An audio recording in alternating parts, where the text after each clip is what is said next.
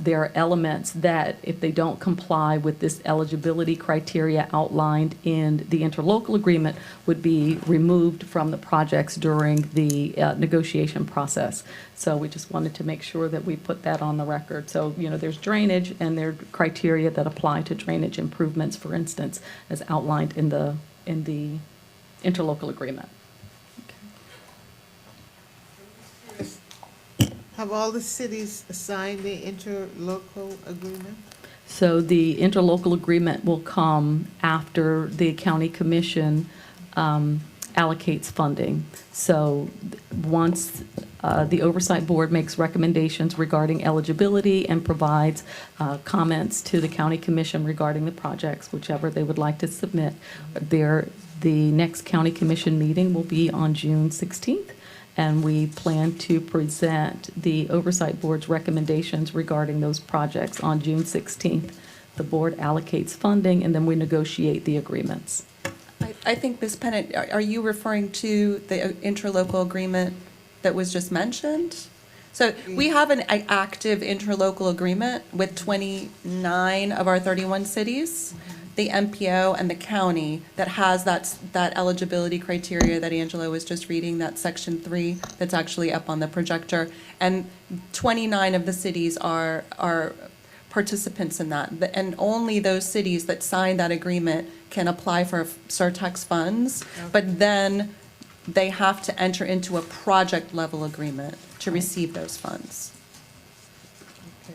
So the umbrella agreement that this slide is a part of, it outlines the county's funding commitment to municipal projects and the eligibility criteria for certain aspects of projects, like how lighting or sound walls or certain elements, the criteria that they would have to comply with in order to meet the eligibility criteria.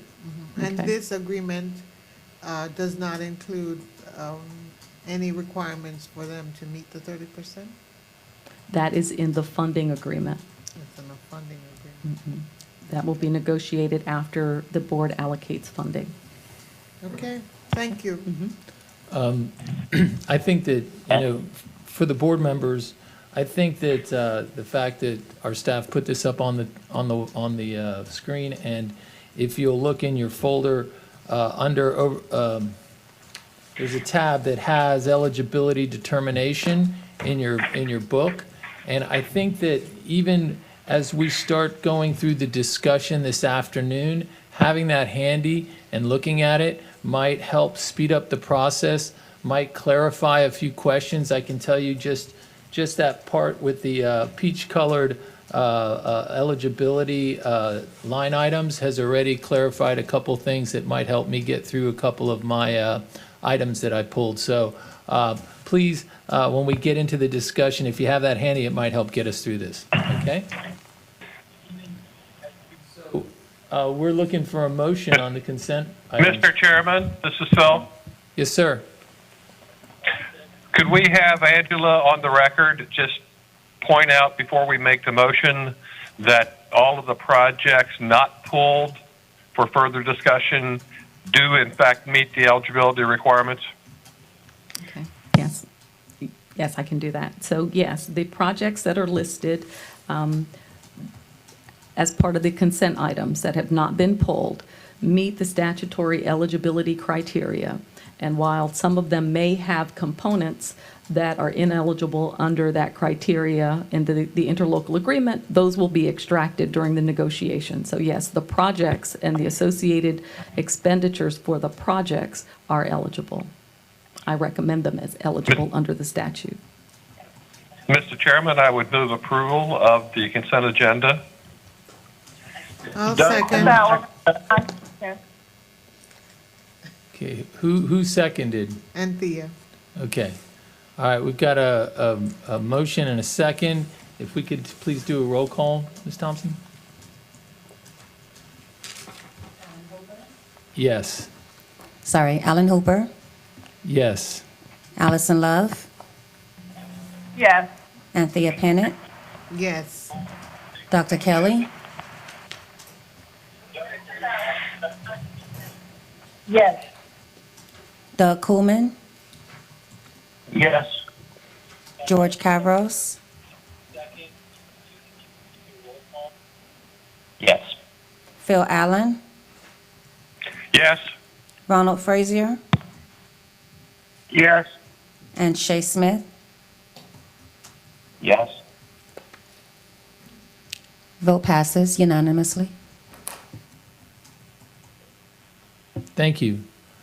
Okay, so the next line item on the agenda is the review of Cycle 1 2020 municipal rehab and maintenance projects.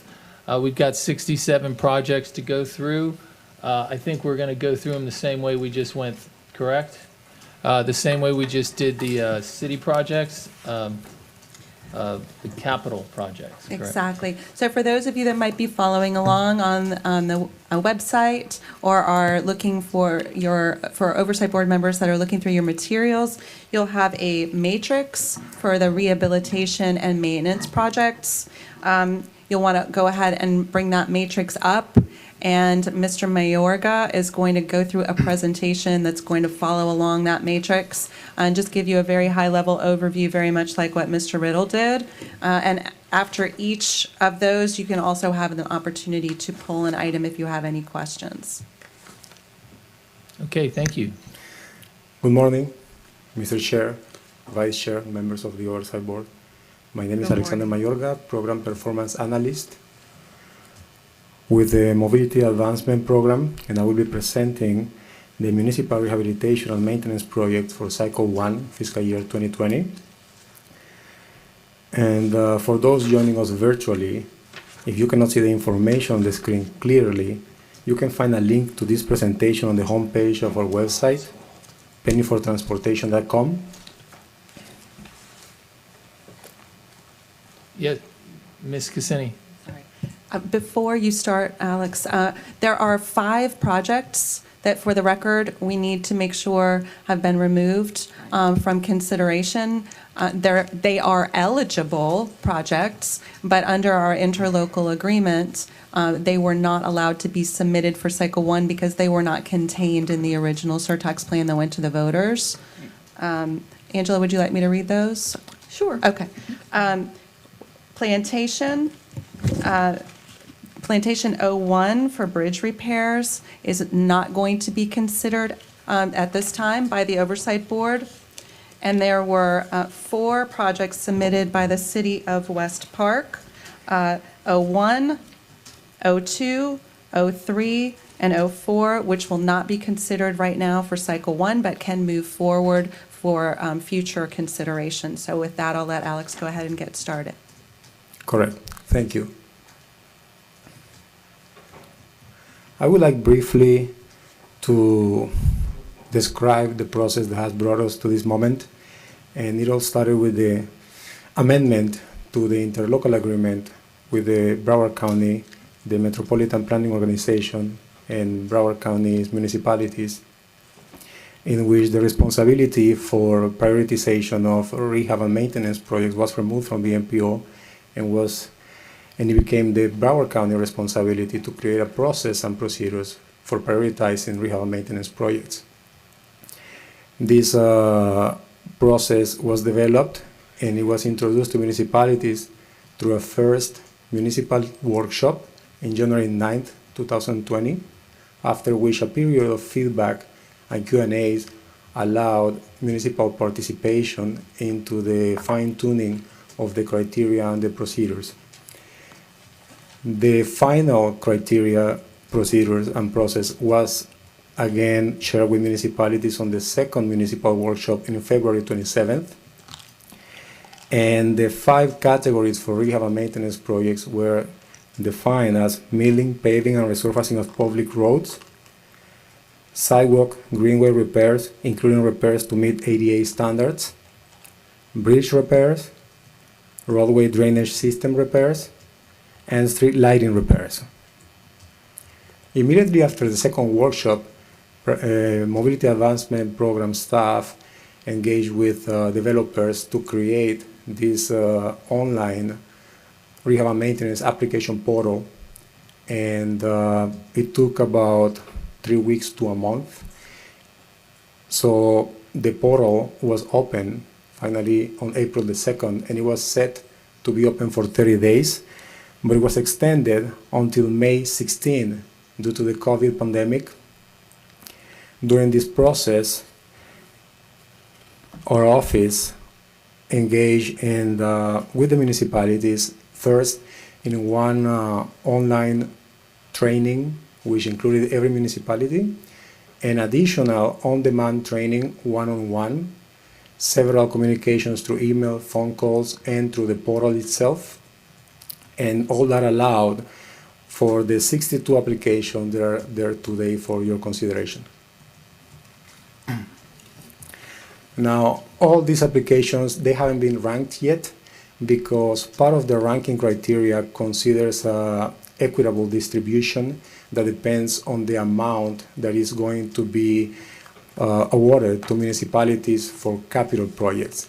So there's no ranking order to these projects. I will be reading by municipality order, on alphabetical order, and a consecutive number.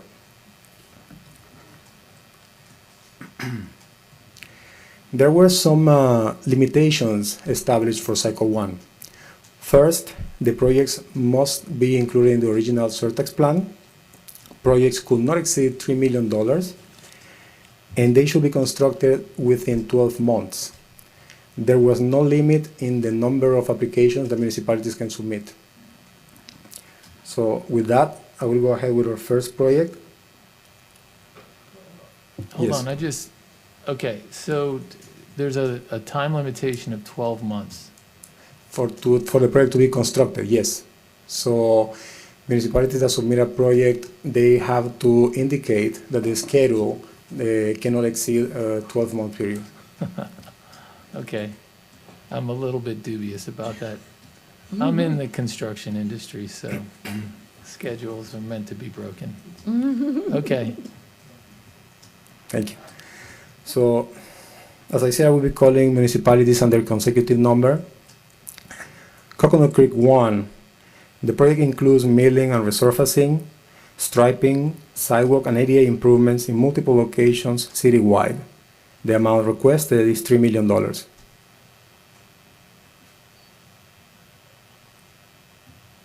Yes. so there's no specific location, just citywide? As you can see, it's multiple locations around the Oh. city, and in the presentation you can see the drawings. So they've identified the locations? They identify the locations in the map, and Okay. I'm pretty sure additionally on the portal itself they have defined it. Thank you. Yeah.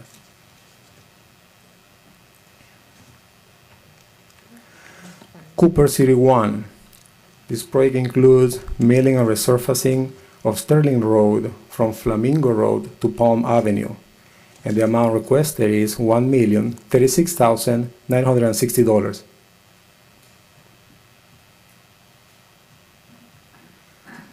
Cooper City 2. Bridge repairs at 5 bridge locations based on recommendations from DOT bridge reports. Amount requested $138,275.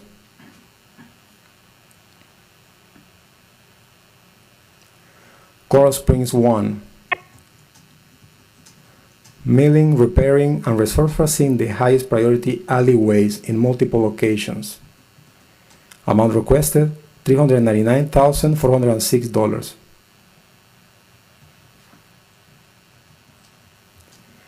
Coral Springs 2. Mill and resurface neighborhood streets, including 5 local neighborhood streets and 2 collector arterial. Amount requested $1,881,531. I've got to go back. I'm going to pull Coral Springs, BC Coral Springs 2020 number 1. Okay.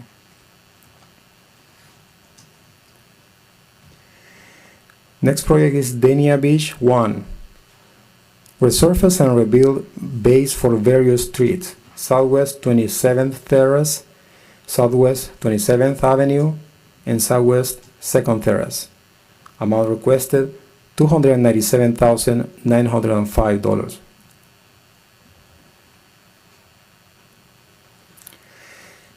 Deerfield Beach 1.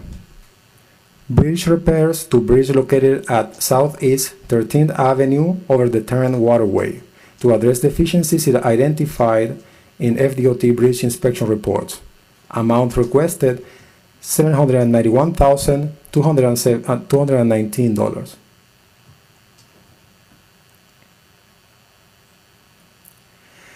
Deerfield Beach 2.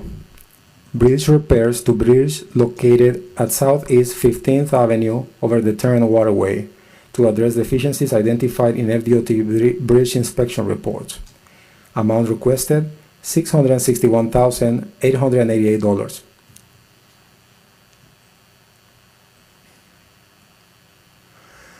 Fort Lauderdale 1. Citywide sidewalk repairs, including repairs to meet ADA standards. They submitted a citywide map indicating the condition of their facilities, but the municipality indicated that the contractor would repair from 5 to 10% of the identified locations. So this map doesn't represent the precise boundaries of the project. Oh, I don't know. I'd like to look at this project some more. Fort Lauderdale 2. Bridge repairs, replacement of bridge on South Ocean Drive over Marion River. Amount requested $2,553,217. I'd like to look at that one as well. Fort Lauderdale 3. Asphalt repairs on finger aisles on East Las Olas Boulevard. Amount requested $522,757.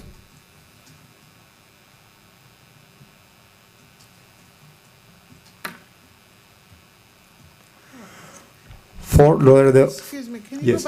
go back on that one? This one? Yes.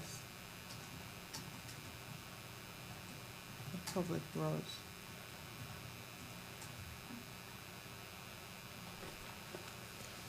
It just seemed like it's, can I look at that too, please?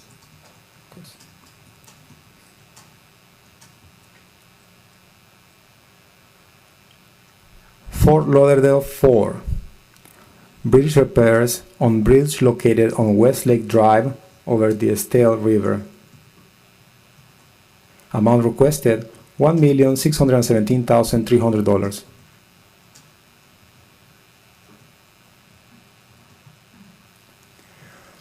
Fort Lauderdale 5. Roadway drainage system repairs, replacement of seawall on Las Olas Boulevard and Southeast 10th Street. Amount requested $3,395,860. I need to put on the record that exceeds the $3 million cap. The city has been notified, and the city has indicated in writing that they know that they would have to pay any amount over the $3 million cap for cycle one. It just, for me, it looks from the maps that I'm seeing, they're all like waterways, almost. I guess I want a closer look at the areas. So I don't know that it's serving the general public Okay. in a bigger way. Are you asking to see this Fort Lauderdale 5? Yeah, where are, yes. Okay. This is Allison. I have a question. Yes. Yes, Ms. Love. You indicated that it exceeds the $3 million cap. So I just wanted to understand then the number that's reflected says $3,395,000. So when this goes to the board for approval, does it then just show the $3 million for approval and appropriation purposes? Yes, ma'am. So in terms of showing the board, us, the 3,395,000, I'm just trying to understand the purpose of showing the total project cost when that's not impactful to the project from the county perspective. Ms. Love, similar to a couple of the projects that you saw from the MPO's prioritization process, where Mr. Riddle showed you the total project cost, and it exceeded what was being asked for from the Surtax. For full transparency, we wanted to show you what the total project was going to cost, but the amount of contribution from the Surtax cannot exceed $3 million.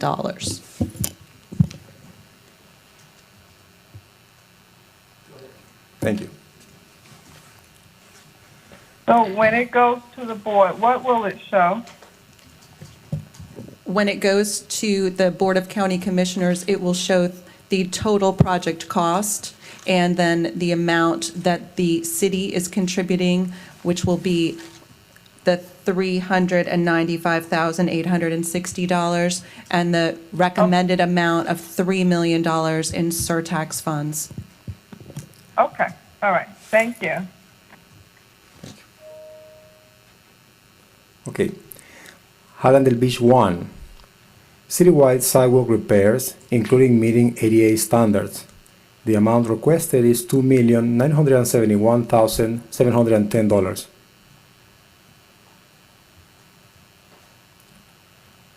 Hallandale Beach 2. Sidewalk repairs, oh sorry, I have a mistake. Rehabilitating and providing new texture pattern crosswalks along US 1, A1A, Pembroke Road, and Hallandale Beach Boulevard. Amount requested. Mr. Chairman, pull that one. Phil Allen, can you pull that, please? Amount requested $1,710,485. Hey, there's somebody with their phone on or they're talking. Please mute your line. Thank you. Hollywood 1. This project is for milling, paving, resurfacing, and sidewalk repairs on District 3 and 4 in different locations around the city. Amount requested $2,967,457.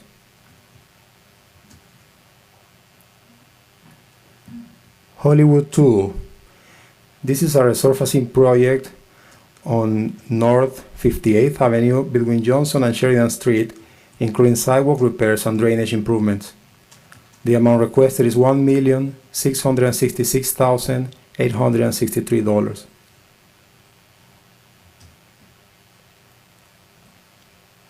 Hollywood 3. Sidewalk replacements, ADA upgrades, drainage repairs, and pavement resurfacing on Liberty Street. Amount requested, $1,038,006.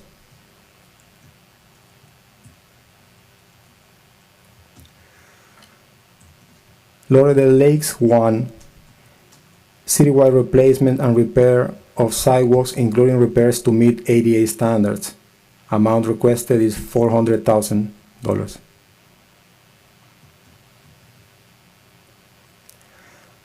Lauderdale Lakes 2. Citywide drainage improvements, including culvert repairs, drainage pipe installations, swell improvements, and drainage structures. Amount requested $2 million.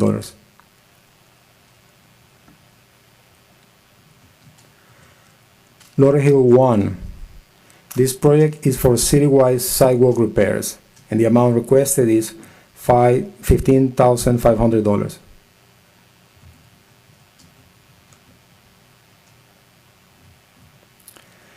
Lighthouse Point 1.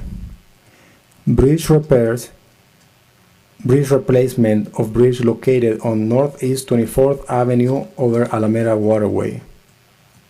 Amount requested $913,588.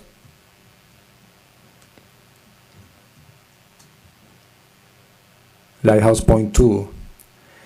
Replacement of bridge on Sample Road over Cap Knight Bayou Canal. Amount requested, $1,051,247.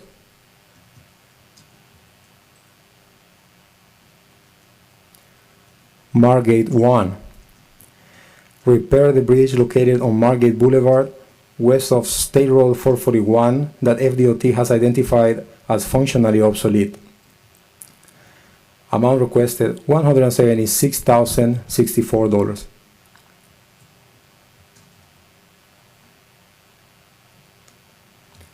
Margate 2. Sidewalk repairs.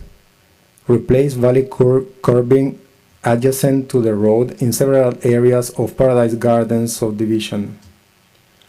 Amount requested, $293,350.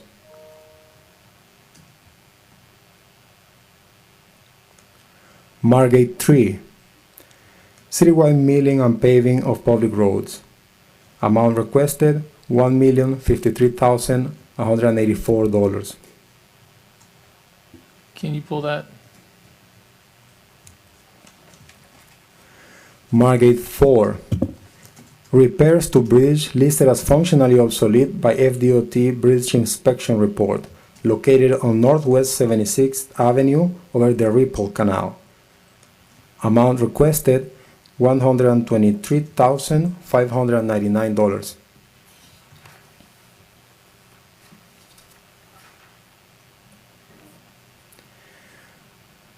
Miramar 1.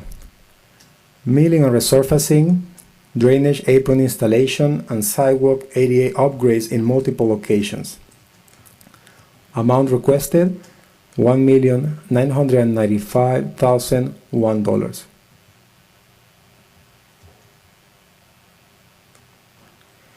Miramar 2.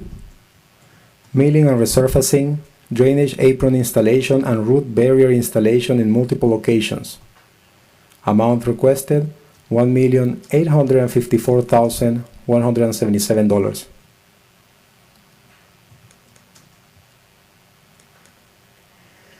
Miramar 3. Milling and resurfacing, drainage apron installation, and root barrier installation in multiple locations. Amount requested, $2,234,426.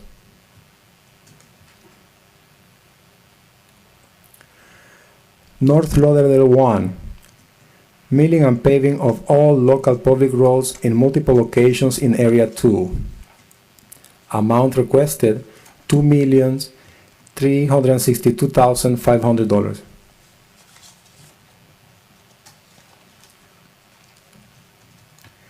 North Lauderdale 2. Milling and repaving of Rock Island Road from Southgate Boulevard to McNabb Road. Amount requested, $1,646,365.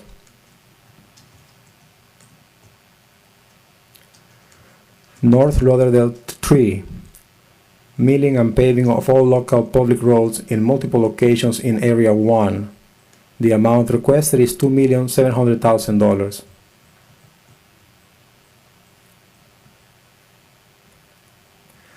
North Lauderdale 4.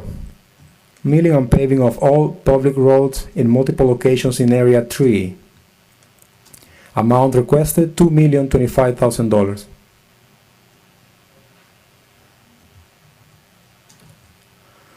North Lauderdale 5.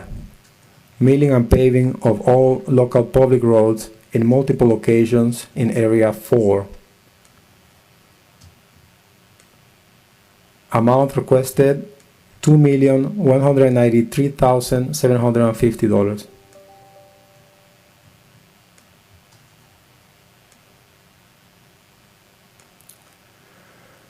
North Lauderdale 6. Citywide sidewalk and curb ramps repair and replacement to meet ADA standards. The amount requested, $2,914,575.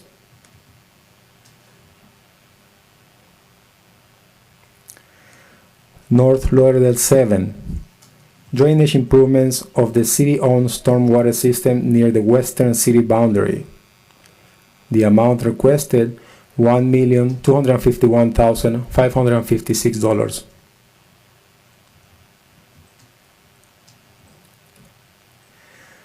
North Lauderdale 8, drainage improvements for Silver Lakes in multiple locations.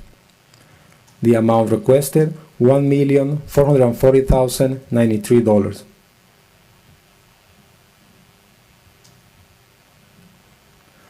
Oakland Park 1, paving citywide residential roads and local collectors. The project description indicates 87.7 miles, but this project includes 14 lane miles. That's what the $2,981,440 is going to cover.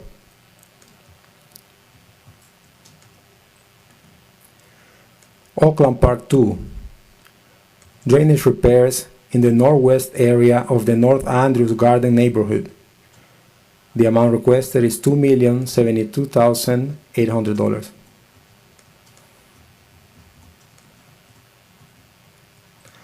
Oakland Park 3, citywide drainage repair projects to address street flooding.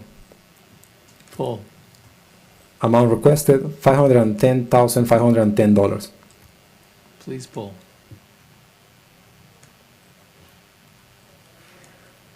Pembroke Pines 1, resurfacing and ADA improvements for multiple locations on Johnson Street. The amount requested $483,380.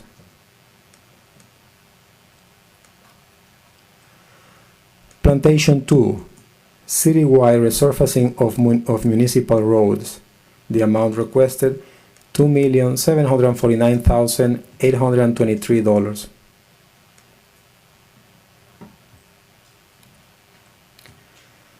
Southwest Ranches 2, milling, paving, and resurfacing of public roads in multiple locations. Cost estimate $737,005.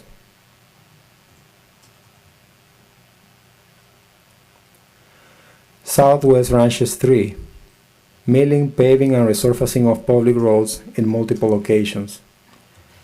The amount requested $1,223,165.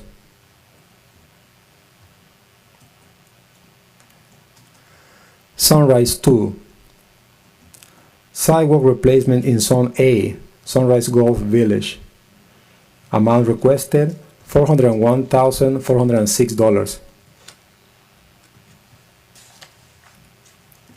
Sunrise 3, milling and resurfacing in Zone 1 along Shotgun Road and Dykes Road.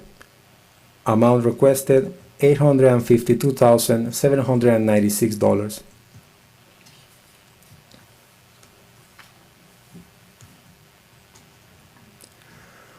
Sunrise 4, milling and resurfacing in Zone 4 along Northwest 29th Manor. Amount requested $577,693.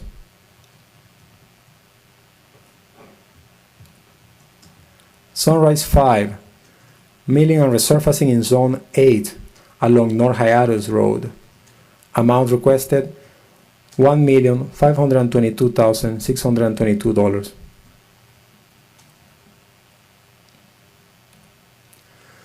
Sunrise 6, milling and resurfacing in Zone 11 in multiple locations within the Gold Key Villas and Sunrise Gold Village neighborhood. Amount requested $1,853,260. Sunrise 7, milling and resurfacing in Zone 13 in multiple locations. The amount requested $819,527.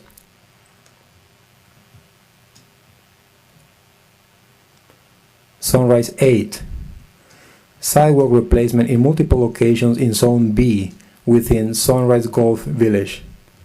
The amount requested $450,795. Sunrise 9, sidewalk replacement in multiple locations in Zone C within the Twin Lakes community. Amount requested $395,212.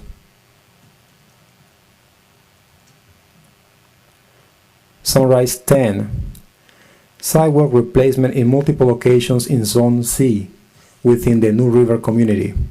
The amount requested $198,947.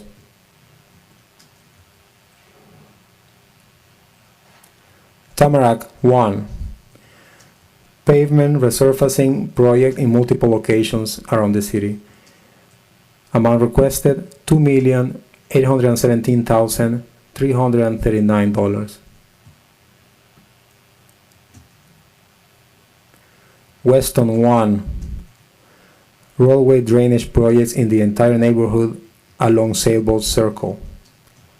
The amount requested $596,268.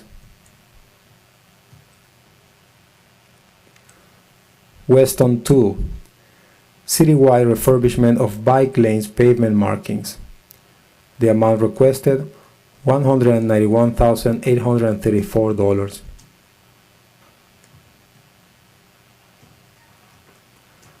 Weston 3, street lighting repairs on Bonaventure Boulevard between Royal Palm Boulevard and South Post Road. The amount requested $884,763.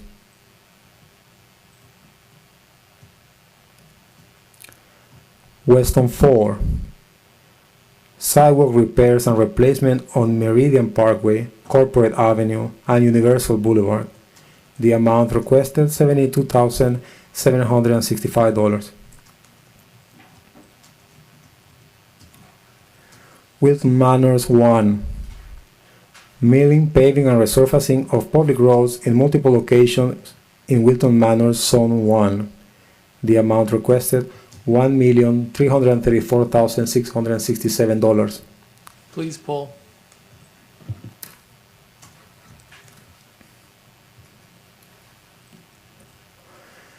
Wilton Manors 2, milling, paving, and resurfacing of public roads in multiple locations in Wilton Manors Zone 2. Amount requested $1,651,467. Paul.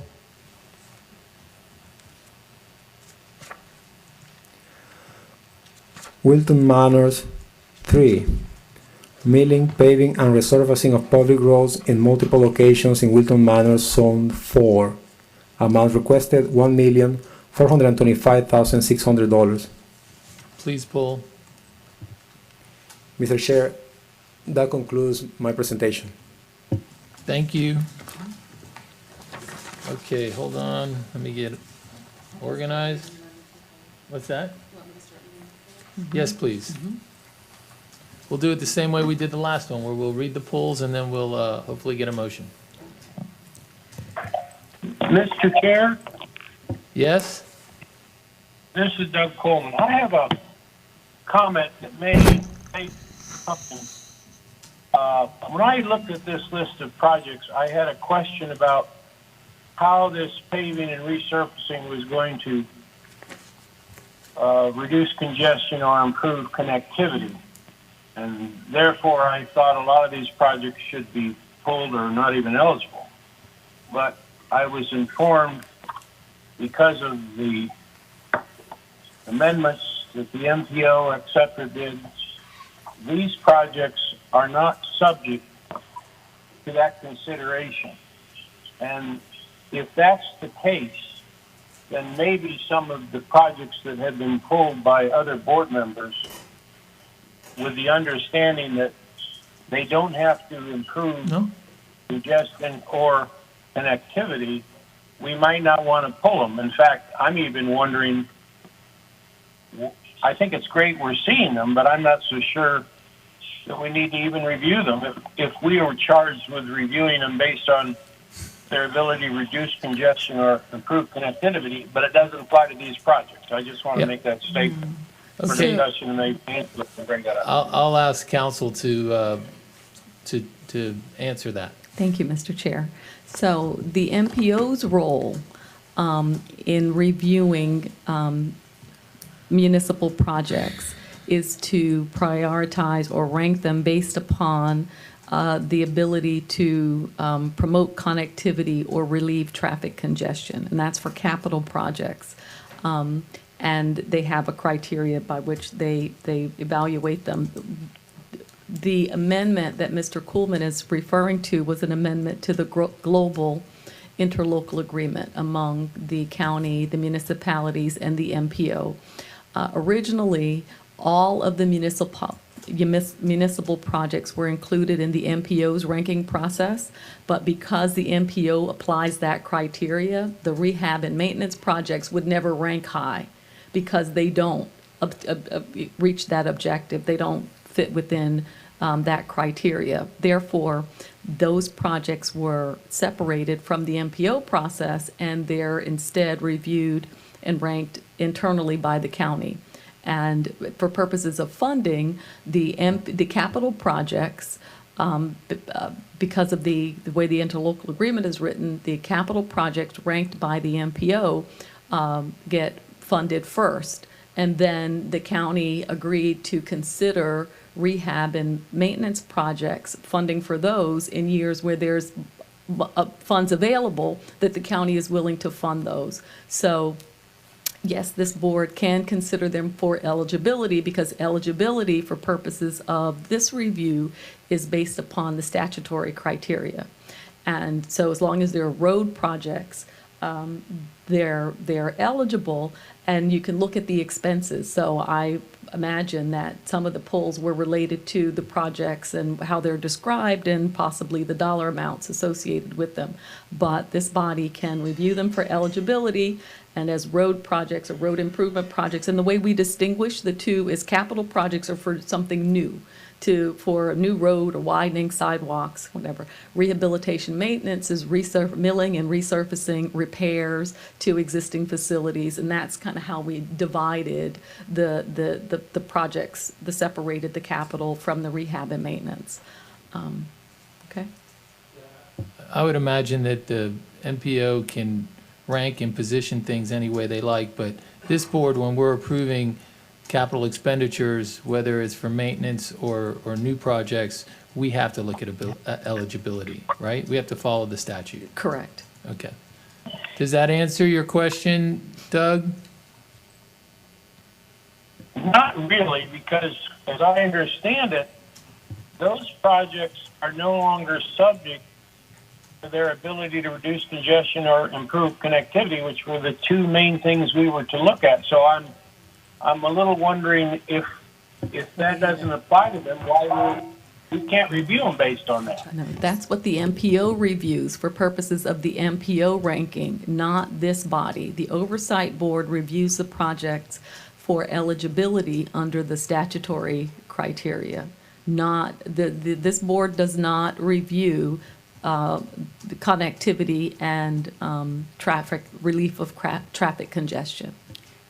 And if I may, just for the purposes of anyone who might be watching or for the rest of the Oversight Board, the reason to separate rehabilitation and maintenance projects from new capital projects is that they were subject to an entirely different evaluation process because the projects are so different. And so the criteria that we used was to look at the condition of the existing facilities and try to determine need based on how long it had been since those existing facilities had been repaired. And that is, so the ranking that the MPO used looked at connectivity and congestion relief. That's how you got the 110 projects ranked.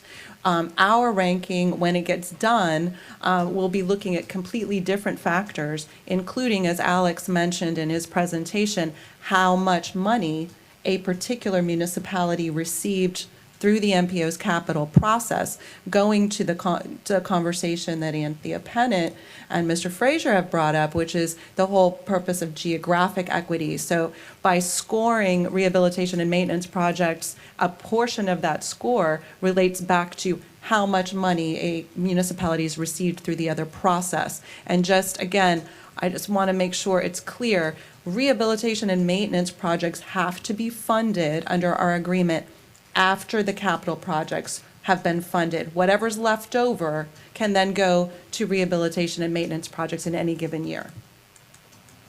Okay, thank you.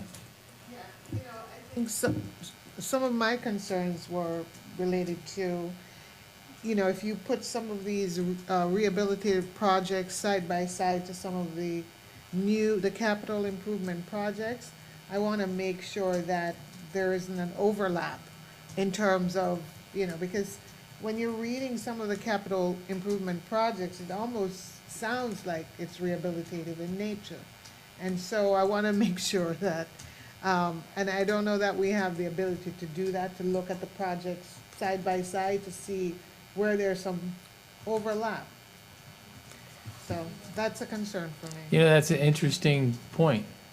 I almost feel like we're rehabilitating the entire county's transit and, connectivity just by nature of what we're doing. So it's a good point. There is. It feels like there could be overlap. Some redundancy. Yes, And, yes. we just have to be careful that some of the municipalities aren't just taking advantage of this opportunity to get some things repaired, and it's just a matter of how you word it, right?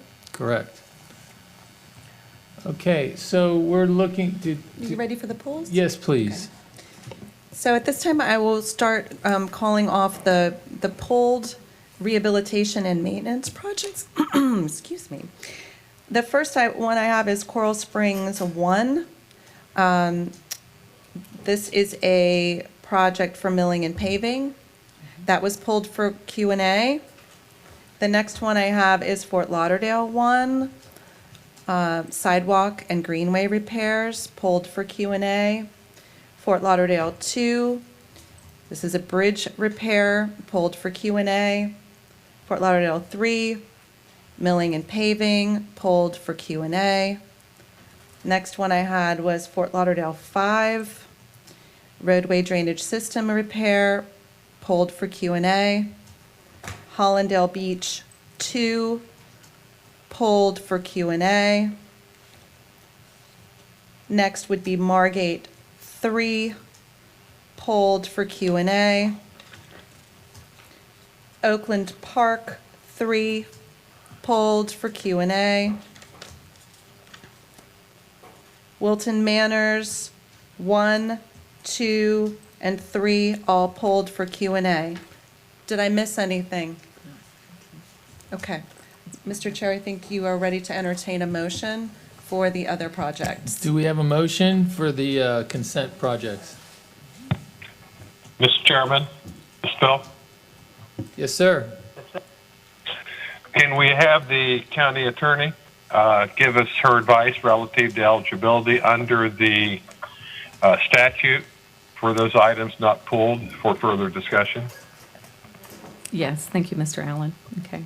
Yes, so for purposes of Section 212055 Florida statutes, projects, Surtax funds can be utilized for planning, development, construction, operation, and maintenance of roads and bridges, buses, and good fixed guideway systems. So all of the projects, the rehab and maintenance projects that have been listed that were not pulled involve roadway improvements, and I recommend them as eligible under the statute.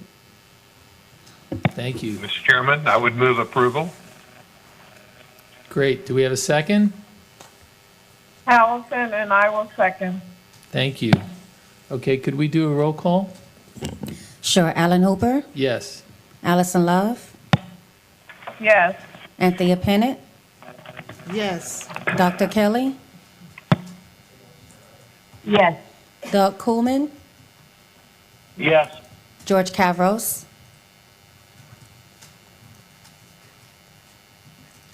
Yes. Phil Allen, Yes. Ron Frazier, Yes. and Shay Smith. Yes. Okay, vote passes unanimously. Okay, thank you, everybody. So we are going to take a lunch break. I'd like to do it as quickly as possible, so let's limit it to 30 minutes, please, because we still have quite a bit of work to get done in the afternoon. and that'll give us time to set up for that. So we'll reconvene. What time is it now? It's 12:06. 12:06. So let's say 12:36. We'll start up again, okay? All right. Thank you. Thank you.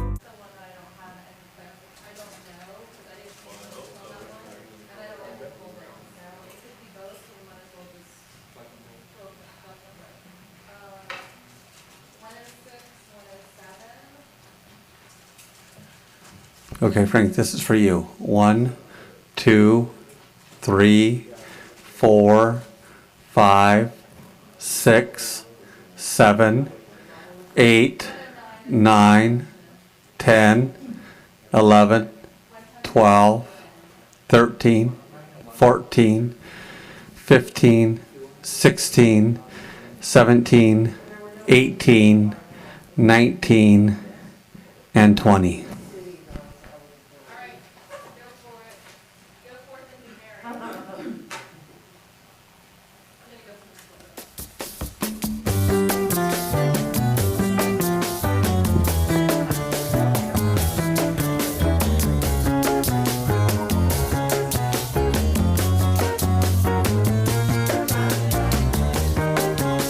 Your line is now muted. This is Candace. Please join us on the speaker's line.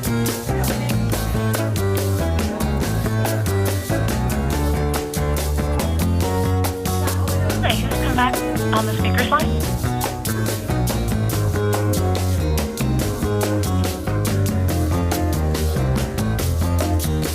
Your phone might be muted.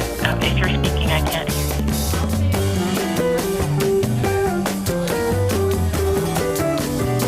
Luis Ortiz, Service Planner, Broward County, Transit Division. I'm sorry, can you say your name again? Luis Ortiz, I'm a Service Planner for Broward County Transit Division. Thank you very much. Welcome. Your line is now unmuted.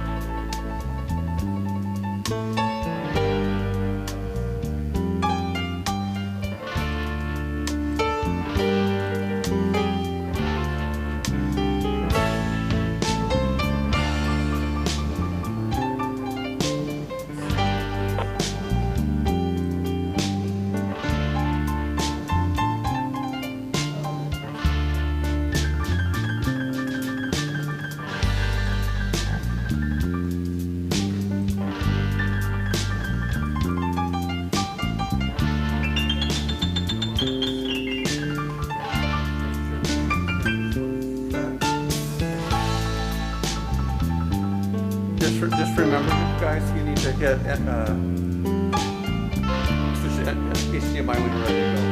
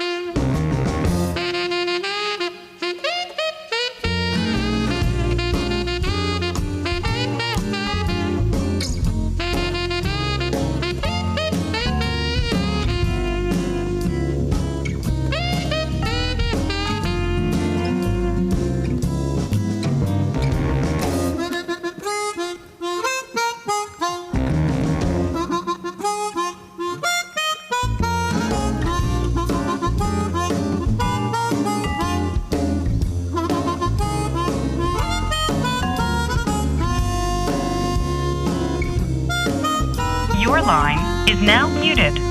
Hi, this is Candace. Just joined us again on the speaker's line.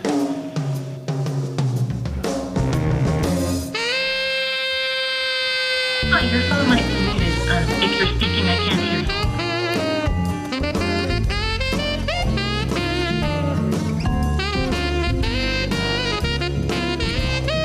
Hi, this is Candace. Who's rejoined us on the speaker's line?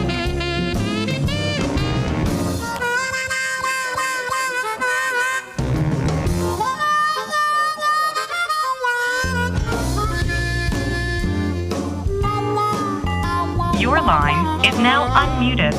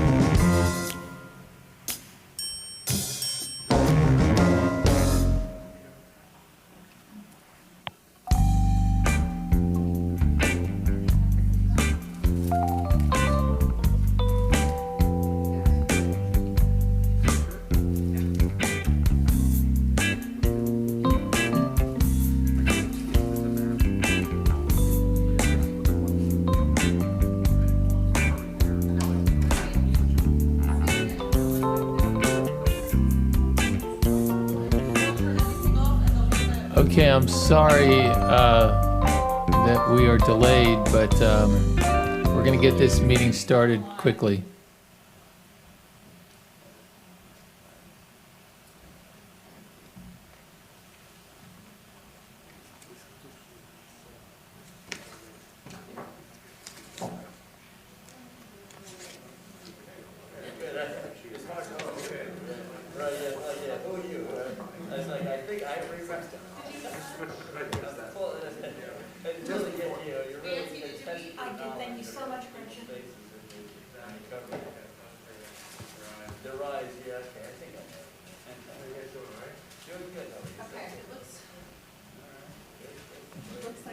Get confirmation that all the cities are on the line, that you got. So do I have to ask? She's back. She's Hello? Hello? We're going to get started in just a minute. Just waiting for everybody to get back into position. Okay. Thanks.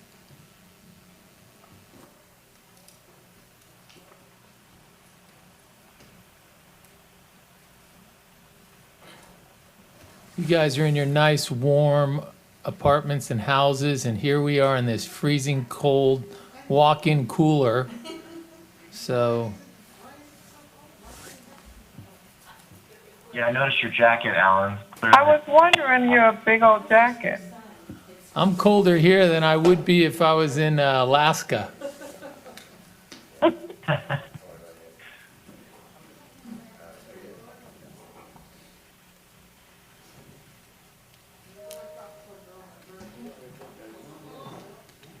Gretchen took care of all of us and brought us hot tea.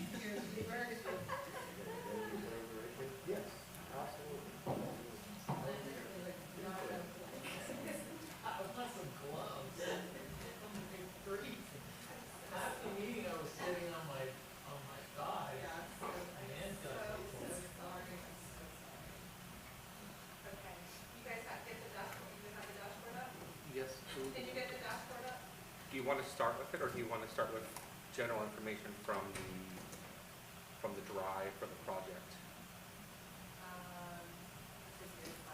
That's- You want to start with general information from the drive, Andrew? On each project, and then we'll drill into the dashboard? Okay. That's fine. So they're going to pull up each project, they're going to drill down. They're going to give you as much information as they possibly As can. we need. Okay. And then we also have the dashboard if we want to go even further. Okay. Are we going to reconvene right now? Do I need anybody else? Do you want to do a roll call? Make sure you. Yeah, we should do a roll call. Gretchen's going to do a roll call, folks.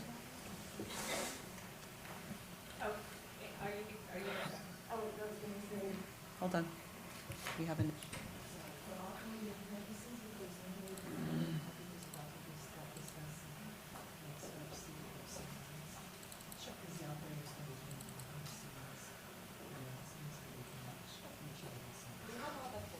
Also, Cindy, Pembroke Park's attorney is having difficulty getting into the line. Pembroke Park's attorney. Yeah, they were supposed to be in person, they just now let us know that they can't. So we've given them direction on how to register to call in. Okay. We just have to dig Okay.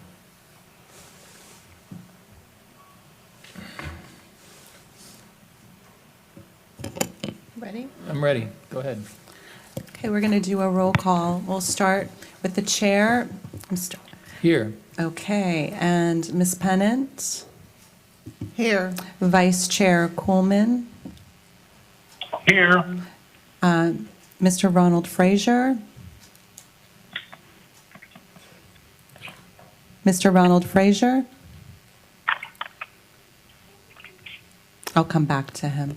Dr. Consuelo Kelly, Here. Mr. Phil Allen, Here. Allison Love, Present. Shay Smith. Here. Excellent. I'm going to come back. Mr. Ronald Frazier, are you on the line? Okay, it appears that we have Mr. Frazier, is that you? Yes. Okay, so, Mr. Chair, we have all 9 members on the line at this time. Okay, great. For the So- record, George Cavers, the chair. I'm so sorry, Mr. Cavros, I apologize. I'm going off of memory, I apologize. So Mr. Cavros is here as well. Okay, so what we're going to do is we're going to start with the municipal capital projects. We're going to go through all the projects that were pulled, one at a time. And I believe we're going to ask the city, whoever the project is for, the city will be unmuted. That's, I guess you have to kind of electronically raise your hand, right? So we're going to be asking, Mr. Chair, we're going to actually say on the record that we are handling a City of Sunrise eligibility issue, and we're going to ask the City of Sunrise representatives that are on the line, and any City of Sunrise representatives that may be in the audience, to identify themselves so that they can be unmuted by the AT&T operator. Anyone from the City of Sunrise that is going to be speaking to Sunrise 025.1, please identify yourself, raise your hand on the line so that you can be unmuted. To identify yourself on the line, please press pound 2 to raise your hand. Once again, pressing pound 2 will identify your line. Okay. Did you hear that, Nancy, for the record? No. Please press pound 2 to raise your hand on the lines. Pound 2 to raise your hand on the lines. Okay, so we're going to start Good with... afternoon, this is Mark Lebowski, Assistant. Great. So are we going to, we're going to allow the city to speak after, right? Because we pulled it, right? So we're going to, all right. Okay, so let's start with Sunrise 025.1. And who pulled that one? Okay. Thank you, Mr. Chair. Yeah, Sunrise Project 025.1 requests Surtax funding to replace a pump in a canal. And the eligibility criteria for drainage reflects that improvements to a public road stormwater system that addresses drainage deficiencies, provided the drainage improvements only address stormwater runoff from a public roadway. Improvements that address runoff from private roads and developments are not eligible. And the City of Sunrise provided an aerial map that kind of depicts. Will you go to the additional material that has the red attachment, Mr. Riddle? The supplemental items they provided.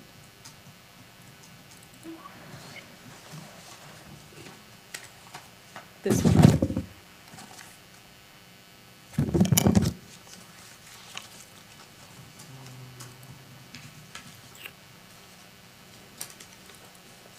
So some of the documentation that the city provided reflects that the project was actually included as part of as an infrastructure project, as part of the city's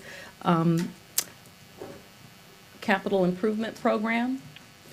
And the county's review of the project reflects that it's really an infrastructure project, and the flow from the project into the canal that would be serviced by the pump is from private development in that area and not flow from the roadway. So the county is recommending that the project is ineligible because it does not meet the criteria.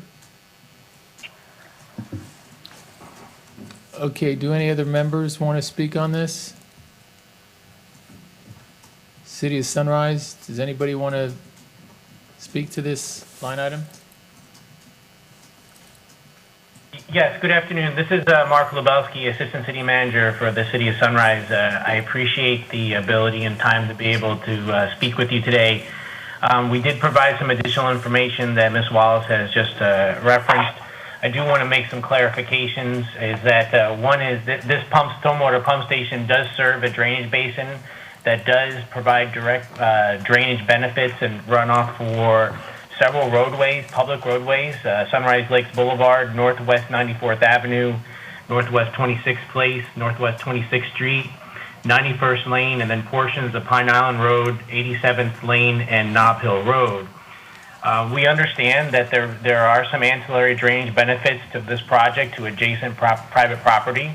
However, given how South Florida is a regional connection, it's virtually impossible to have a drainage system that is 100% public and does not receive any runoff from private developments or private properties. Even a single-family neighborhood with residential, with a roadway system, the runoff from single-family homes are graded as to drain onto onto public roadways.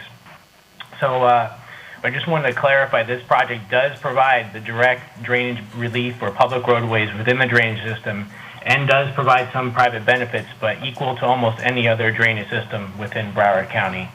And I'm here to answer any questions you may have. Thank you very much.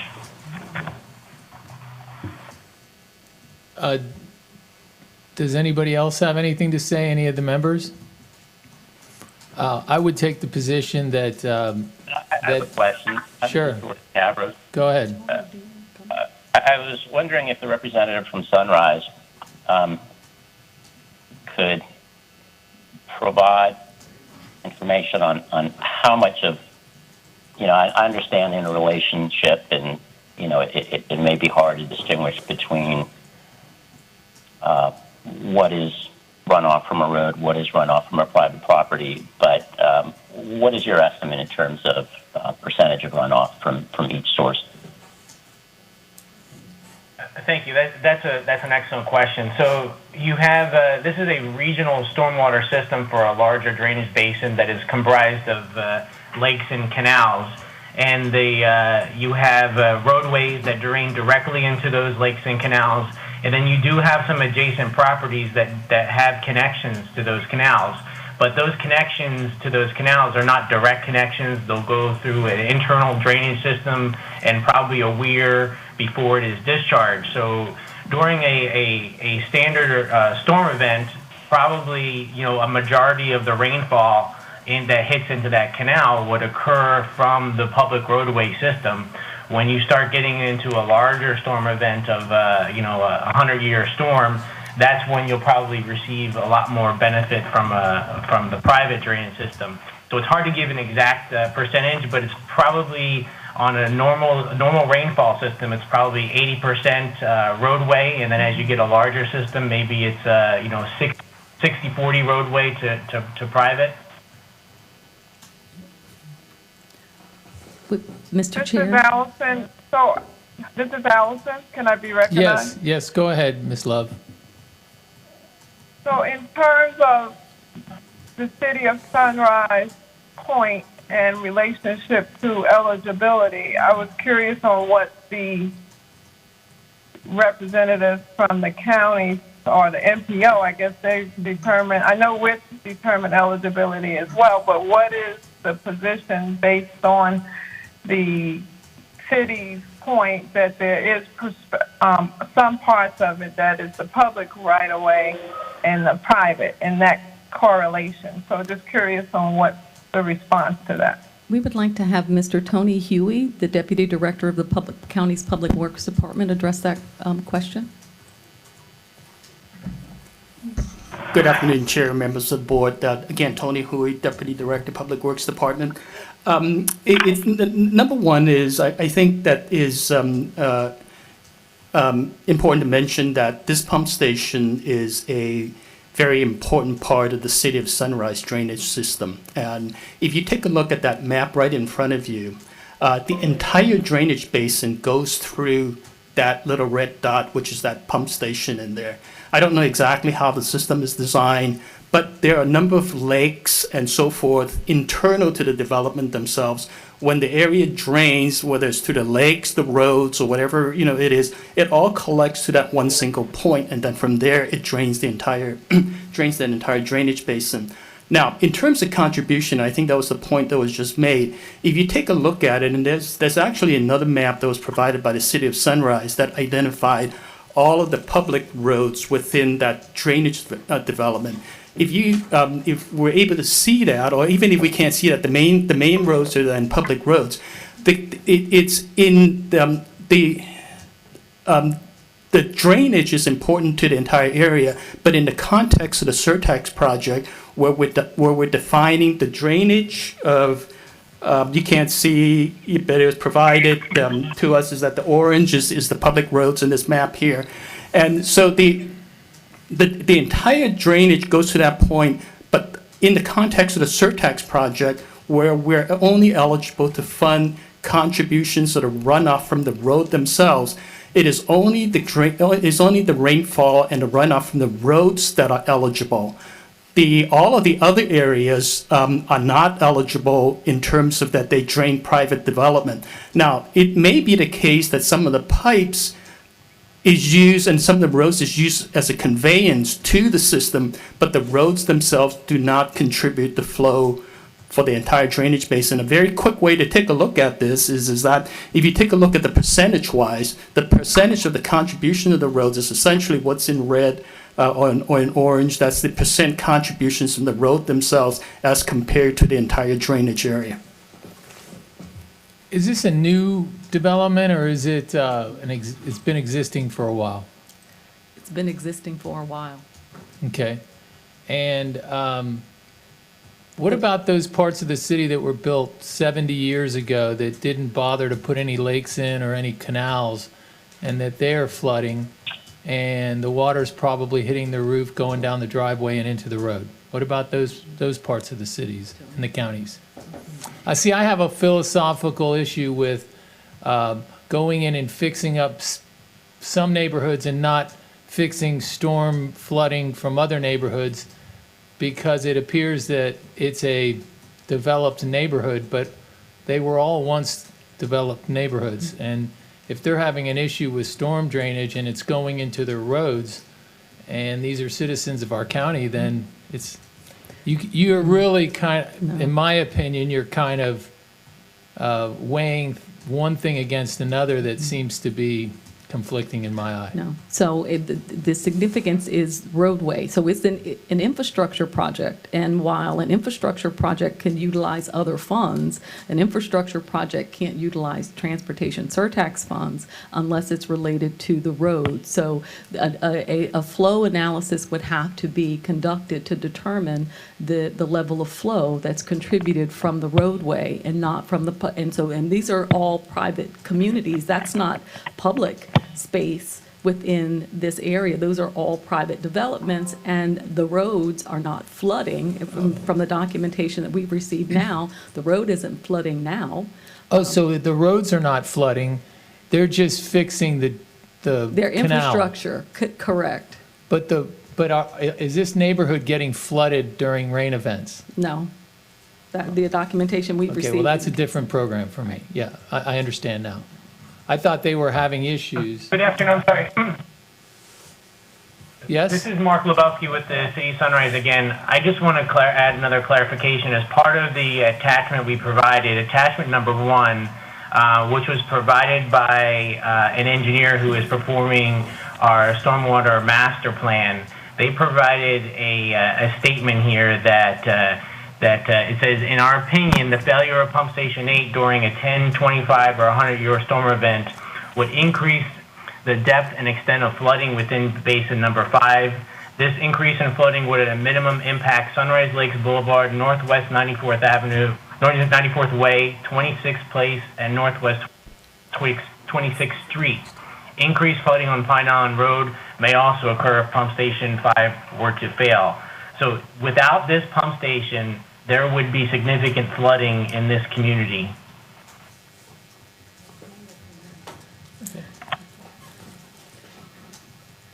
Okay, does anybody else have anything to say or any comments from a member? That's it. What exactly is the zip code for this area? I don't really know.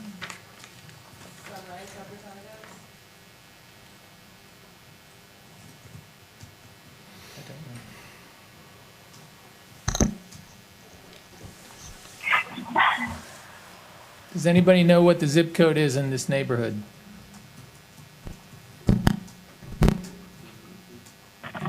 This is Mark Lebowski again with the City of Sunrise. It's 33322. Okay, if there's no other comments, I'd like to take a roll call on eligibility, please. Right, we're doing them one at a time, right? Right, so we don't have, I guess, a motion Oh, yet. I'm sorry, Um, I'm sorry. And so, and I Yes, guess, can we get a motion, please? so the, Alan, before we, this is Doug Coleman. Can I just say something? It appears that there is going to be water going on to these coming from these roads into this system and flooding of these roads if this pump doesn't work. I mean, I know we're splitting hairs here, but I don't, whether it's 1% or 90%. I don't know that we have a rule that says it has to be more than X percent. So, based on what the City of Sunrise is saying, this pump probably will allow the roads to drain better. So, I'm having a problem saying no to it because of that fact. Okay, would you like to make a motion? Mr. Chairman? Yes. Mr. Chairman, Yes, Phil? yes. Go ahead, Am I Phil. on? It's okay. There's a difference between the roadway flooding because of rainfall within the basin versus that water that is accumulated or contributing to the flooding because of the road. It's an concern there is it's not the road that is causing the flooding, but the overall drainage within the basin. And that is my challenge with it too, because I don't want us to end up funding projects that is really projects that the city should be funding out of their own budgets and not out of the penny tax. That's the question here. Because I know there are other neighborhoods where there's flooding because the road was built bad in the first place. And I feel like when we pay for these projects, that in a city like Sunrise, that they should be paying for this pump. So we can use the monies elsewhere in other communities where it's really, the flooding is caused by a road issue, So I'm having a problem with this one. Okay, and my opinion again is I kind of sway over with Doug. There's a lot of drainage projects that are being brought forward, and because they have, if they didn't have those lakes and those canals, then you might see some serious flooding in the streets. So I'm kind of like 1% or 90%. I'm kind of on the same level as Doug Kuhlman, but that's just my opinion. Is there any other?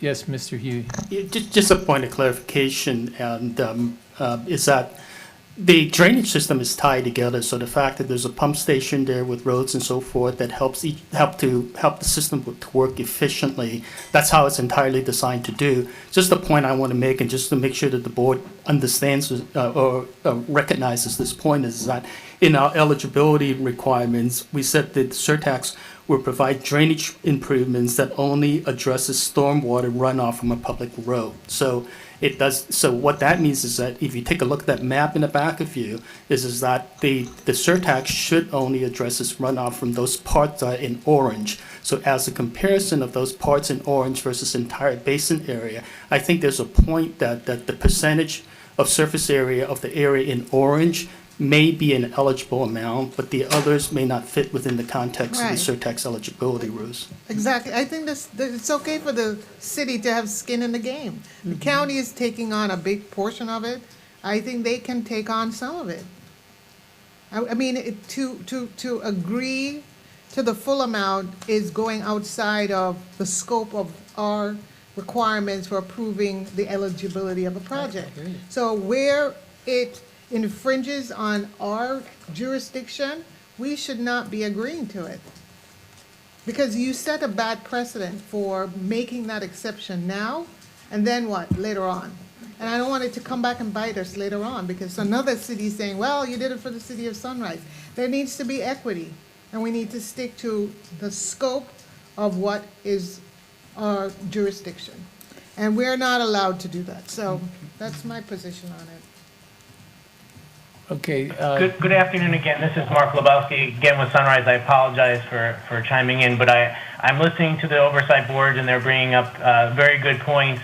And, you know, upon reflection and the discussion that's being made, we understand that there are some private property benefits, and we understand the intent of the surtax dollars is for the public roadway system. We would absolutely be supportive to a percentage covered by the city and a percentage covered by the surtax. I would suggest as a compromise to do a 50-50 on this project, and the city would support that. So what would have to happen is an analysis of the flow. So there's a mechanism by which the flow that into that area can be analyzed to determine the percentage that is from the roadway runoff. And we would submit that an analysis should be done to determine the level of flow, and it should be proportionate. The contribution should be from the county surtax should be proportionate to the actual runoff, the flow from the roadway. And the city would bear the remainder, because it's actually a pump, and it's a city infrastructure project. It's a pump in the canal. It's not drainage within the swale or along the roadway to impact the drainage in the road. This is a pump in a canal. So how much flow is actually from the public roadway into the area that's serviced by that pump? so if Thank you. if we were to, if the board were willing, and it could be a percentage, could the staff and the city go discuss this and bring it back to the board and maybe earmark the project, you know, like allow it to come back to the board? And It doesn't even have to come back to the board. We can treat this project like we've treated so many of the other projects that were discussed in the morning that were partially eligible, that were eligible but had ineligible elements. And so in the motion statement, we could, if you all are comfortable, and I'll read you a proposed motion, you could recommend as eligible this particular project, and it would be eligible under section 2120551D, but it would, during the negotiations, it would exclude any ineligible elements or components per section 3, and this is drainage 3B of the interlocal agreement. And then the county staff and the council for the county and the city of Sunrise could work together to identify what portion was actually fundable with transportation surtax proceeds. I'm good with that. I'd like to endorse that motion. okay, so you made a motion? Yes. Okay, do we have a second? I second Allison Love. Thank you. Can we do a roll?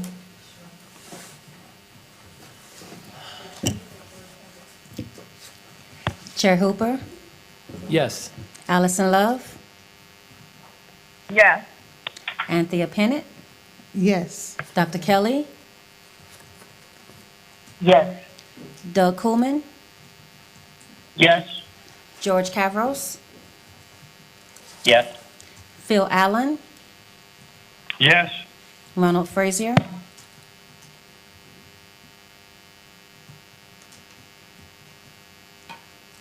Ronald Frazier, No. Shay Smith. Yes. Vote passes 8-1. Okay, thank you. Let's go to our next pulled item. The next pulled item is ranked project number 11, and it's project number is TAMA 018, and they are electric vehicle charging stations requested by the city of Tamarack. If we could please ask the city of Tamarack to identify themselves by pressing *2 so that the AT&T operator can unmute your lines. Hi, this is Kathleen Dunn, Assistant City Manager with the City of Tamarack. May I be heard? Yes. Okay, thank you. Good afternoon, members of the Oversight Board and members of Broward County and MPO staff. My name is Kathleen Dunn, Assistant City Manager for the City of Tamarack. Thank you for the opportunity to address you today regarding the City of Tamarack's project TAMA-019 titled Electric Vehicle Charging Stations to install 12 electrical vehicle charging stations at various locations in the city. We're grateful that the Broward County MPO has ranked it among the top 11 projects within the county, and we believe that it should remain recommended. When the county approached the municipalities back in 2018 about putting a transportation surtax on the ballot, the city was excited about the possibility promised by a dedicated funding source to develop an integrated transportation system throughout the county. We were particularly inspired by the whys behind the surtax. The opportunity to reduce the effects of greenhouse gas emissions on the community, in addition to the promise of easing congestion, while leveraging technology, new sources of energy, and alternative modes of transportation. As such, our funding requests reflect the City of Tamarack's bold thinking when it comes to the future of an integrated transportation system in the city and in Broward County. We took this important opportunity to envision a future in which our residents will be able to travel with multiple options for transport and with ease. We all know that the transition from car dependence to transit does not happen overnight. Electrical vehicle charging stations, although single occupancy, answer the county's question of why a penny for mobility. They're better for the environment and reduce emissions. Electric vehicles offer a solid compromise, a realistic middle point between fossil fuel car dependence and transit. Most of the stations proposed are either along or within walking distance of Broward County Transit bus lines. 2 of them will be located at city facilities that serve as stops for our own community bus shuttle service. The city is committed to resiliency, sustainability, and smart city principles. As such, we look at the surtax holistically as a system. We know everything works together, and investing in technology that is future-leaning is paramount. Our projects also seek to connect pedestrians and bikes to bigger, more long-term ideas related to alternative transportation options and mass transit. This approach takes into account issues beyond congestion and roadway improvements and envisions an integrated, environmentally friendly transportation system, which will in large part dictate the overall economic development of Broward County. And I'd just like to read one piece from the First Amendment to the Surtax interlocal agreement that says, the party has agreed that prioritization will be informed by each project's ability to alleviate traffic congestion and improve connectivity, but also acknowledge that transportation surtax-funded MPO staff may properly consider shovel readiness, construction work planned in the vicinity of a proposed project, corridor delivery timing, and other existing conditions that allow surtax revenues to be utilized responsibly, efficiently, and with the least interruptions to residents and businesses. Therefore, the City of Tamarack requests that you please forward Project TAMA-019 titled Electrical Vehicle Charging Stations to the Broward County Commission for their consideration and funding support. Thank you. For the purposes of correcting the record, I would just like to make sure that the record correctly reflects that this is actually Tamarack 018.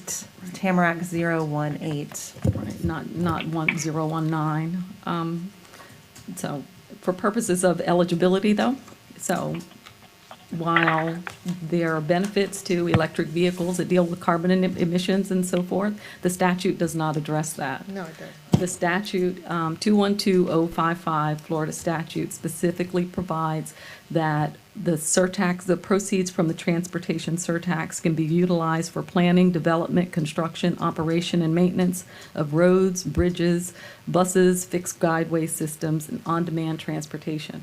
So if it's transit or if it's roads, and things ancillary to transit and roads that can be funded. These are vehicle charging stations for private vehicles unrelated to transit. If it were a charging station for transit buses that are operated by a municipality's community shuttle program, then they would be eligible. But there's the charging stations for individual vehicles, regardless of the value of the emissions benefits, are not eligible under 212055 Florida statutes.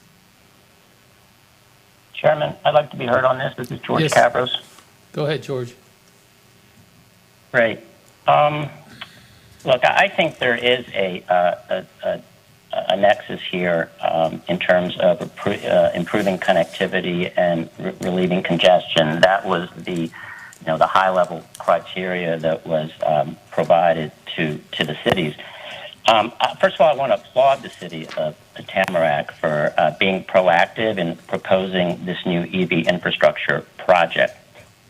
As we look at transportation going forward, it's important to note that Florida has the third most electric vehicles in the U.S. We have over 60,000 vehicles. Many of those are in South Florida. And it's important to note that many cities are moving their fleets to electric vehicles. Yet there is a lack of charging stations in South Florida. In fact, Florida has one of the lowest ratios of electric vehicles to electric vehicle charging stations in the nation. I mean, ask any EV owner or any fleet manager. A lack of charging infrastructure is a continuing concern. Look, we can put all the maintenance cost savings and the fuel savings and the clean air benefits to the side for now, and the economic development benefits of charging stations, because I think what's important for our purposes here is that this project is addressing the dearth of EV charging stations in Broward County right now by providing more charging stations. These stations will be available throughout the city, as was mentioned, and they'll be available to all residents of Broward County. The city is taking a first step in creating an infrastructure network for EVs where, very little infrastructure currently exists. And this type of infrastructure helps create a network of charging infrastructure that increases mobility and connectivity for EV users. And I would also add a lot of those EV users are more and more becoming on-demand transportation type vehicles. So it's just important to remember that this mode of transportation is nascent, but it's going to explode. There are projections by economists that by around the year 2035 to 2040, there'll be as many EVs sold as there will be internal combustion engines. And I believe it's almost negligent not to prepare for that future. And this project is simply a first step in having that infrastructure ready for a steadily increasing EV adoption here in Florida. We need to prepare for this future and to improve the mobility and connectivity for this ever-increasing new mode of transportation. So this project has my full support, and I hope fellow board members will vote to approve the project as well. Ms. Pennant? Yes, I cannot support this project because, again, it goes outside the scope of what we're supposed to be voting on. That's one. But I'm also concerned that if there are only a few charging stations and we build one in the city of Tamarack, how do you relieve congestion? Now you're going to have all of those vehicles trying to come to Tamarack to get charged up. How does it relieve charging, the congestion? It seems now we'll have people from other cities. I think this is a matter that needs to be dealt with probably through the League of Cities, and then the cities can decide among themselves how they want to create this network of charging stations. But it should not be used from the penny tax dollars. Miss Kelly, did you want to speak? Yes, I wanted to second what Board Member Cabras was saying, because not all, the characterization of electric vehicles as private is not true. More and more public transit vehicles are moving to electric. And it's just simply a matter of building that structure and that network. So I do believe that it speaks to connectivity, and it's going to happen throughout the county. Mr. Chair? Yes, who's it? Doug? Yes. Go ahead. I initially brought this up. One of the things I kind of agree with all three speakers in a way. There are 12 locations, and I noticed that they said 2 of them were next to bus transit stops, etc. Would it be possible to put up the map with the locations of the 12? Maybe there's some type of compromise, because I believe we need to move forward with porting this system. Whether it should be 100%, I don't know, but I'd like to see where the locations were for these 12. It's on the screen. Where does he have to go to? He just needs to watch live. You got to watch live. It's on the screen. So I'd like to clarify, if I might, Mr. Chair.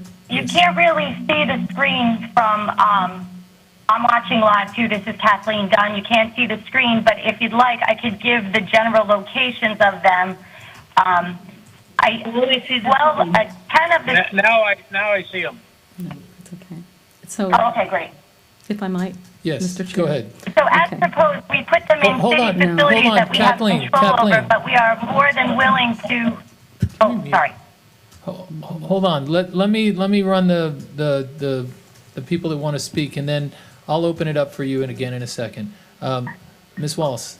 Okay, I'd like to clarify that, eligibility under the statute does not include connectivity and traffic congestion. So statutory eligibility is just the criteria that's outlined in the statute. So it has to be related to roads or transit. This charging infrastructure cannot be used for transit buses. The county operates the transit system and is acquiring electric buses and is installing electric bus charging infrastructure for the transit vehicles, and it's not compatible with the automobile charging stations. And personal automobiles are not considered transit if it's not part of the transit system, the public transit system. It is not eligible under the statute. It does not qualify. And so while it does provide benefits in terms of the environment, and the connectivity and congestion relief are criteria for prioritizing the project and what the project benefits might be in terms of, what the county would like to see the projects accomplish. But eligibility on the statute is very defined, and this is not transit and it's not roads. Mr. Chairman, this is Phil. Hi, Phil. Go ahead. It seems we have 2 elements that we, as the board, approve for eligibility. First, the overall issue is the statute requirements. Secondly, there is congestion and the other factors that we considered. If we can't meet the first statutory requirement, you don't get to the second choice. Sure. And, Mr. Chair. Yes, Ms. I Bennett. also have issues with the fact that these charging stations are predominantly to the west side of Tamarack, and completely excludes people living on the east side. Again, the lack of equity in certain neighborhoods. So I'm going to say that I think that the idea of this project and the thought to increase the amount of electrical vehicles, whether they're transit or they're personal, the more we've had, the better. However, unfortunately, I'm reading through the statute, and there's nowhere I can find where it meets the statute. And we were put on this board to, like Phil said, the first thing is the statute, and then anything else is after. So as much as I like this project, and I wish there was a bucket of money somewhere to pay for this, my hands, I feel, are tied by the statute. So I can't support it only for that reason. Mr. Chair, don't follow a question. Okay, we got a motion? He said a follow-up question. Oh, I'm sorry. Go Well, I ahead. called the question to vote on it, and that's what I'm suggesting. I think we've heard enough. So, yeah. But I would like to call the question, take a vote. Who is that Sounds like speaking? Mr. Coolman. Chairman, Doug I would like to, Mr. Coolman. this is Dr. Kelly, can I just say something? No, let me get through the motion and the second, and then I'll open it up for discussion. So does anybody have a second for the motion? Thea. The motion is to call it. Yes. To not support it. Or is it to support it? He's just calling the question. He just wants to pull it up for vote to see if it meets eligibility. And if we have a second, I think you just seconded it, right?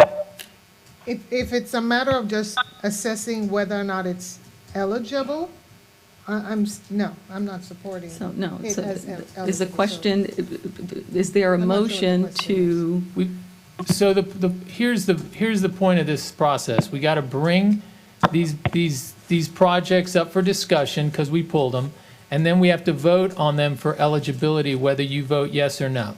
So I believe that Doug called the question, which is making a motion to vote on this thing, whether you like it or not.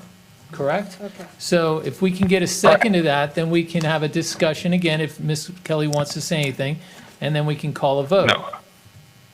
This is Allison, and I second it for the motion. Okay, Ms. Love seconds it. Ms. Kelly, do you If have you're anything? calling you- If Sorry? you're calling the question, there is no further discussion.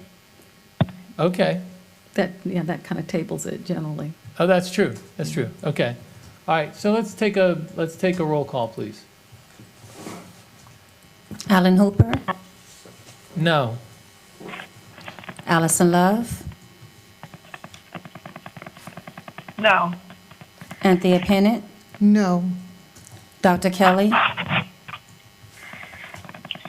I'll vote no, but I would like to say something after. Okay. Doug Coolman, No. George Cavros, I'm sorry, could someone repeat the motion? So it's basically a motion to determine that this project is not eligible under the statute. If you vote no, it's not eligible. If you vote yes, you believe it is eligible. Thank you. I have a clarifying question at the end as well. Yes. He said He yes. said yes. Phil Allen, No. Ron Frazier, No. Shay Smith. No. Okay, the motion did not pass. It passed eight to one. Right. So the With motion, one. motion Oh, right, determining yes. that the project Because we is pulled not it- eligible. Because we pulled it for eligibility. That's right. Correct. That's right. So the motion that the project is not eligible passes. Right. Okay, we got, I'm going crazy here. Okay, Ms. Kelly, if you'd like to speak, and then I think somebody else asked to say something after. Mr. Cavros. Yeah, I would like to speak.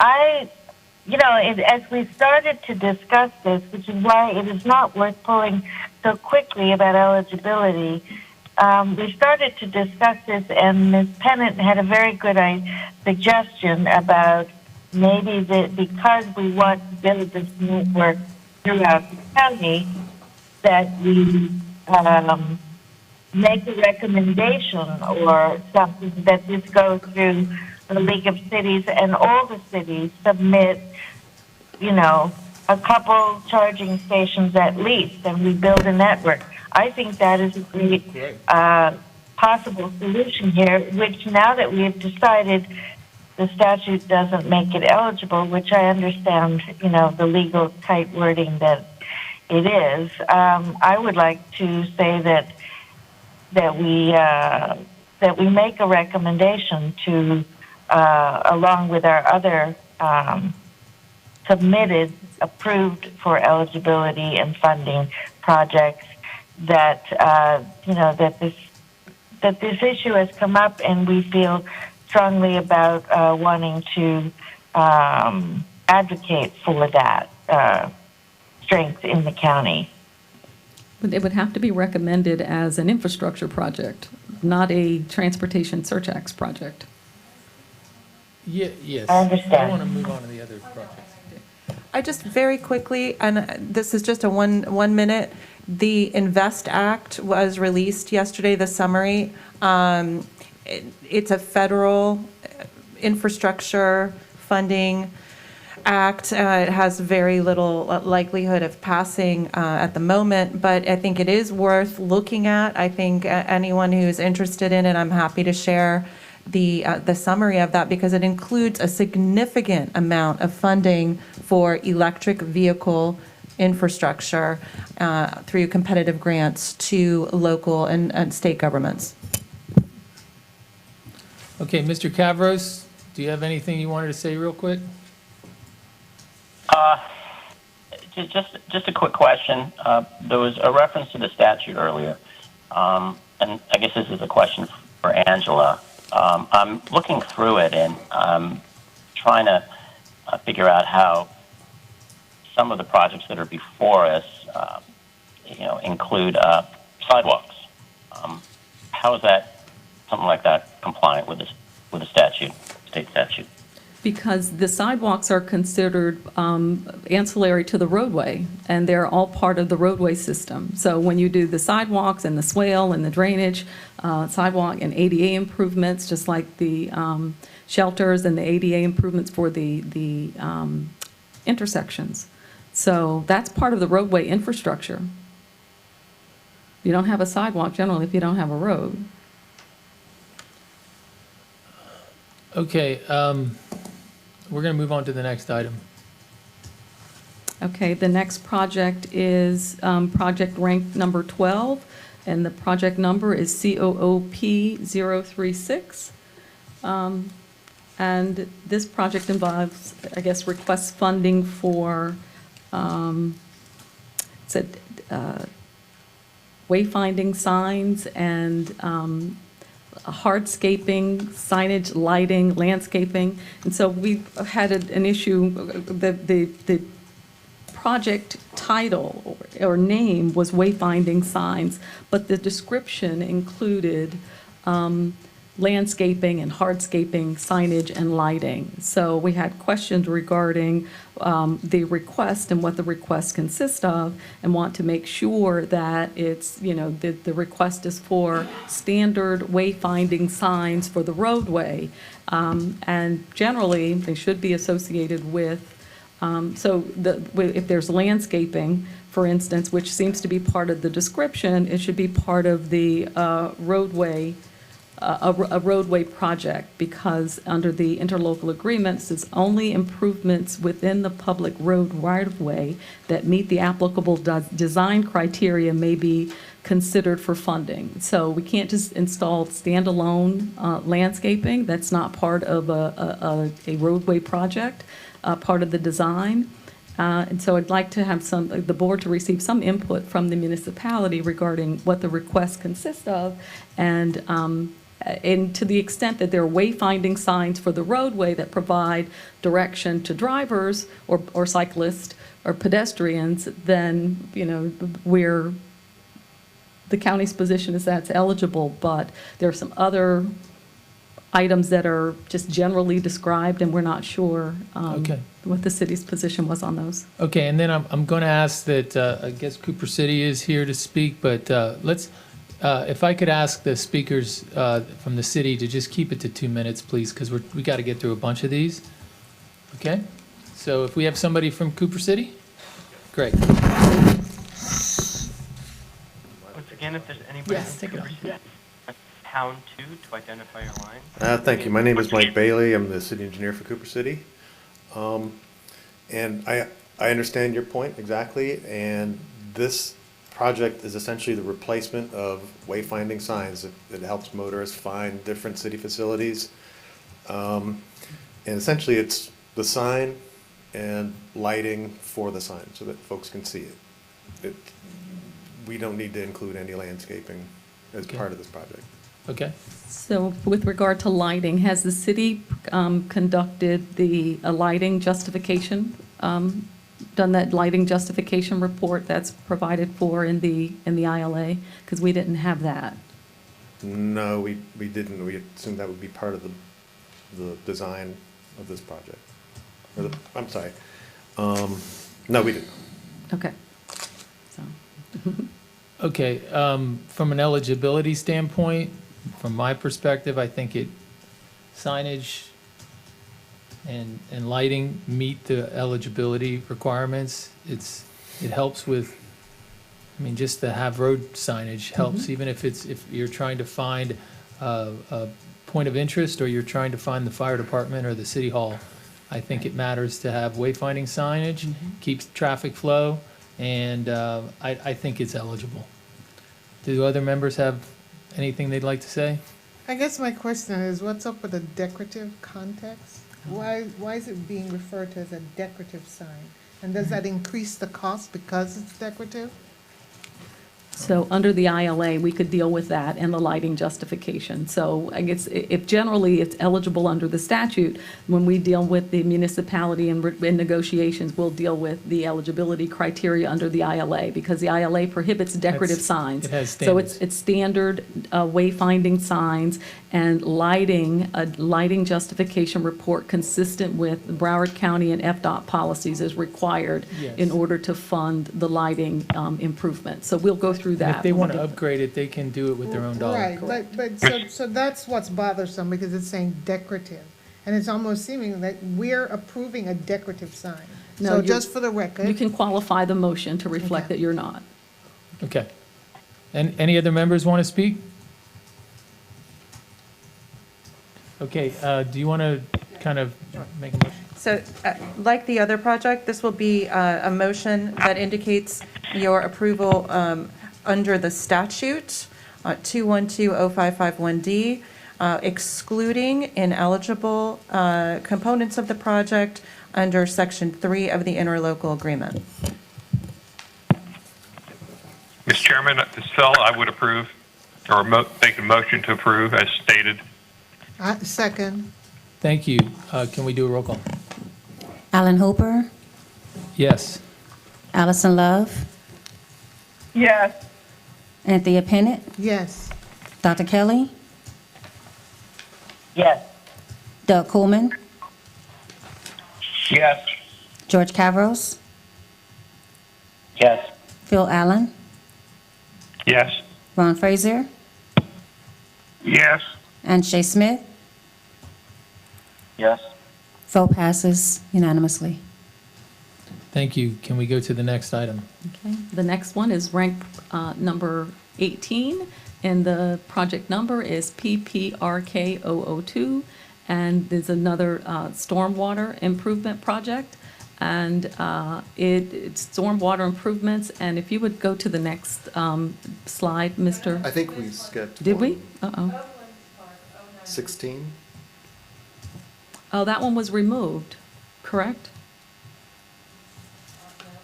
By, No, it was not.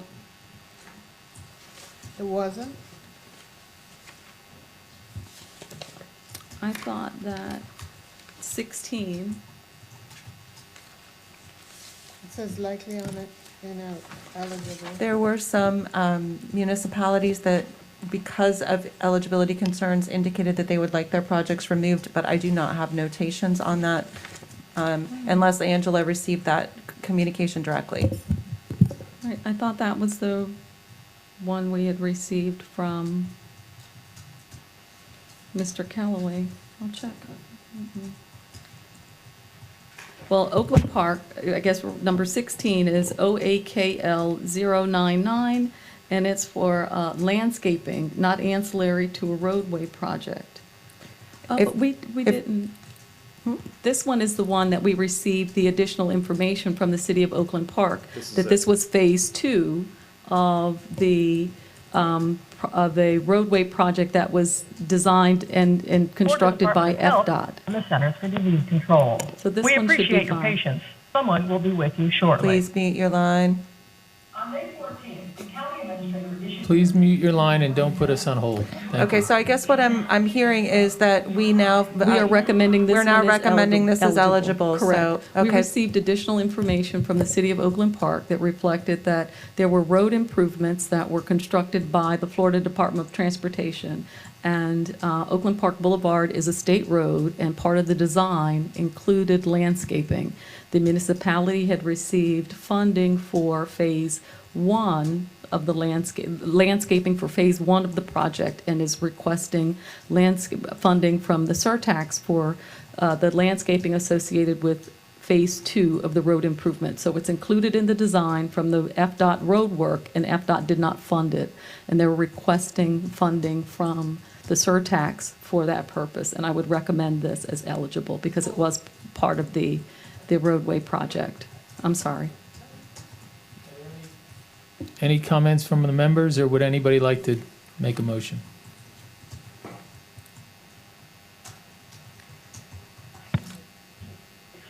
So moved. Do we have a second? I second Allison. Thank you. Okay, let's have a roll call. Alan Hooper, Yes. Allison Love, Yes. Anthea Pennant, Yes. Dr. Kelly, Yes. Doug Coolman, Yes. George Cavros, Yes. Phil Allen, Yes. Ron Fraser, Yes. and Shay Smith. Yes. Okay, it passes as eligible. Thank you. Can we go to the next item?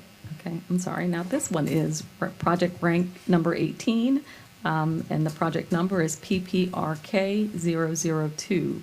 And it's for stormwater improvements.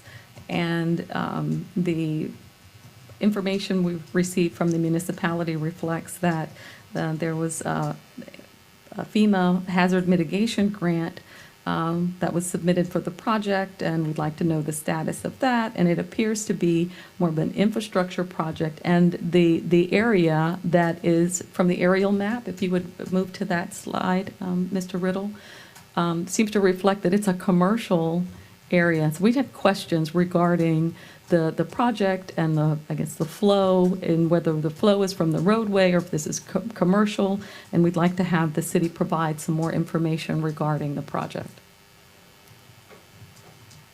Is there somebody from the city here to speak? Anyone from Pembroke Park on the line, please press *2 to identify yourself so that you can speak to the item. Pembroke Park.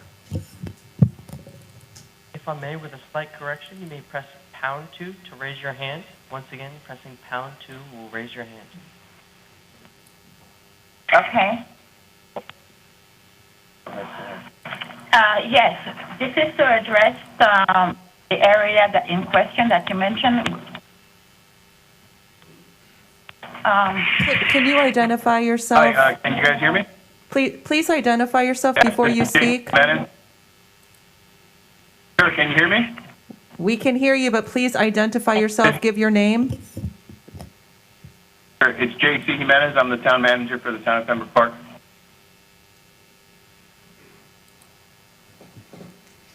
Okay.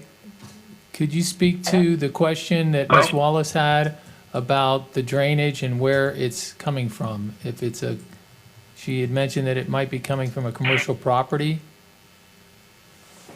No, the unfortunately, the aerial photograph is not very accurate. It's really just 25th Street, and it's not.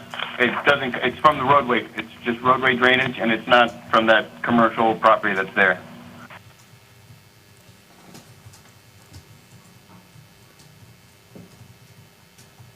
Okay. Yes. Do any So member? All the drainage that we're looking at is just on 25th Street, basically from what is that, Park Lane, all the way to the end of the 25th Street, basically, and it'll turn into an outfall in Behan Lake or Behan Park in the lake there. I would want to table, None of this from property. I'd want to table making a vote on this until we have the proper documentation. Because I think we need to be making the decision with the right documentation. So Okay, that's fine. If you want to table it, then we'll make sure we update it, because there's also some confusion as far as the phasing, and it's going to be one master project now and no phases. So is the city requesting to defer the project for for consideration at a later date? Yes. Okay. So this would move to a cycle 2 consideration, which will just be in a couple months when you all get the 5-year plan. It won't be a long time. I would agree with Ms. Bennett on that. Okay, so a motion to defer, do we? Ms. Bennett? Go ahead and make the motion. I'd like to make a motion that we defer this project until the appropriate documentation has been submitted. I second. Allison. Thank you. Can we get a roll call, please? Roll call for motion to defer. Alan Hooper, Yes. Allison Love, Yes. Anthea Pennant, Yes. Dr. Kelly, Yes. Doug Coleman, Yes. George Cavros, George Cavros, Yes. Phil Allen, Yes. Ron Frazier, Yes. and Shay Smith. Yes. Approve for motion to defer. Okay, let's go to the next item. Okay, the next one is project rank number 29, and the project number is WILT 007.1. And it is request for funding for a parking lot in Collahatchee Park. The parking lot inside the park, as the county has reviewed the submittal, and in order to be eligible, a parking parking improvements have to be used for purposes of a park and ride or other transit-oriented development that serves the public and the public's transit needs. And a parking lot inside of a park is an infrastructure project that would not be eligible under the transportation Surtax statute. Anyone from Wilton Manors on the line, please hit #2 to identify yourself, raise your hand, and be unmuted. And please keep it under 2 Todd minutes. DeJesus, the Capital Project and Grants Manager for Wilton Manors. Can you hear me? Yes. Todd. Okay, I also have Jason McClare, our city engineer, will also be on the line. Okay, go ahead. So I just wanted to say, well, first of all, it's a little misnomer. It's not a parking lot in a park. It's actually a separate facility. So the proposed, what we're calling Trailhead Trail Parking Facility, is located adjacent to one of the area's major roadways, Northeast 15th Avenue. There's an existing dedicated bike lane on Northeast 15th Avenue and 2 bus stops just steps from the location of the proposed facility. It is an existing trail that leads from the existing parking area through a mangrove to the upland usable portion of the park. The park is a loop trail in addition to a regionally used dog park. The proposed project, though, will provide some parking and a new trail connection to the existing park trail. A trailhead will be constructed on the site with informational signage. This will provide a new access point to the trail and allow users to exit the park more easily and more readily connect to the Northeast 15th Avenue bike lane and nearby bus stops. The project will turn an in-out trail into a loop system. Due to the increased demand of the park, the existing parking on Northeast 15th Avenue is often at capacity and results in increased congestion on the road as users look to alternate parking locations. The proposed facility will be on a side street of Northeast 15th Avenue and remove traffic off of the main roadway. The trailhead will also provide connectivity to our state-designated Blueway system. There will be a Middle River canoe kayak access point adjacent to the proposed facility. An important function of this proposed facility is the use of it as a connection to transit. There are no public parking facilities in the vicinity, and this will allow users to park, walk the trails, bike on the dedicated bike lane system, and or take the bus. This will also provide a connection to transit-oriented development along the FEC corridor to the north of the project area where a train station is currently proposed. Lastly, the additional parking area may benefit those utilizing the adjacent Cohatchee boat ramp across the street. Thank you. Okay, thank you. Would any members like to comment? Okay, I'm struggling. I don't think it meets the eligibility. Me too. I'm sorry. I'm sorry, but I don't mean to be so it's just too hard to connect the dots to where this is going to be a transit-oriented parking facility. And clearly, I love the idea of having, it's a beautiful park. It's great to have parking for the park, but at the end of the day, it's not a transit-oriented parking lot. So, Right, and even with respect to, if you don't mind, Mr. Chair, to the railroad track, I mean, it's like, looks like miles away to me. it's not. I don't know, it looks, I just. No, it's okay. Yeah. So, can we, if anyone wants to make a motion, So the motion would be that project rank number 29, WILT 007.1 is ineligible. Do we have a motion? so do we say yes for it's ineligible? Right, Would so if we say yes it's not mean- eligible, Okay.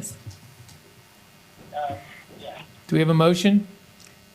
I'd like to make a motion that this project is ineligible for funding through the Surtax dollars. Do we have a second? I thought it was that sounded like Dr. Kelly. Ms. Kelly. Yes, that's what I thought. Okay, can we take a, Is that Ms. Love? oh, it's Ms. Love. Yes. Okay, thanks. Thank you. Okay, motion for ineligibility, Alan Hooper, Yes. Allison Love, Yes. Anthea Pennant, Yes. Dr. Kelly, Yes. Doug Coolman, Yes. George Cavros, Yes. Phil Allen, Yes. Ron Fraser, Yes. Shay Smith, Yes. passes as ineligible. Okay, the next ranked project that was pulled is project number, ranked number 38, project number FORT 108, and it was pulled by Ms. Pennant. No? No, so we're only dealing with the eligibility right now. Oh, not the ones that were for discussion? No, we're only dealing with eligibility right now because Okay. we're pulling up in the dashboard those that have Q&A. All We're going to right. deal with that separately. Sorry, Angela. So the next one that's recommended for ineligibility is ranked number 55. And What about number 30 though? Because that's the same decorative sign concept thing going on there as well. I didn't, but I'm noticing it as well. No, so for the citywide wayfinding signs, we made it clear that the cost of the standard wayfinding signs would be eligible, and as long as it's wayfinding and the standard wayfinding would be funded. It did not include any of those other elements, decorative elements or lighting that needed to meet the lighting criteria or gateway features. So if it's just a standard wayfinding, we can deal with that directly through the negotiations. And to clarify for anyone's benefit from the Oversight Board, when you took your, when you made your motions on eligibility for the consent agenda items, it included that exclusion of any ineligible items that Angela will be dealing with during the contracting. Right, so Thank you. betterments or enhancements that we would pay for standard, what you approved was the standard elements, not the enhancements. Okay, so the next project that's being recommended is ineligible is ranked number 55, and the project number is COOP 035, and it's for gateway signs for the city of Cooper City.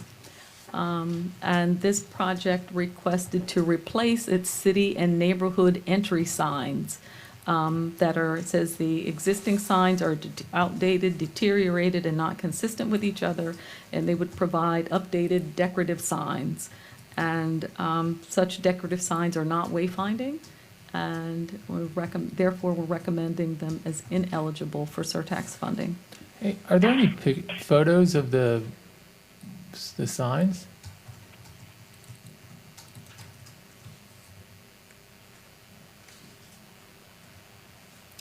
Yes, sir. Because I think they're replacing some, I mean, it would make it more clear to us. Right, but picture's worth 1,000 words. Okay, so we have someone from Cooper City that would like to speak, so why don't we go ahead and ask them to speak. Yes, Mike Bailey again, Cooper City, thank you.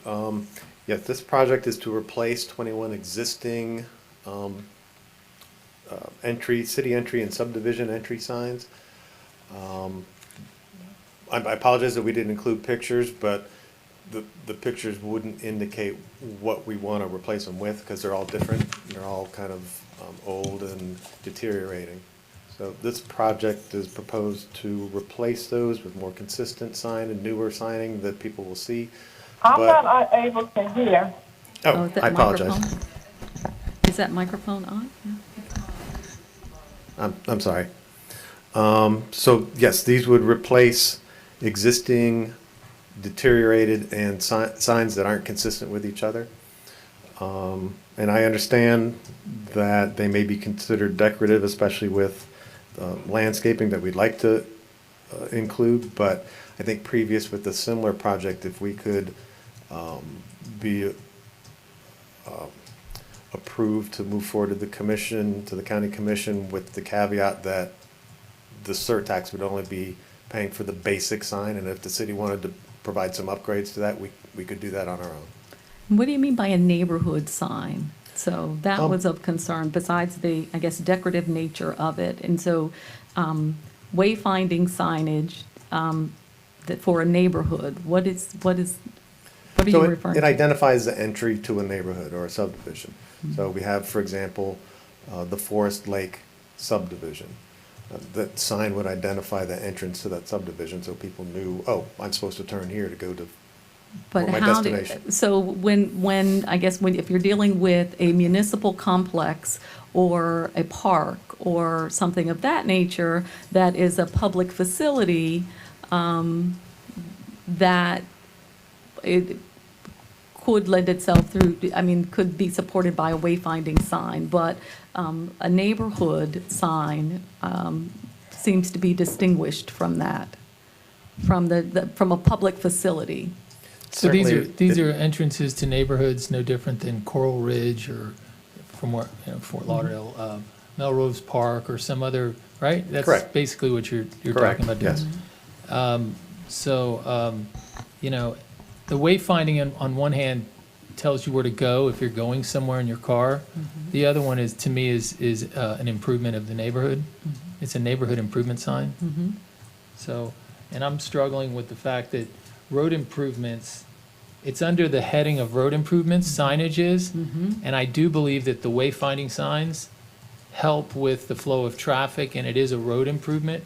I'm just not sure a neighborhood sign that tells you you're in this neighborhood at the entrance of the neighborhood. It's just a little, I'm struggling with that. Not that that's a bad project, it's just, I struggle a little bit with that. I'm in that struggle with you. Okay. So that's. I understood. Are there other members that would like to make any comments? Doug Coolman, I'll call the question. What did he say? He said he'd call the question. Okay, I get confused when he calls the question. Does that mean he's calling it for So what's eligibility? a motion? I understand that, but one time we voted yes and one time we voted no. So what are we voting on? So, go ahead, Ms. Pennant. We need a second on his call to question. Well, I just think that I second Allison. we want to support the way. Turn your mic on. I just called the question, so let's. I know, have the I'm vote. sorry, but before it was seconded, Ms. Pennant was in the middle of a comment and I didn't realize, and her microphone was off. So just let's give her a little leeway. Right, no, I'm just saying, I am all in support of the wayfinding signs, but the other signs directing people into neighborhoods, that I think is something the city needs to pay for, you know. We all have to have skin in the game, and so we can do part, and they can do the other part. So could we get some clarification before we actually read a motion for you all to consider? Are there any signs that are not neighborhood entrance signs that would be considered wayfinding signs in this project? Are we doing a partial eligibility or a ineligibility motion here? I think it's to Mr. Bailey, right? Correct. These are all, there are 21 signs. The majority are neighborhood entry signs. The other ones are city entry signs. You are entering Cooper City. So how many of those 21 are, so I guess I'm looking to you They're all. all entry signs. Okay, so are we doing partial eligibility for the city but not the neighborhood, or are we just going straight ineligible? I think he called the question as to the eligibility of the project. And the recommendation was ineligible. And so we that's the have, we have question. two, we have a second. Yeah, yep. Okay. So can we do a roll call? Yes. So if you don't think it's eligible, say yes. Okay, we're voting for ineligibility. If you, Alan if Hope? you think it's eligible, say Say yes. no. Or Wait, if you wait. think it's eligible, say no. Right. Right, okay. So we're voting, the motion is to support the recommendation that the project is not eligible. Okay, Alan Hooper, Yes. Allison Love. No. Okay, It's confusing. Anthea Pennant, I'm voting, yes, it's not eligible. Dr. Kelly, That clarifies. Dr. Kelly, No.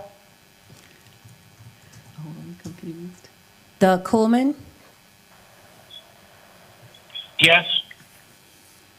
George Cavros, I'm going to vote yes, but could you repeat the motion for the benefit of the whole? Okay.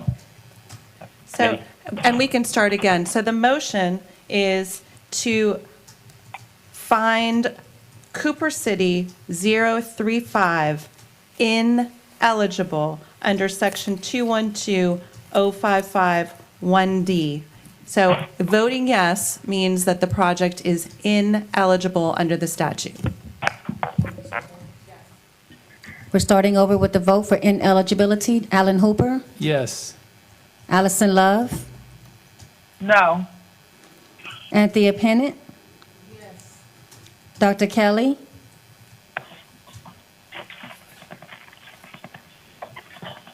Dr. Yes, change my vote. Doug Coolman, Yes. George Cavros, Yes. Phil Allen, Yes. Ron Frazier, Yes. Shay Smith. Yes. Vote passes 8-1.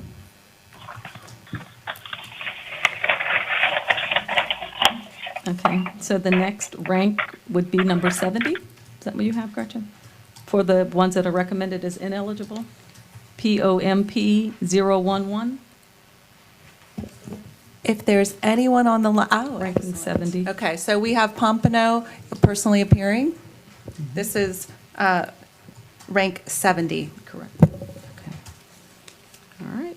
So this project requests funding for what is titled a Power Line Road Improvement Project, and it's for landscaping improvements, paving, benches, and decorative pedestrian lighting on Power Line Road between McNabb Road and Atlantic Boulevard. This project is being recommended as ineligible because the landscaping improvements and decorative lighting are not associated with a road improvement project. We do not have a lighting justification report consistent with the requirements, and benches are not eligible.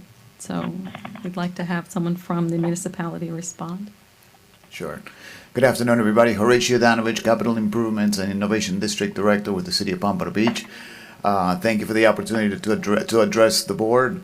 At this time, the City of Pompano Beach would like to defer this project until the next eligible opportunity, so that we have a chance to talk to the Department of Transportation, who's the actual owner of the roadway, and work with them on a project that is eligible. So we're going to defer this project to another date, or just Yeah, you can do table a it? motion to defer. And- Next cycle. Okay. Do we have a motion to defer? This bill, I would so move. Do we have a- Second, Allison. Thank you. We're voting to defer to cycle 2. Alan Hooper, Yes? Allison Love, Yes. Anthea Pennant, Yes. Dr. Kelly, Yes. Doug Coleman, Yes. George Cavros, Yes. Phil Allen, Yes. Ron Fraser, Yes. Shay Smith. Yes. Vote passes unanimously. Thank you.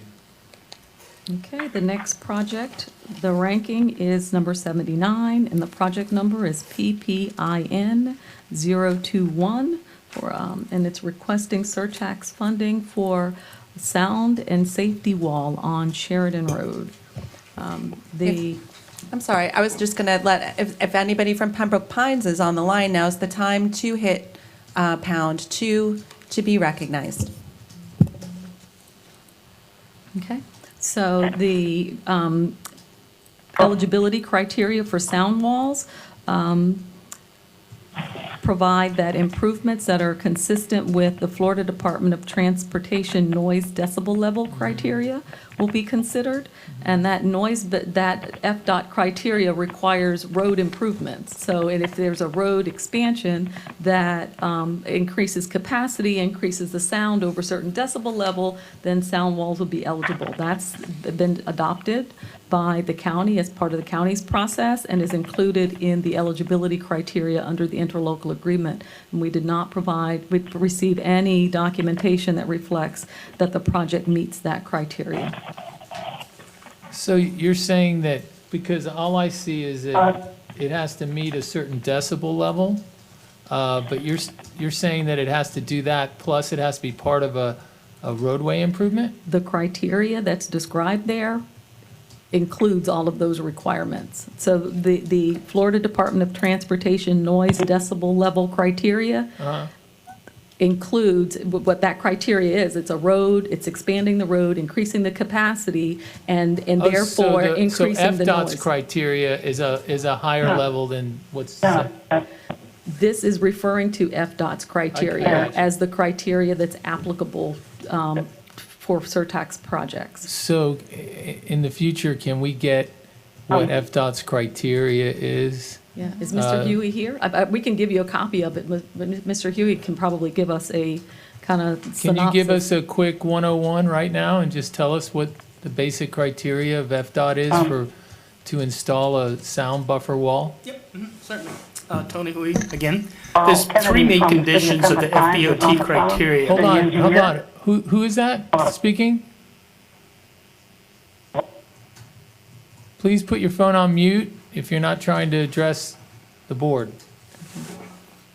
Go ahead. Okay. Sorry about that. Yep, there's 3 main criteria that FDOT holds to that we also utilize. The first one is that it's associated with a road expansion or there's significant changes to the road alignment that brings traffic more into residential areas. That's the first condition. The second condition is that it either increases the decibel levels of the road to 67 decibels or it adds an additional 15 decibels to the road, either one of those things. And the third condition is that the corrective solution, like a sound wall and so forth, must at least reduce the decibel levels between 5 to 10 decibels. So those are the 3 conditions that FDOT utilizes and that we also utilize. And do the 3 conditions have to walk hand in hand? Yes. Okay. All right, thank you. Okay, so there is somebody from, this is Pembroke Pines, correct?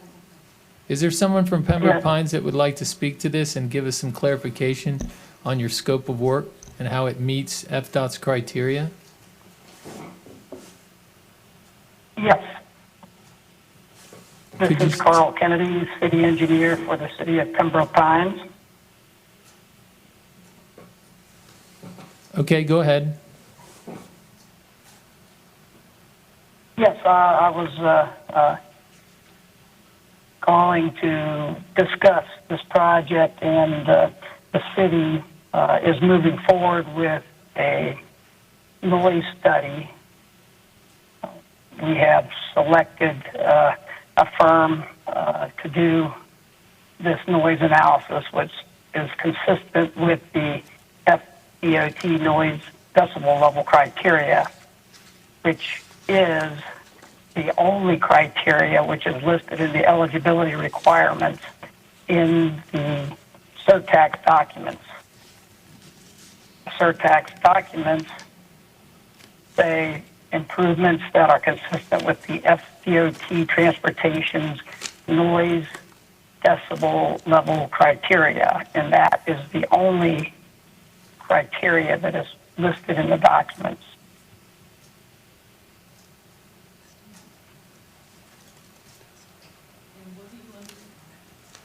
And do you understand what that criteria entails?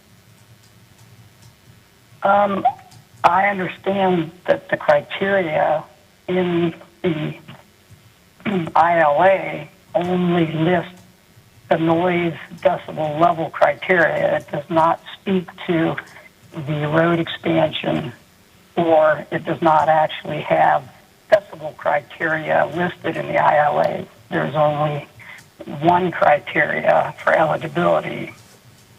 Okay, so section 3, eligibility, subsection C, says it has to be consistent with the Florida Department of Transportation's noise decibel level criteria. And if you Google Florida Department of Transportation noise decibel criteria, you'll receive lots of guidance documents issued by the Florida Department of Transportation that will tell you what that criteria consists of. And we did not list it all in the document. What we did is refer to the documentation that is produced and issued by the Florida Department of Transportation so that you can refer to those documents for the criteria. And that would mean that the sound walls would not be eligible anywhere except where there is a road expansion. And I do not think that that was the intent of the eligibility criteria that were listed in the ILA. Right, that was the intent, and the county included that criteria because that is the criteria that the county follows. So all of the eligibility criteria that's listed under Section 3 of the ILA was provided by Broward County, and it's consistent with county policies that are adopted and implemented by the county for county projects, and it was intended to apply to the municipal projects. That's why it's in the ILA that commits the 10% of minimum 10% surtax revenues to the municipalities. Okay. Well, the city has hired a noise consultant, and we will have a study complete by the end of June. I'm not sure if that would be in time for consideration of this project, or if it would make it eligible for the next cycle of funding. If the city would like to defer the project for a future cycle, I'm sure the board would be willing to entertain that. So I would prefer that. I'm still a little bit gray too. I would like to get some information and be able to read up on FDOT's criteria for installing sound walls. It's hard for me to conceptualize that we are that they are not putting in any sound walls without doing expansions of roads. If a neighborhood is experiencing a lot of noise, are they not putting in any walls, just walls anywhere? That's where I'm having a struggle with. And so if I could, if they would be willing to defer it to the next cycle, then I could learn a little bit more and know whether or not I do support this. Mr. Chairman? Yes, sir. I have, Go ahead. Alan? Yes, sir. This is really one for Gretchen or legal counsel. Can people put up new sound walls only relying on decibel changes, or which if you don't have a record, I don't know how you keep track of change, without the road improvements? That's oversimplified. If you're not going to build or widen the road, then sound walls apparently can't be funded. Is that correct or incorrect? Right, so a municipality, I guess, could, or a private development could, just in order to be eligible for surtax funding, it would have to meet this criteria. In order for the Florida Department of Transportation to install a sound wall, it would have to meet that criteria. So if the municipality wants to treat it as a municipal infrastructure project and fund it out of municipal funds, then they're able to do that.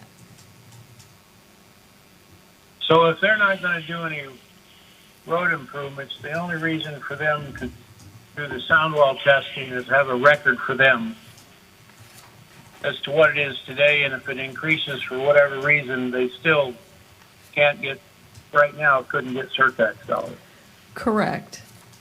So they couldn't get surtax dollars if it's not associated with a road expansion project and meets the increases the sound, the decibels, such that it's eligible for under the FDOT criteria. You know, if I can just. Question. Mr. Chair, sorry. Who's, okay, Ms. Pennant. It reads different to me. It doesn't really say that it has to be as a result of construction. It just says it needs to be for improvements that are consistent with the Florida Department of Transportation noise decibel level criteria. So it sounds like if there are roads that exist right now where there is extraordinary noise levels and you can prove it, that it would be eligible. So it doesn't have to be as a result of a new construction or any renovations to roads that would increase the capacity of traffic. It's right now, if the road is producing way too much noise that meets the criteria of Florida Department of Correction, it would be eligible. But the criteria requires a road expansion. The criteria is too long to put in this document, so we'll provide the criteria. So I think moving forward then in that regard, because we've heard some interjections of the criteria alongside the eligibility language, and I think in the future we should probably have a spreadsheet, if you will, that lists the eligibility and then the conditions, and if there are any other variables that would impact how we make our decisions, then it should be on one page so we can make a more informed decision. Okay. So would you make a motion to defer this till the next cycle so we can figure that out? Okay. I'd like to make a motion that we defer voting on this item until the next cycle. This is Alan. Frazier. Yes, yes. Mr. Frazier? I'm just seconding the item. Okay, thank you. I was seconding the item. Thank you. So could we have a We're roll call? voting to defer to cycle 2. Alan Hooper, Yes. Allison Love, Yes. Anthea Pennant, Yes. Dr. Kelly, Yes. Doug Coolman, Yes, but I'd like to comment after the vote's taken. George Cavros, Yes. but also a comment afterwards. Phil Allen, Yes. Ron Fraser, Yes. Shay Smith. Yes. Okay, vote passes to defer. Okay, I think Doug and George wanted to make comment. Doug, why don't you go first? Yes. If in fact the criteria are that these new sound walls need to go in conjunction with roadway expansion, etc., maybe, I don't know how this group feels, but the Surtax dollars are certainly to improve transportation, make everybody happy. If we've got a neighborhood that has terrible noise, and maybe it should have had a sound wall before but didn't for whatever reason, maybe this group should recommend to the county commission that they might change some criteria to help specific neighborhoods with sound walls that should have been there. Just a comment. Good comment. Mr. Cavros? Yeah, my comment was just that, in my opinion, this does not meet the statutory requirement. The city, it's certainly within its prerogative to reoffer this project, but I haven't heard anything here today that would change my vote a second time around. Okay, thank you. Next item? Okay, so the, apparently missed rank number 77, so I'll go back to, which is DEER 005. It's a Deerfield Beach project that's titled Pedestrian Lighting and Burying of FPL Lines. If Deerfield Beach, any representatives of Deerfield Beach are on the line, please hit #2 to be recognized. And we've lost one of our Oversight Board members just temporarily. I don't know if you'd like to take just a quick break or just... Yes. If we could I think we're going to take about a 2-minute break, just a biology break perhaps, and we'll come back with the Deerfield Beach item. Sorry about that. 5 minutes, thank you.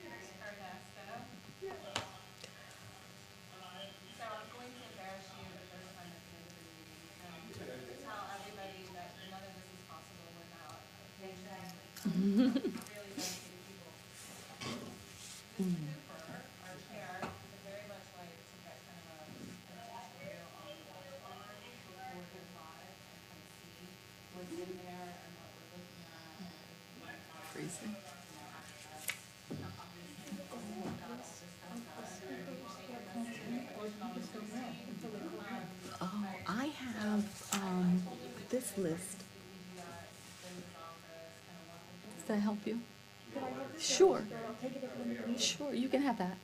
Yeah, that was given to me. 'Cause- mm.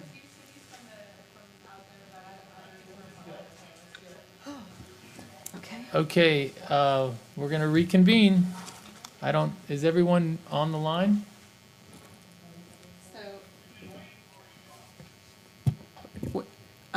We're just making sure, is Deerfield Beach on the line?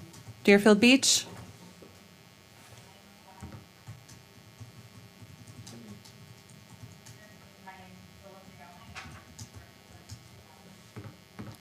They probably are, and they're just muted. Okay, what was it, pound 2 or something like that? Okay, are we ready? I believe so. Okay, let's go to the next item. Okay, so the project rank I'm was. not sure they can hear us. We hear you. Yes. Everybody that's on the phone hears you, but we don't have connection to the chair in the office. To the chair in the office. I don't know. Can you hear The me? live stream offline. Doug, can you hear me? I can hear you, but I don't think you can hear us. I hear you perfectly. Yeah. Okay, now maybe it's back on. All right, go ahead. Okay, thanks. Okay. So project rank 77, project number DEER 005. It's for pedestrian lighting and burying FPL cables. So there was a general description of the streetscapes project to build accessible sidewalks, improved pedestrian lighting, innovative intersection design, which I'm not sure what that meant, high visibility crosswalks, and markings to improve safety. The main issue reason I flagged this one is the burying of FPL lines. And I'd like to get some more information presented to the board by the city regarding the other elements of the project. But the Surtax cannot pay for the cost of burying utility lines. And would like to get some more input from the municipality regarding the rest of the project so that the board can make an informed decision. Okay. Do we want to run through it? Is there someone Hi, from good Deerfield afternoon. Beach? My name is Please restate your name. Phyllis Figelnick, Assistant Director for Engineering and Operations. Melissa something. Could you speak up? Can you hear me? Can you speak? Yeah, we can hear you a little bit better now. Could you please repeat your name? Yes, Phyllis Figelnick, Assistant Director for Engineering. Are you hearing me okay? We hear you fine. Please go ahead. Thank you. Well, thank you for the opportunity to address the board today with regards to the city's pedestrian lighting improvements. This is a local activity center that we've recently rezoned. It's an area we commonly term as Pioneer Grove. I'd like to note that two projects before you today, Deerfield 005, which is the lighting improvement, and Deerfield 006, which is our streetscape improvement, represent the same project limits on Southeast 2nd Avenue from Eller Street to Southeast 10th Street, Southeast 4th Street from Dixie to Southeast 2nd Avenue, and Eller Street from the FEC Railroad to Northeast 6th Avenue. And the intent of these projects is both to design and construct these projects concurrently. So Deerfield 005 and Deerfield 006 will be designed as one streetscape project.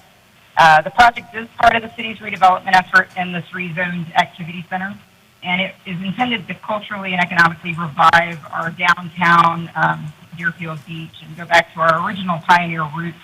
The goal is to transition Pioneer Grove into a mixed-use, connected, and walkable downtown.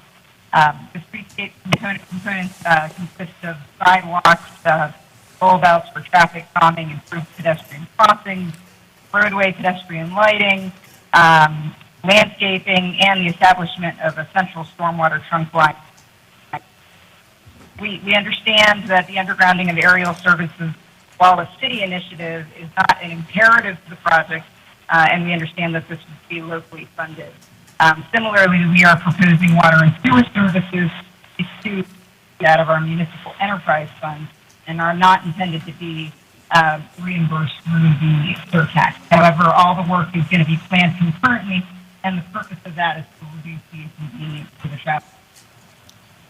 Okay, you're breaking up quite a bit, but I think you said maybe that the FP&L line part wouldn't be included in the project cost for the surtax? Yes, that is correct. And water and sewer services also, correct? That would be funded out of our municipal enterprise. Okay.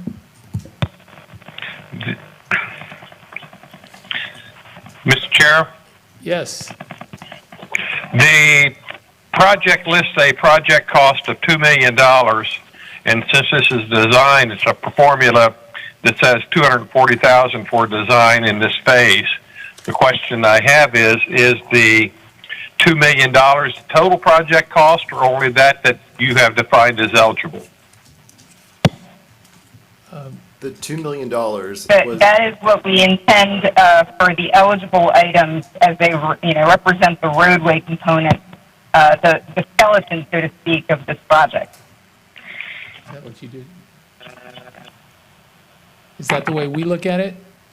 Ms. Wallace? So we don't have a cost estimate that breaks down the different elements, so it's hard to determine. What we'd have to do is have a reasonable basis for the cost for the eligible components. So we'd need a better cost estimate to determine what the actual cost of design should be, or the reasonable cost for design for those elements would be. Because if it's just sidewalk and ADA improvements, and it would have to be pedestrian lighting that is consistent with the criteria, and it would be standard lighting, nothing decorative or enhanced. So we just have to get a better estimate of the cost, because that does seem high for design for the few elements that seem to fall within the eligible criteria. Was the design for the site plan that you just That is showed? the estimate.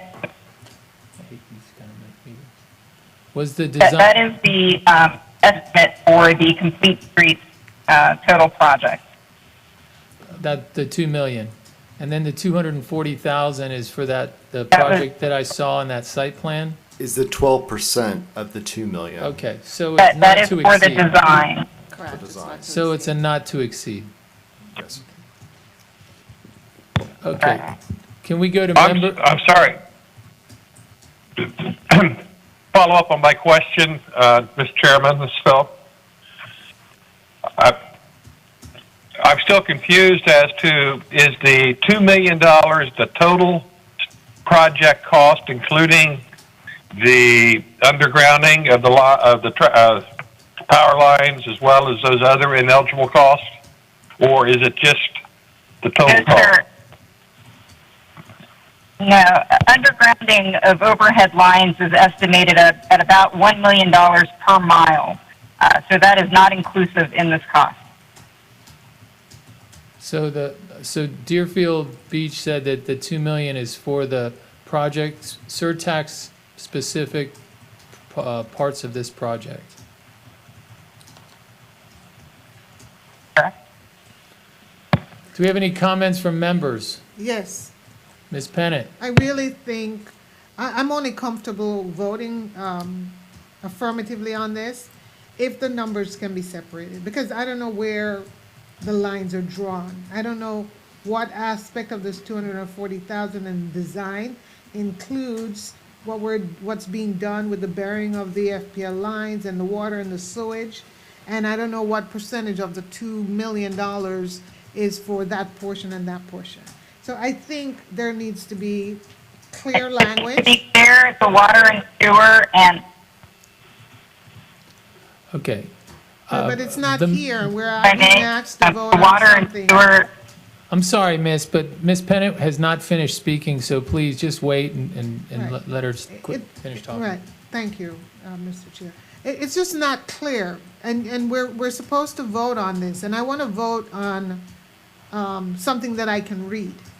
And right now, what I'm reading does not segregate the cost of the burying of the FPL lines and so on. That language is in there, so once that is extricated, then I know exactly what the pure numbers are. So I think it's difficult to draw up some plans that don't include the entire project. If part of the scope of the work is gonna be burying lines, it's gonna be in the project. It's gonna be in the plans. FP&L will have their own shop drawings and their own plans that they'll add, that they will provide for their own work. But you're gonna show stuff you're gonna show everything in the plan as much as a good landscape architect or a civil engineer can do. So, that part of it, I'm not as concerned with when it gets to the project itself. I wish that, and the reason these are getting pulled is because it's either vague or you're putting stuff in the application that doesn't meet the eligibility. Like you're putting burying FP&L lines. So then Ms. Pennant thinks you're gonna be, or Ms. Wallace thinks you're gonna be burying FP&L lines with the money. So what we need to make sure happens is the application is accurate, and maybe if there's a question as to whether it's eligible or not, call our staff, work with them to get something put together. Or Yes. include a caveat that says these dollars does not include the burying of lines and sewage and so on and so forth, so we know Right. exactly what we're voting. Detailed cost estimates would be very helpful for Yes. future cycles, detailed, broken out cost estimates for all of the elements. Well, they're in a planning stage right now, so coming up with detailed costs would be difficult. But so I'm okay letting it go, but I would like them to be more specific onto which parts of the project are in the scope and which are not, when they make application. Mr. Riddle, did you have something to say? Yes, Mr. Chairman.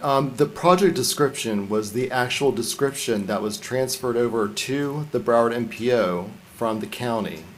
We did not want to make any changes on what was submitted to us. We had an online submittal tool. There was a 2-week period where the cities could go in and refine the project scope and the project objective. And those two are below where you see the project description. Gotcha. So those descriptions in the description that you see in the project description section is straight from what was transferred over for that specific project from the Surtax plan that was adopted in September of 2018. So that makes sense. So basically, they're telling you what the overall project is on the project description, and then the scope goes into accessible sidewalk, improving pedestrian lighting, innovative intersection design, crosswalks, improve safety, and encourage multimodal traffic. Yes, sir. Okay. But for voting purposes, I don't know. And I wouldn't want any to be accused of voting for this as written. It definitely needs to be clarified. I'm okay. So the motion statement can be just as the others. So it's eligible under 212-0551D, subject to removal of any ineligible components under fine. Section 3 of the interlocal agreement. I think that's good. I'd like to make that motion. Do we have a second? I second Allison. Okay, can we get a vote? So we're voting to pass the project as eligible while removing the ineligible components? Yes. Okay, Alan Hooper, Yes. Anthea Pennant, Yes. Allison Love, Yes. Dr. Kelly, Yes. Doug Coolman, Yes. George Cavros, Yes. Phil Allen, Yes. Ron Frazier, Yes. and Shay Smith.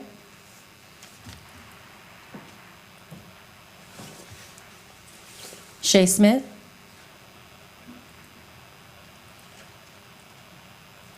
We have enough to pass, right? okay, we're passing, the vote has passed 8-1. Okay, and let me make just one quick point. You know, I apologize to everybody who is feeling like they're at the dentist's office, but we're working hard, and it's our very first time going through this process. I promise you we'll get better at it, and I'm sure that also the applications will come in better. I mean, it's just, it is what it is. So we had to pull items that we didn't quite, either didn't understand or didn't, or needed more questions answered. But we're trying very hard to keep this thing going and progressing forward, so. All right, let's go to the next item. Okay, the next one was another sound wall. It's ranked 80, and the project number is NLAU 008. It's a North Lauderdale project. And this project also does not have the requisite documentation that reflects that the Florida Department of Transportation noise decibel criteria has been complied with for purposes of this project. Do we Okay. have anyone from North Lauderdale on the line? Is anyone from North Lauderdale on the phone? Good afternoon. This is Tammy Reed-Olguin, the Community Development Director in North Lauderdale. Hi, thank you for joining. Thank you. Thank you for the opportunity to speak with you today. Based on the discussions that we've had with the county attorney regarding eligibility, we do understand that the sound wall does not have enough documentation at this time to be deemed as eligible. However, this was a complete street project that was originated from the neighborhood with some concerns that they had to install devices for traffic calming and make some road improvements. This road is in one of our eastern neighborhoods called the Boulevard of Champions, which is a circular roadway and had become somewhat of a speedway for the neighbors. So the project is for design only at this stage to include complete street components, including the expansion of the sidewalk, the removal of some oak trees that were damaging the sidewalk and replacement of landscaping to make it more pedestrian friendly, and the reduction of from a 2-lane to a 1-lane road with possible roundabout and other traffic calming devices. And we also are removing the request for lighting along the roadway. That will be done as FP&L project. So our understanding is that the walls and the lighting were the two things that had eligibility concerns, and we are agreeing to remove those from the scope, and we'd like consideration to move forward with the other complete street components of the project. I've got a question for Ms. Wallace. Yes. Do the other components meet the eligibility requirement? So the lighting, we don't have any information regarding the lighting criteria. The lighting, we don't have a lighting justification report. They're removing the lighting, though. Is it They're they removing removed the lighting, they're Okay. removing the walls. And so I guess I don't know what would be required for a raised intersection. We looked at this because it was called sound walls as the project. What would be the purpose of the raised intersection? It's a traffic calming device. Oh, okay, all right. I guess the traffic calming would be eligible if that fits, and then this is crosswalk pedestrian signal in a pedestrian signal. Sorry. Those appear to be eligible. I don't have an issue with those, but it was the sound wall and the lighting components Yeah. that were problematic.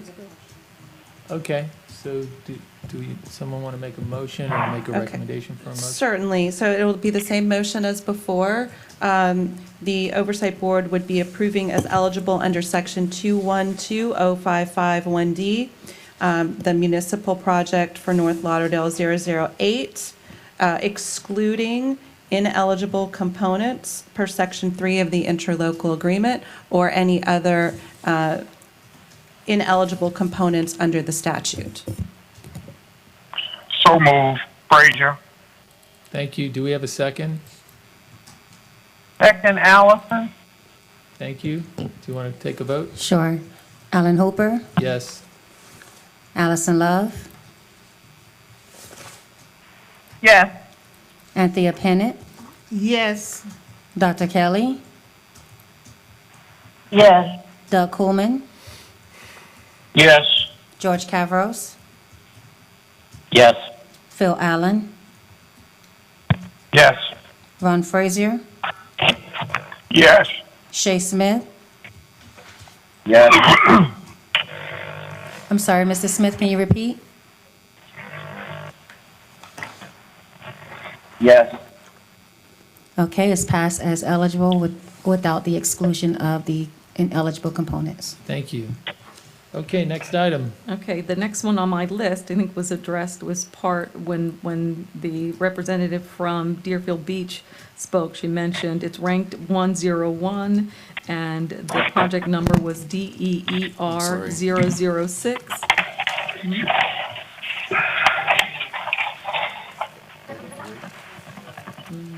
So 83. 83 I have pulled by Ms. Pennant. Which one is this again? But that's a Margate one for discussion, if I'm not mistaken, right?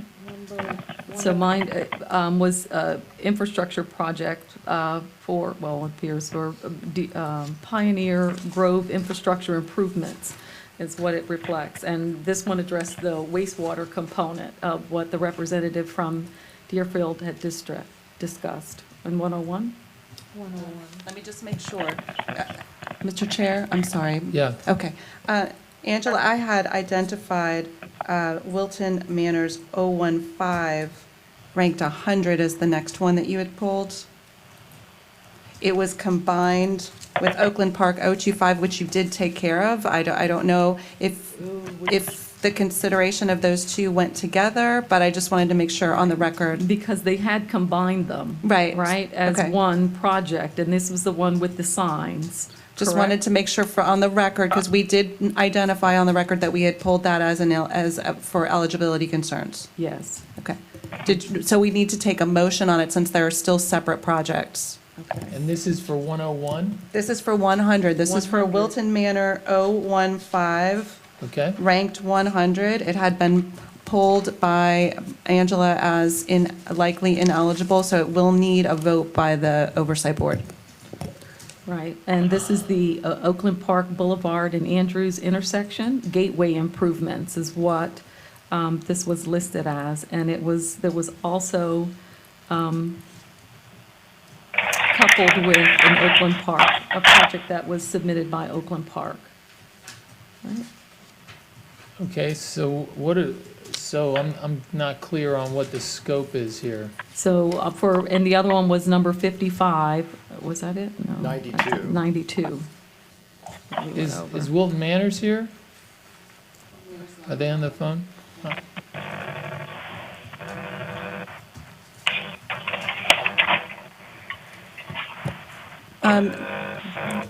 If Todd from Wilton Manors or anyone else from Wilton Manors is still on the line, if you could please identify yourself as being present and hit pound 2 to be unmuted. 415.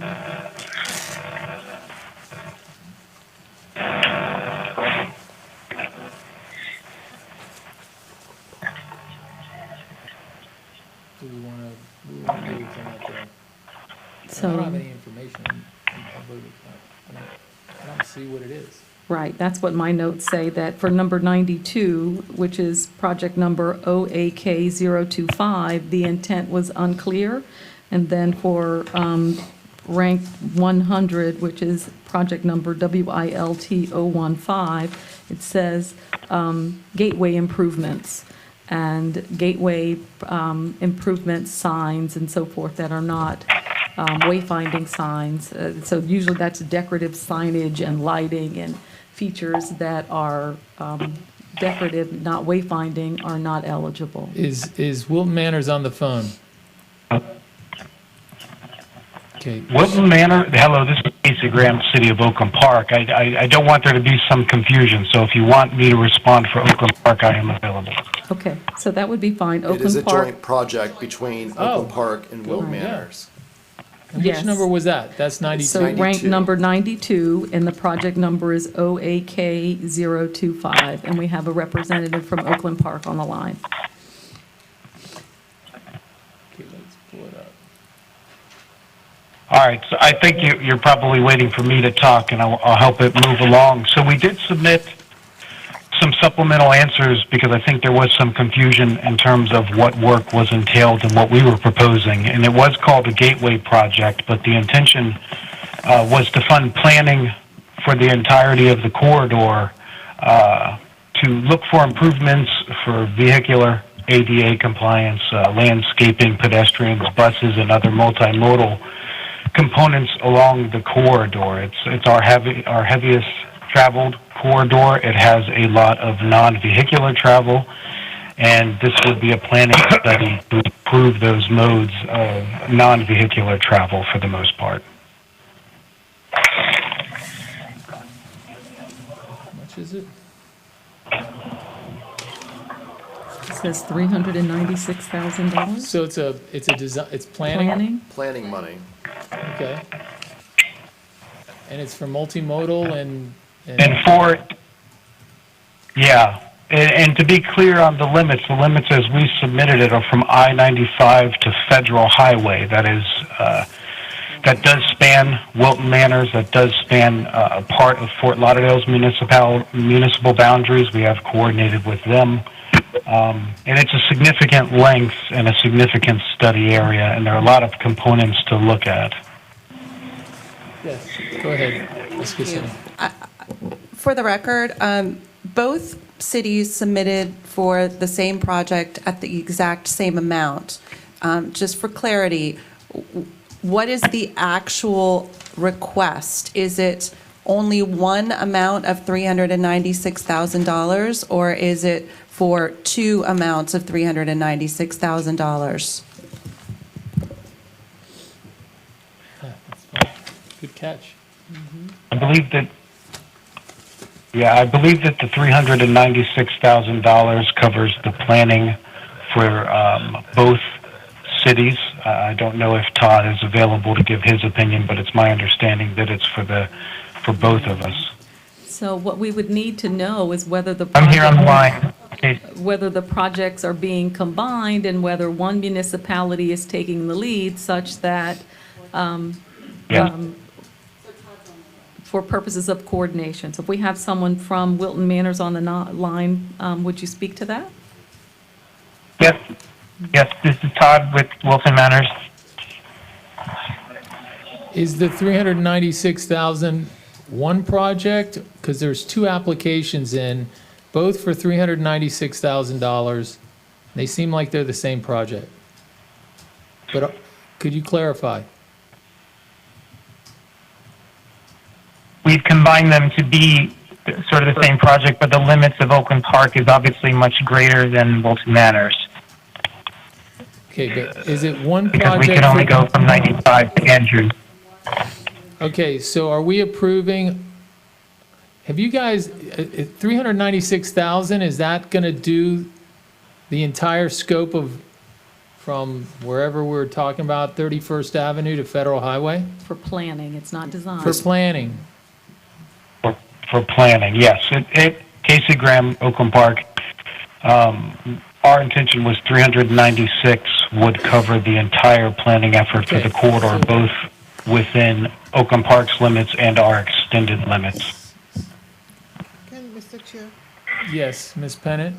why are they putting them together? I don't understand. Why can't they have a separate funding Is there an allowance for us to jointly fund cities? Are we gonna write the checks to both of them? How does this work? Right, that's why I we're mean, seeking it's- clarification, because what's been submitted is the same amount of, the same funding request for the same length of the corridor for two projects. At one point, we were informed that they may be combining them and it would be a joint effort. So what we need for purposes of this board making a decision is some clarification regarding what this is and how they want to proceed so that you can make an informed decision. The project can be collaborative, but they should be funded separately. Or, They can or come alternatively, together afterwards. I will say, Ms. Pennant, so we have a Pembroke Pine, we have the exact same situation that happened with projects 34 through 37, where both Pembroke Pines and Miramar submitted for the exact same projects, varying amounts. Miramar took the lead on those projects, and now those projects are going to be combined into a single project that Miramar is going to take the lead on to work collaboratively with Pembroke Pines. There's no reason why that can't be done. We just need on the record which city is going to take the lead and what is the total amount being requested. That's Mr. right. Chair? Yes. I did have discussions with the city manager for Oakland Park, alongside with the city engineer with Oakland Park. And it was my understanding that with Wilton Manor's assistance as a combined project, the city of Oakland Park would probably take the lead, and that both planning phase funding would be needed to do this long of a corridor. So that would result in a $792,000 request. So they just broke it in half. They split it up because they submitted their projects independently to the Surtax plan in 2018. But it's for the same corridor, but of course, you can only submit based on your jurisdiction. You couldn't submit one project, from my understanding, that crosses other jurisdictions. So the So that's cycle- why they wanted to combine and deliver the project. I got it. Cycle 2 is in 2 weeks? Is that what we said? 2 months? We need this to be cleaned up a little bit and done. If you guys, if Wilton Manors and Oakland Park, and if Fort Lauderdale's involved in it too, if one party can take the lead on this and bring us a project, tell us what the total cost is, what the total scope is, then we can make a decision, okay? And I don't think anyone is, I think we're just unclear, and we don't want to vote on one $396,000 project today, but it's not real clear. Yes, I think clearly we're all about being collaborative, but I think about even the auditing implications. If we allow these cities to just converge all of these projects in one statement, how do we audit it on the back end? That makes it easier because one municipality gets the funding agreement and that one municipality will deliver the project. And the funding and the project would expand. They just need authorization from the other jurisdictions to implement the project within that jurisdiction. What about accountability? Do we only hold one city accountable? Shouldn't we? Yes, normally you hold the city that's delivering the project and receiving the money accountable for the deliverables. And then between the three of them, they'll have their own interlocal agreement. So in my And I opinion, think we need to be privy to that interlocal agreement, because the thing of, again, there's a 30% goal. Right. I want to make sure that each of these cities hold up their end of the bargain. well, there's only going to be one person managing it, so your 30% goal has got one target on it. Correct. I think it's better that it's one. From what you're talking about, and then for me, from a planning perspective, and for someone that drives Oakland Park Boulevard from University all the way to Federal Highway on a pretty regular basis, having one thematic project makes a lot of sense to me. Especially from 31st all the way to Federal, they have very similar, the characteristics of that street are very similar, and I think you'll find that it comes out to be a better project if they do it that way. Well, this is my last comment. I'm not saying they can't be collaborative, but I think from an accounting perspective, each of the cities should be getting their own monies. It should be tracked separately. That's how I see it. Okay. All right, so, I think we're looking for a motion to entertain deferral to cycle 2. And that would be for both projects. I just want to make sure we've got this in the record. It would be for Wilton Manor 015. Which is ranked 100. Thank you. And And then- Oakland Park 025. Which is ranked 92. Okay. So moved, Doug Frazier. thank you, Coleman second. thanks. Can we take a, We're voting for motion to defer to cycle 2. Alan Hooper, yes, Allison Love, Wait, Yes. Miss Chairman? yes. Yes, this is Phil. I would concur that it would be best to have one project and one city responsible for the entire project, and just do that as an encouragement to support that. Okay, thank you. All right, keep going with the roll call. we're at Anthea Pennant, Dr. Kelly, Yes. Doug Coolman, Yes. George Cavros, Yes. Phil Allen, Yes. Ron Frazier, Yes.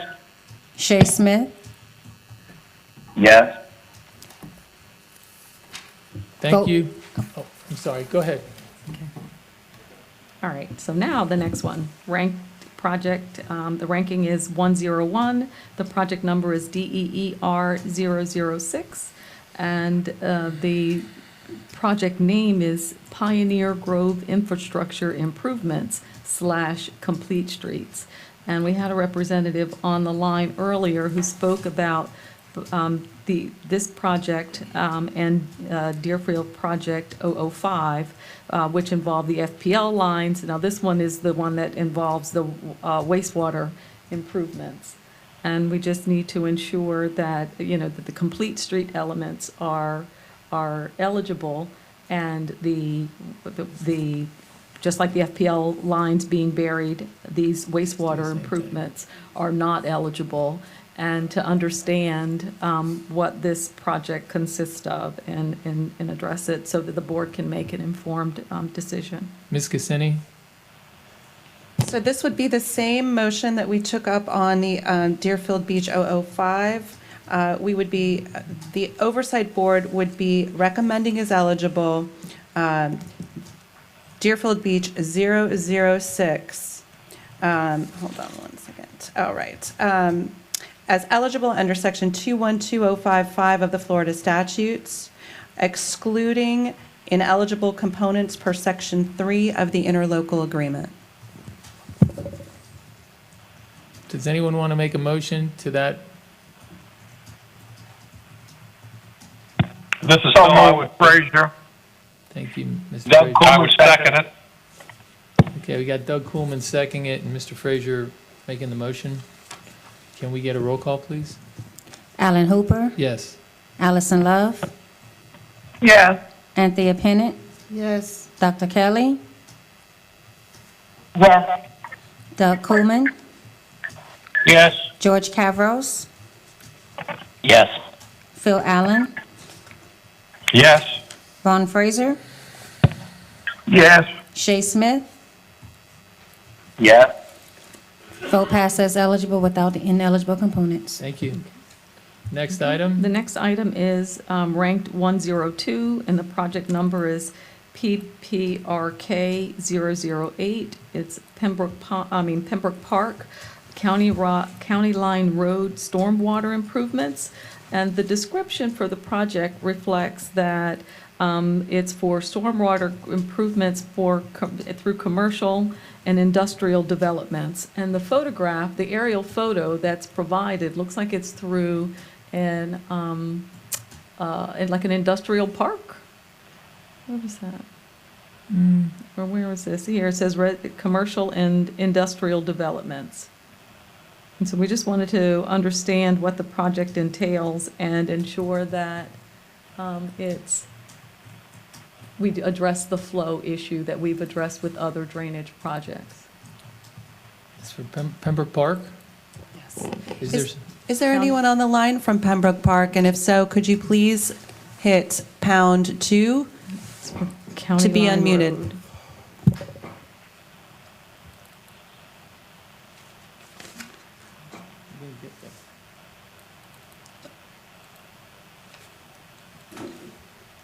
no, I'm good, thank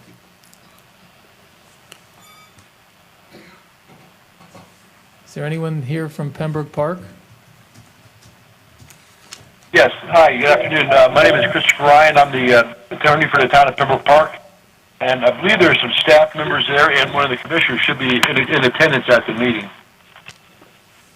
Is there anybody in the audience? They're not, I can. They are not. Could you repeat your name, please? Yes, Christopher Ryan, R-Y-A-N. Okay, so I think there's a question as to the location of the storm drainage system. It looks like it's going through an industrial park. Can you give us a little bit of clarity as to the scope and the location of the work? Maybe even a description? It is a, yes, the project is to construct the stormwater to connect 52nd Avenue and 56th Avenue, and it's not industrial at all. It's residential in that area. There's flooding caused by the runoff of the street, and it creates a traffic hazard, and also the pathway is used, the right of way is used for children walking back and forth to school because there's a school on 52nd Avenue. Okay. So when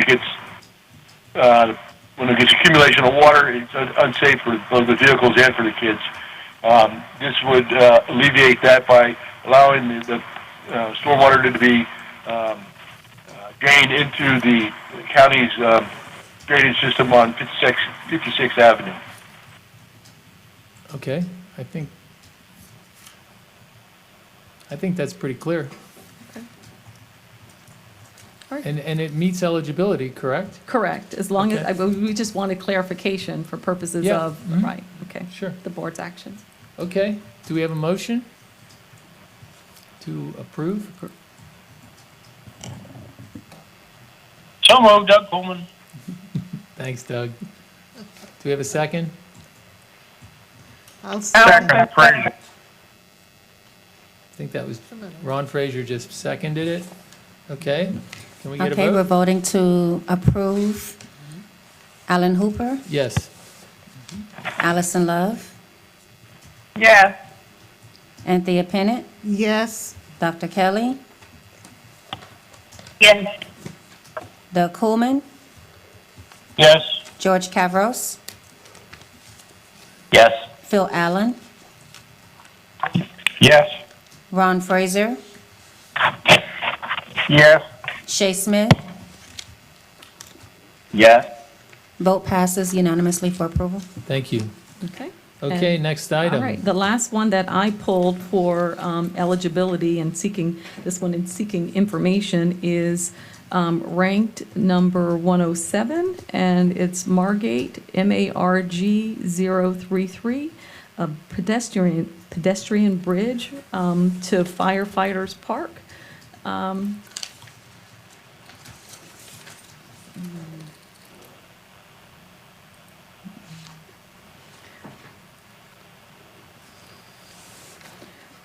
So I wasn't sure regarding, I guess, the property and that it was traversing and, ownership of the property and whether this is public right-of-way, and was hoping that the municipality representatives could provide some information regarding, I guess, supporting that this is a public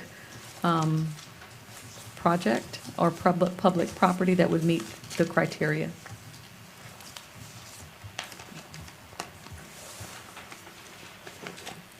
If we have someone present from the city?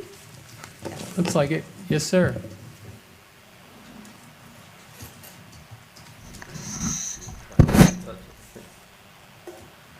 Thank you. My name is Mark Collins. I'm the Public Works Director for the City of Margate.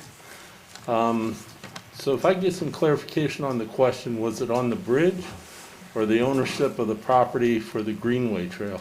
So I guess both. So is this, on public property and like public right-of-way, and it's so that Okay. it's not benefiting private property? Okay. The bridge is a key component to all three of the projects that Margate is requesting.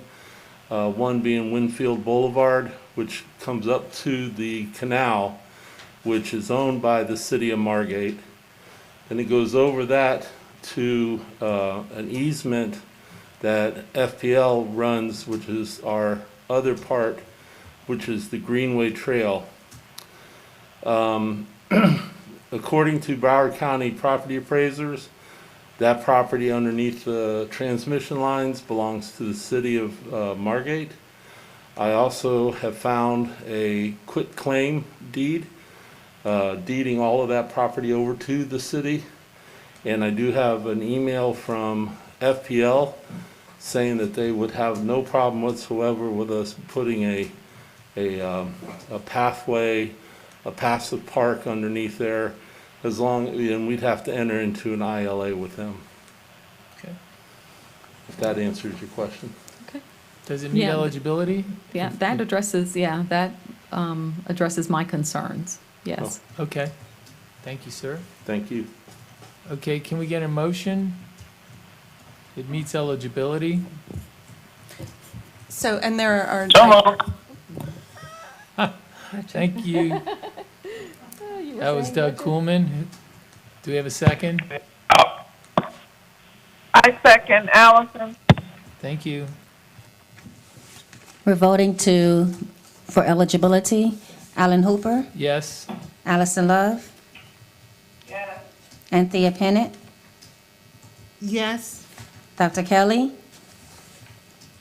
Yes. Doug Coleman. George Cavros, Volume went down. Phil Allen, Yes.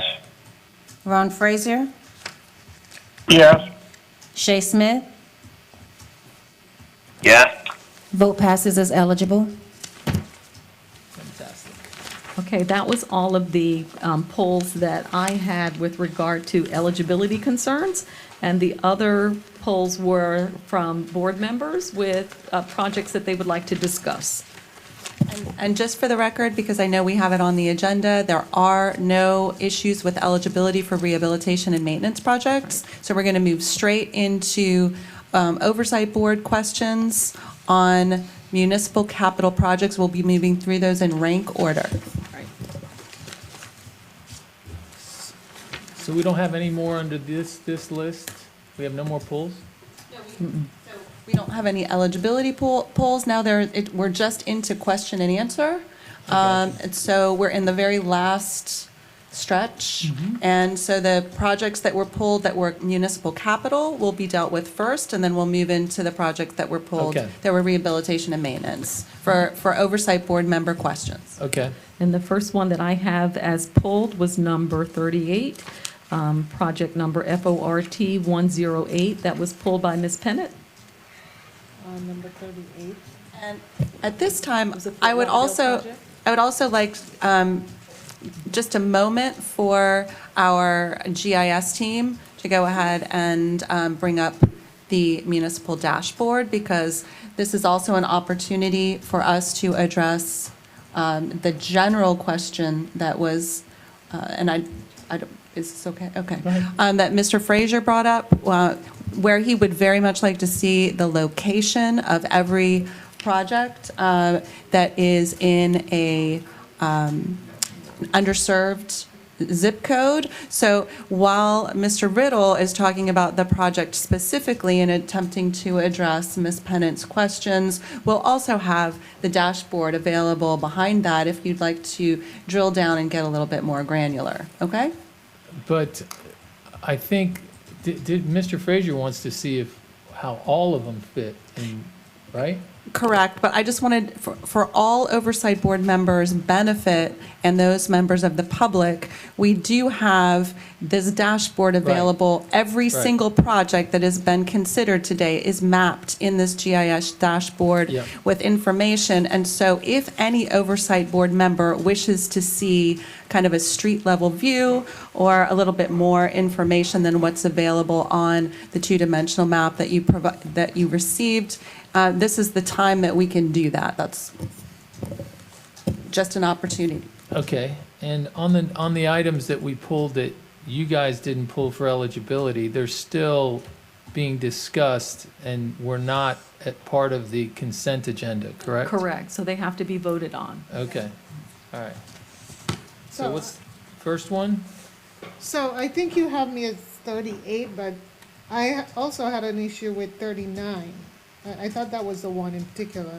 Right, I we were found- just going to take them in order, 38 and then 39 and, Well, okay. for both, I just thought the cost was just too high. I thought the cost I'm planning for a project, that project in particular seemed unusually high. And the same thing for 39.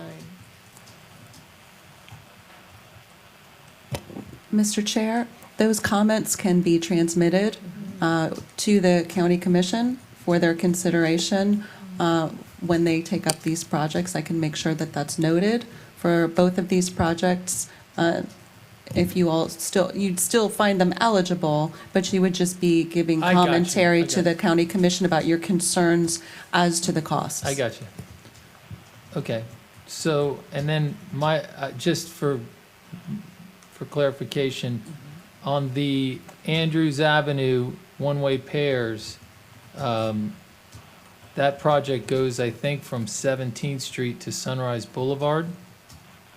And so from a planning perspective, they're looking at one-way pairs, they're looking at multimodal, dedicated transit lanes. There's a lot of scope of work.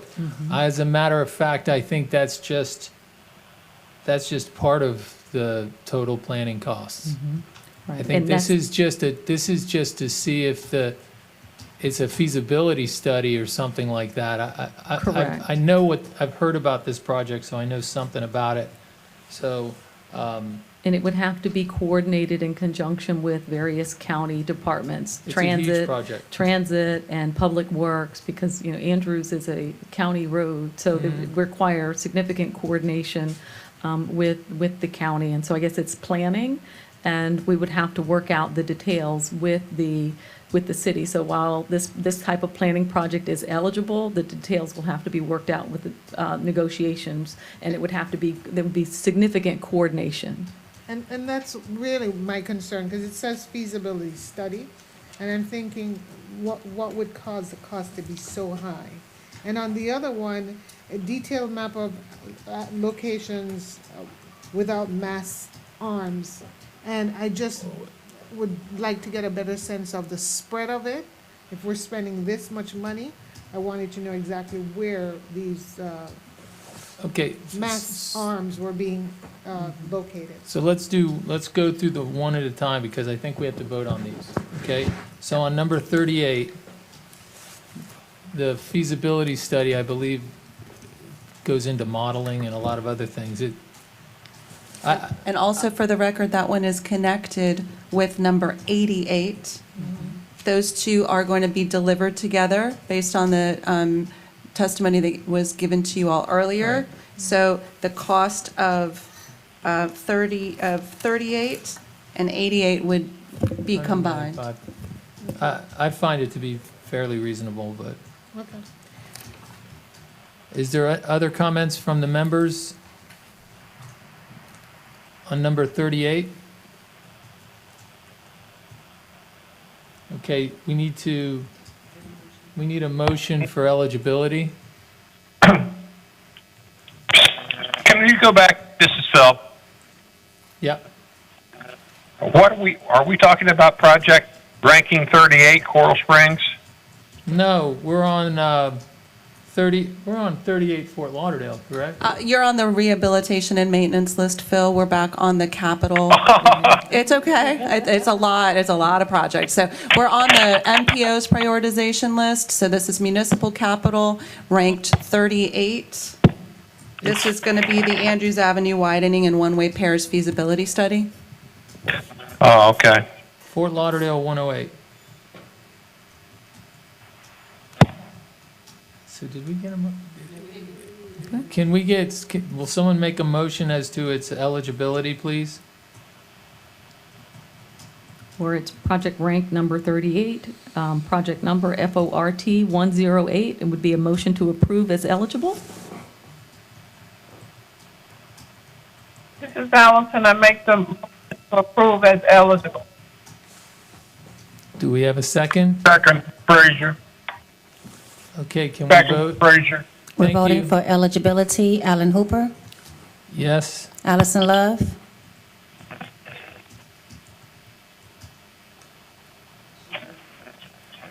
Allison Love,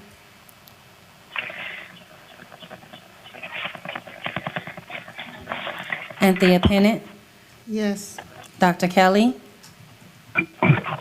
Yes. Doug Coleman,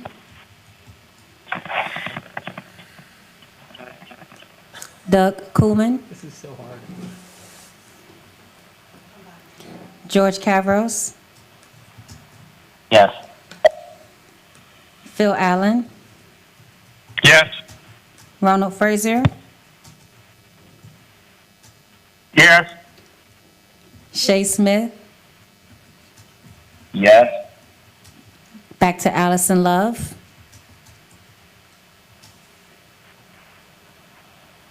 back to Doug Coleman, I might have taken a biology break.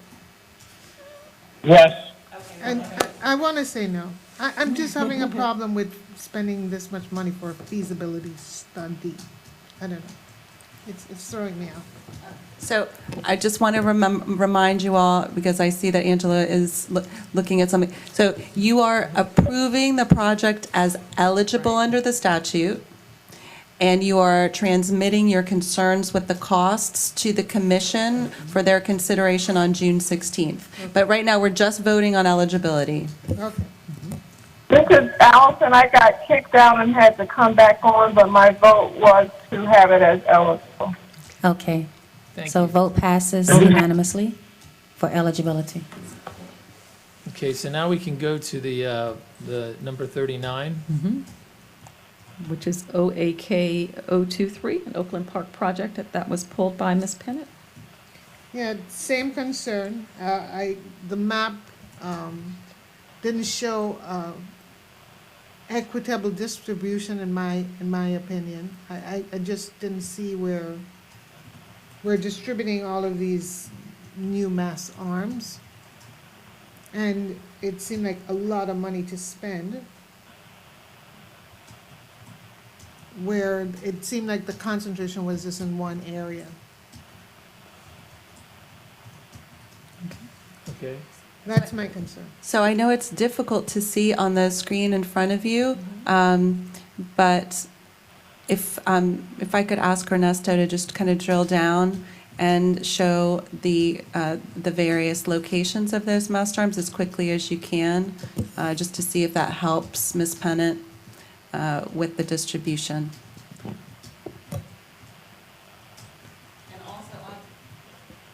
Also, obviously, if anyone from the city of Oakland Park is on the line and you'd like to press pound 2 and assist in describing the geographic distribution of the mast arms that are being requested, please feel free, and you will be unmuted. Okay, are there any other comments from members? Okay, let's. Hello? Yeah. I would, Yes? sorry. This is Casey Graham, Director of Engineering in the City of Oakland Park. I would just like to address the distribution question. The intention of this project is actually to replace all signalized intersections that have existing span wire as opposed to mast arms. And so we've highlighted all of those particular intersections. So in the area of the city that doesn't show any proposed work, that's not that we are excluding those from the work effort. It's just that they either don't have a signal or they're already a mast arm. Okay. Okay.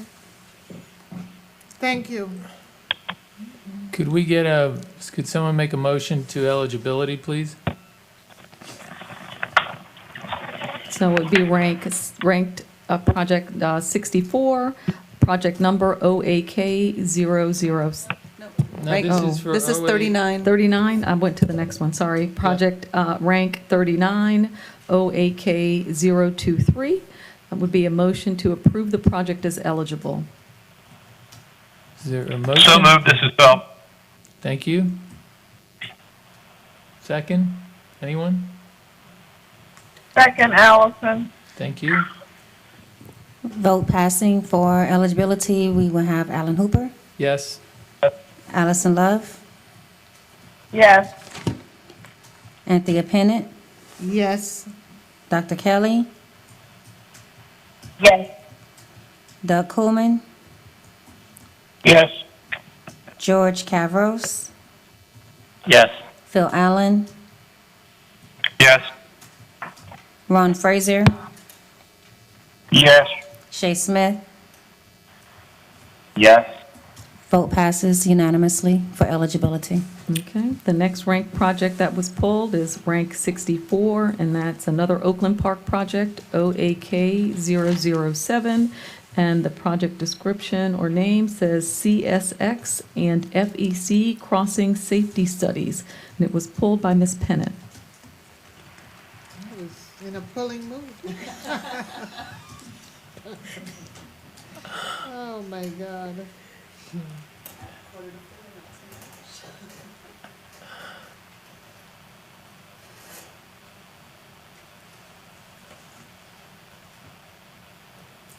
Again, I think I wanted to see the distribution.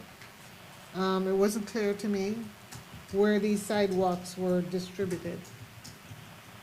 No, it's No. railroad crossing improvements. It's a study But- to install safety improvements at railroad crossings. But it also talks about construction of new sidewalks. No, that's below. Are you looking at 65? No, just 64. Just 64 Oh, okay. was the one that was pulled. Okay, no. So you're good? My question was on 65. Okay, so So- can we get a motion to approve as eligible the project that's ranked 64, and the project name is OAK? No, sorry. Again, it's the studies again. The Oh, cost it's a of these study? Okay. studies just seem exorbitant to me. Exorbitant. The studies was an issue too. Okay. Yeah. So I guess we can forward that comment. Correct. We can forward the comment regarding the cost Cost. to the county So I commission. would know it. Okay. Can someone make a motion to vote on this for its eligibility, please? So it would be number 64 in rank, OAKL007 would be the project, and would be a motion to approve it as eligible. Do we have a motion? So moved, Doug Frazier. Thank you. Second, Thank you. We're voting to approve motion for eligibility. Alan Hooper, Yes. Allison Love, Yes. Anthea Pennant, yes. Dr. Kelly, Yes. Doug Coleman, Yes. George Cavros, Yes. Phil Allen, Yes. Ronald Frazier, Yes. Shay Smith. Yes. Vote passes unanimously for eligibility. Thank you. Okay, the next project pulled was rank 66, and it's Hollywood Project, HOLL038. And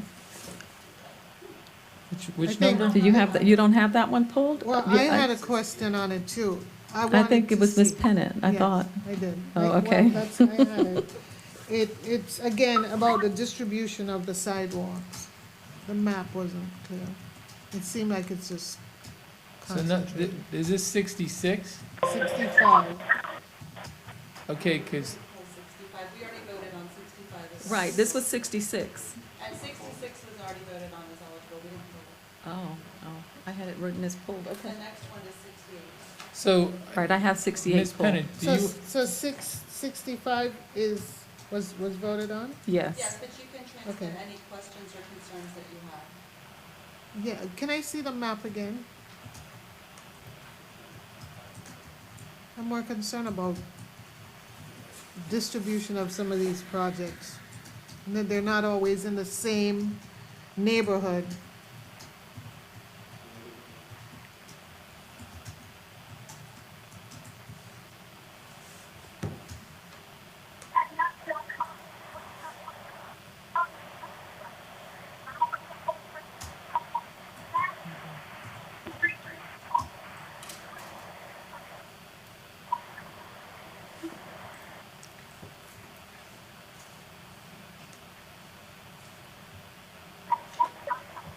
If there's anyone from the city of Coral Springs that would like to speak to this question of distribution, even though I know that this project has already been voted on as eligible, if you could please unmute your line by pressing pound 2 and addressing Ms. Pennant's question.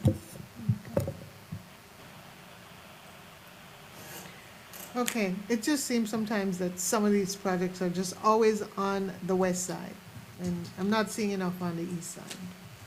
And that's, I guess, my quandary. They're building up sidewalks in an area that I believe is, I haven't seen them. And so that's the thing that I'm always concerned about, that there is equitability. hey, can That's someone mute their phone, please? That was my concern. I wanted to see the map. I don't see it as being equitable, but I guess they know where their sidewalks are not doing so well. You see nothing on the east side. Okay. So we're looking for a motion for eligibility on Coral Springs own, I'm sorry, we already have, never mind. Right. You're good. And you said we voted on 66, which was Hollywood. So the next one I have as one that was pulled for discussion by Ms. Pennant was ranked number 68, and it's LLAK 016. No, I didn't pull everyone. 68? This one is Northwest 50th Avenue improvements, planning, beautification, traffic calming, drainage improvements.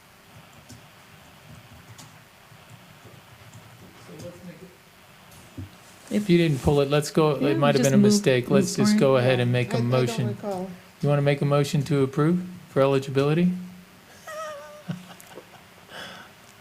Does I'd anybody? like to make a motion that we approve this project for eligibility. Do we have a second? Second, Allison.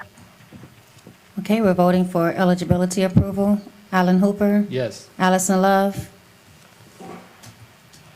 Yes. Anthea Pennant, Yes. Dr. Kelly, Yes. Doug Coleman, Yes. George Cavros, Yes. Phil Allen, Yes. Ronald Frazier,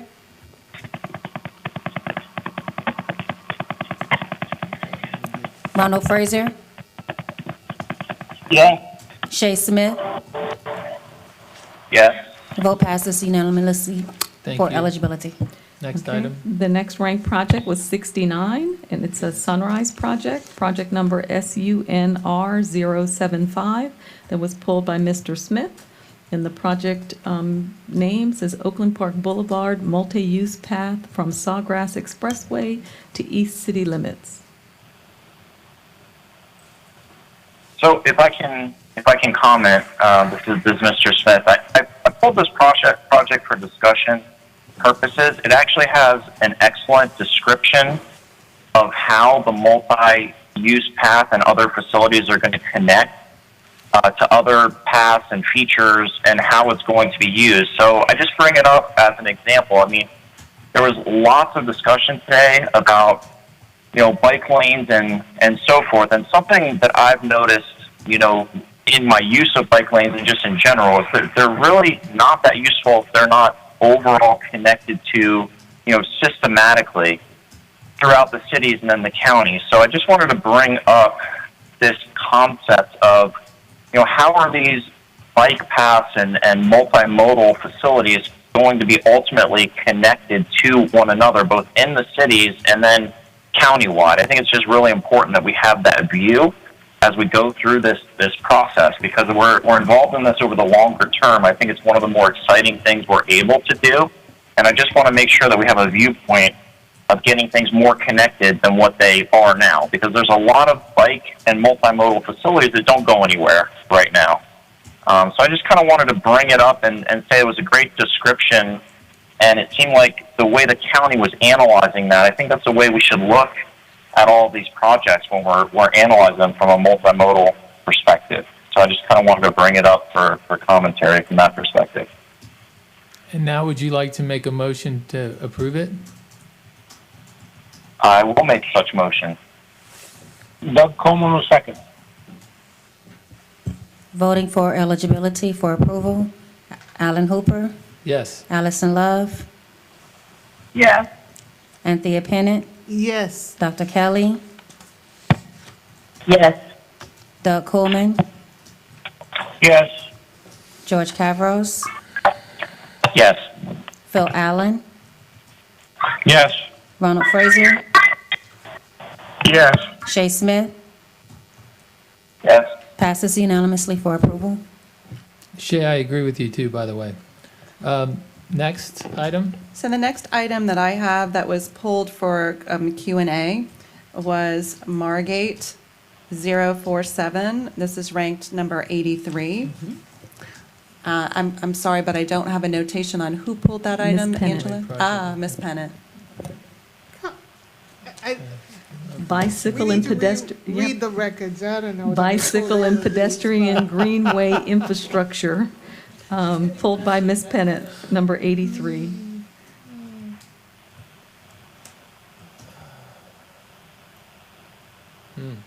I think I had a question with the solar operated call stations and benches and exercise stations. Somehow that didn't seem to jive with our requirements.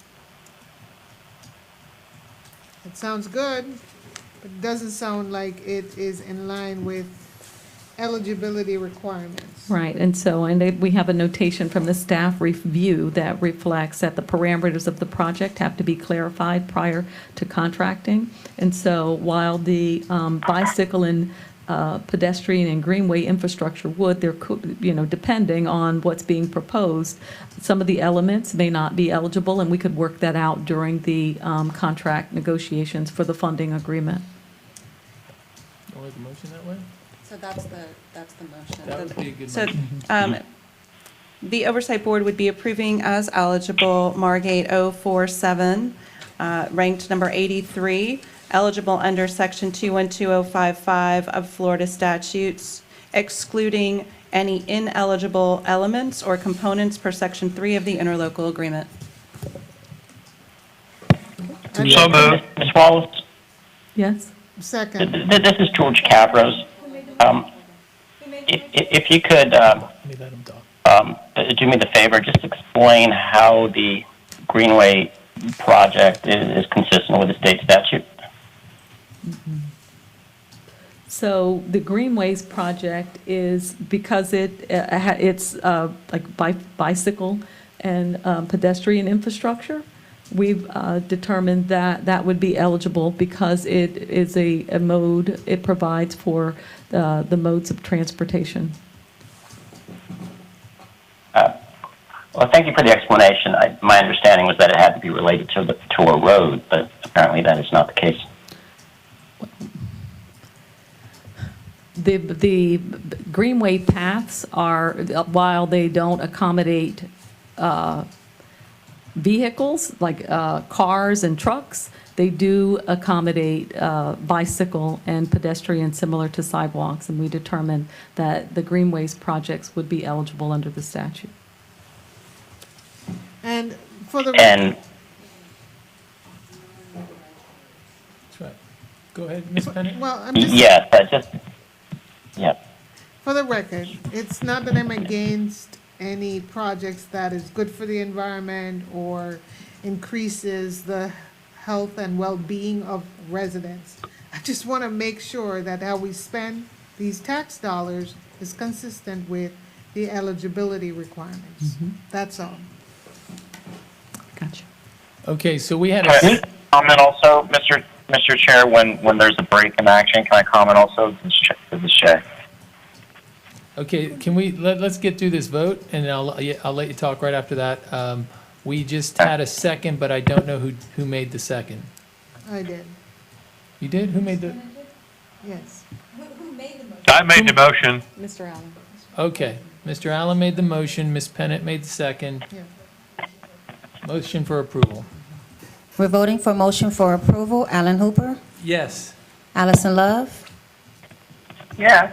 Anthea Pennant, Yes, Dr. Kelly, Yes. Doug Coleman, Yes, but I want to comment after the vote.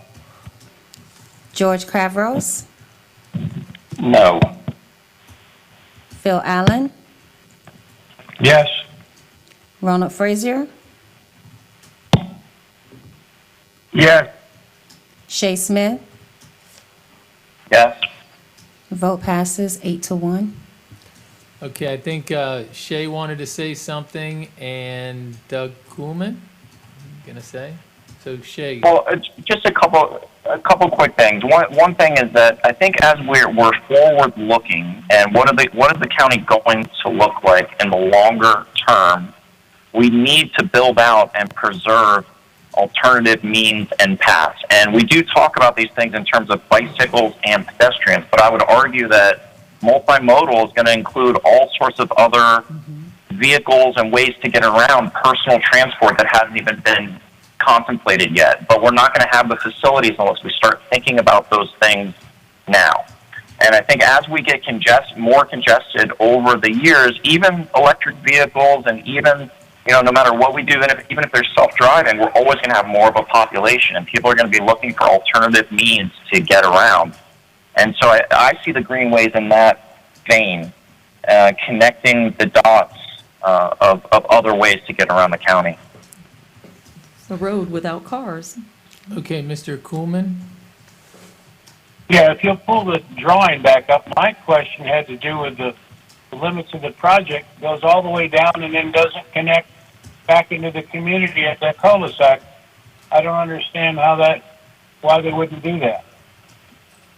Why we wouldn't extend it longer? Well, one of the project notes from the county reflects that the parameters of the project have to be defined prior to contracting, so that's something we're going to have to work out.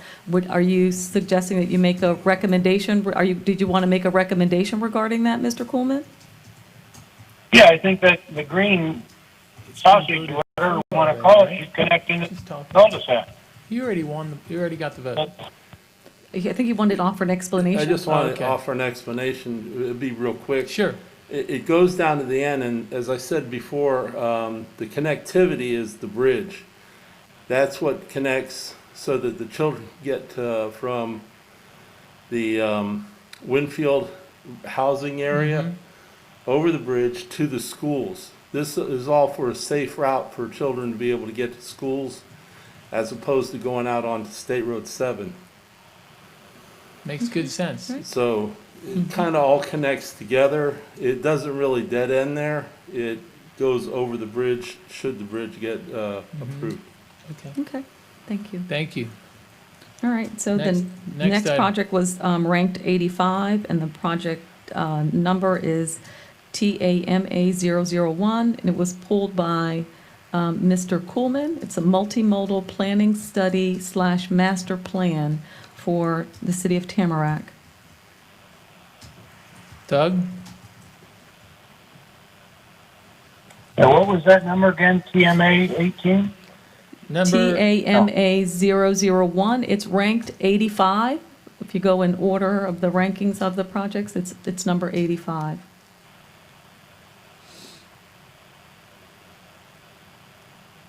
You sent me an explanation. Give me that number again, please.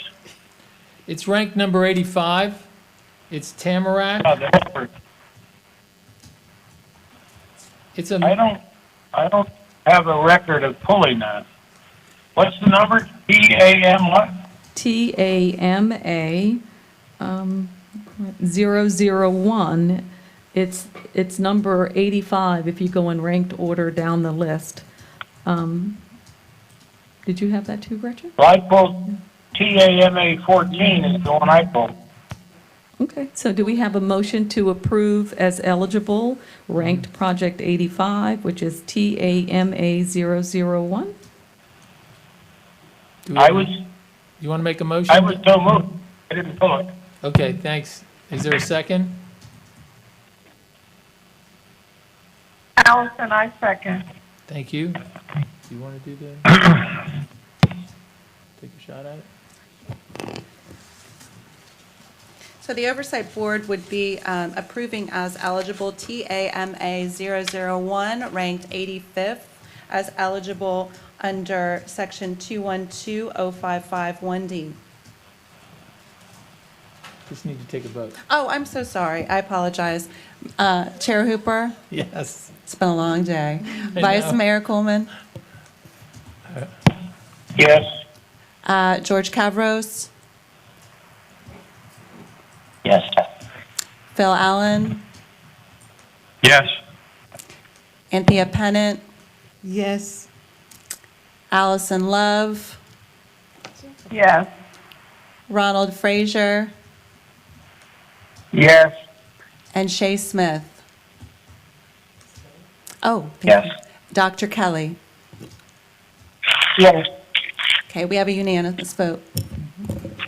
Okay, Okay, the thank next you. ranked project was number 90, project number MIRA 025, pulled by Ms. Pennant, and that is for Pembroke Road bike lanes design. I was curious about distribution on that one. I also thought the cost was a lot.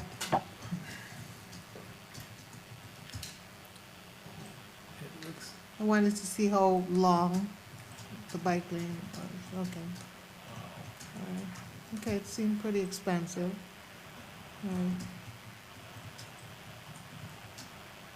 Okay. All right, I'm good. Okay, so do we have a motion to approve project rank number 90, project number MIRA 025 as eligible? I'd like to make a motion that project 90 on the ranking scale is eligible, meets the eligibility requirements. Second, Frazier. Voting for eligibility, Alan Hooper, Yes. Allison Love, Yes. Anthea Pennant, Yes. Dr. Kelly, Yes. Doug Coleman, Yes. George Cavros, Yes, with a comment afterwards. Phil Allen, Yes. Ronald Frazier, Yes. Shay Smith. Yes. Vote passes 8-1. Mr. Cavros? Thank you, Chair. Just a quick comment as we go through these projects. I'm a big fan of bike lanes and greenways, and I think they're critically important in connectivity and also relieving congestion. The statute speaks to roads and bridges, and to suggest to suggest that greenway is can be interpreted as a road or a bridge is is a bit attenuated to me. So I just want to, for the record, say that if we can make somewhat attenuated determinations like that, then I think infrastructure like electric vehicles and maybe being a little less stringent with other forward thinking and infrastructure that improves connectivity. I think it's within the power of this board to do that. That's all. Thank you. Thank you. Next item? Okay. The next one was 91, Sunrise, SUNR 061, pulled by Ms. Pennant. Complete Streets Master Plan Element bike lanes for design. Yes. It's, again, bicycle lanes. I guess I'm having a little challenge with, we're spending so much money on the bike lanes, and I really want to see which segment of the population is benefiting from this. I know not everybody has vehicles, and so I guess my concern all the time is when I see these bike lanes on the west side, I feel like it's more for exercise than it is for transportation. And to the point that was made earlier, the bicycles really aren't the mode of transportation, but in some communities, it really is. It is. And so when I'm seeing that these bike lanes are on the side of a city where I know there are a lot more cars and bikes aren't used with such prevalence, that's bothersome to me. We're spending a lot of money on the west side to provide bike lanes, and on the east side where people ride a lot of bikes, we have no bike lanes, And so that's really my challenge. That's my challenge. Okay. That's my challenge. It doesn't strictly meet eligibility, but yet people are using bikes for transportation, but more on the east side, not on the west side. And so we're chunking off, large portions of these dollars to provide exercise bikes for people and not so much transportation. That's what it feels like. Right, so these are for bike lanes that are actually on the roadway, and so the bike lanes are eligible, but we'll make the point to the municipalities and to the board that you're recommending that there be more bike lanes implemented east, rather, in addition to the ones that are being recommended on the west side of the county. Is that correct? Yes, that's Okay. my sentiment. Okay, for sure. so do we have a motion to approve as, sorry, Mr. I'd Allen? like to make a comment. Yes. I'd like to make a comment. This is Doug. I think we have made a lot of effort for more bike lanes on the east. And the reason we had to do it is we didn't have them. And we're making a lot of headway in getting more bike lanes on the east and going into extremes in that effect. So even though we're now putting them out west, I think that's a good thing. And we're having to retrofit the east. And we've done a lot of work in that area. So I'm not that much of a biker, but I do know that there's a lot of effort, certainly in the city of Fort Lauderdale, for improving our image as a bike city, making it more safe. So I think we're at least getting ahead of the game out west. We're so far behind in the east, we're having to play catch-up. That's my only comment. Okay, thank you. That was Mr. Coolman. Now, you need to make a motion on A this one? motion on the project that's ranked number 91, project Can we number get a motion SUNR 061 eligibility? as eligible. Doug Coleman, I'll move. Alan, second. Okay, Allison Love, second. Voting for eligibility of item number 91, Alan Hooper, Yes. Allison Love,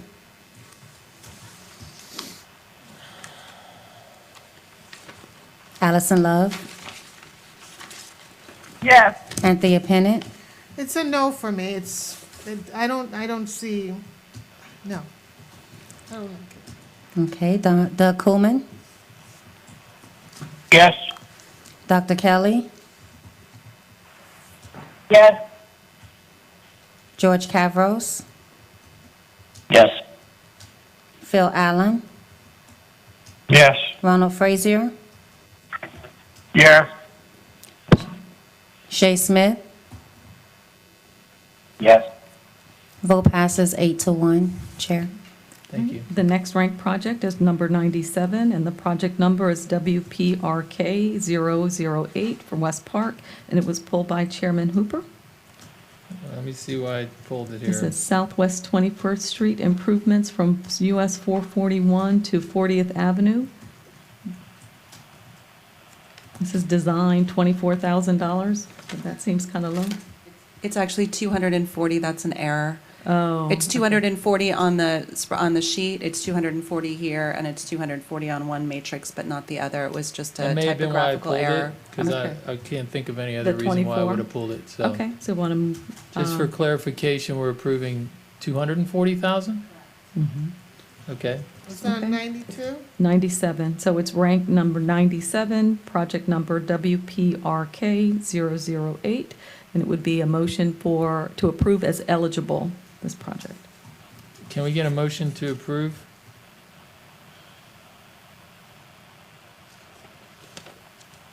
So moved. One of us move, one of us second. Okay, thanks. All right, I'll second. Voting to approve item number 90, ranking number 97, Alan Hooper, Yes. Allison Love, Yes. Anthea Pennant, Yes. Dr. Kelly, Yes. Doug Coolman, Yes. George Cavros, Yes. Phil Allen,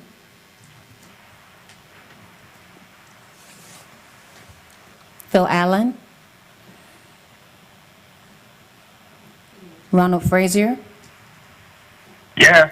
Shay Smith, Yes. and back to Phil Allen.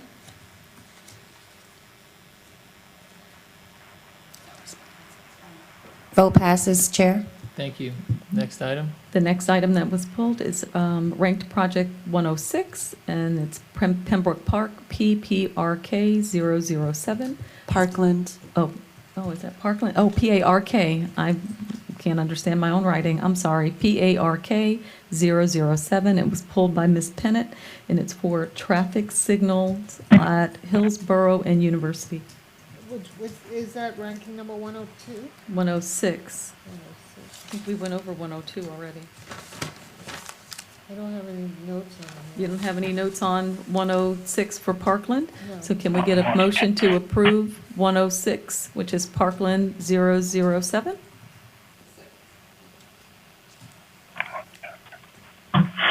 Can we get a motion to approve? Coleman, so Okay, thanks, Doug. Hold on a second here. Second, Philip.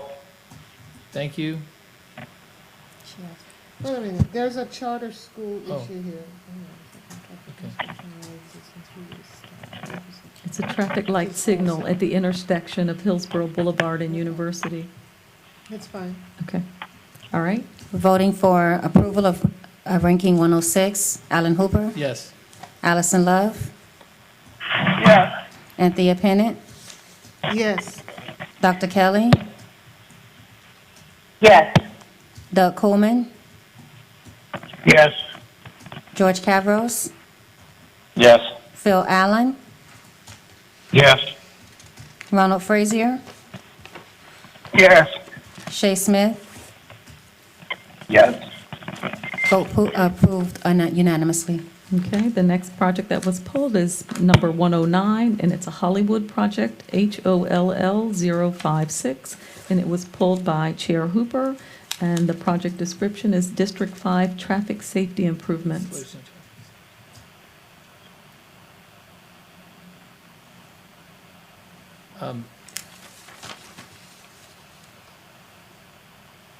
Can we see? Yeah, I think that's probably why I'm. Andrew, could we ask you to please bring up the summary sheet? It's ranked 109, Hollywood.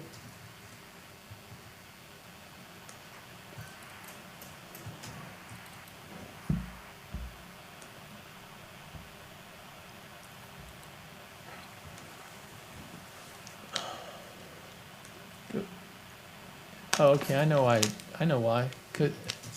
Well, there was no map there, and so I didn't understand what I was looking at.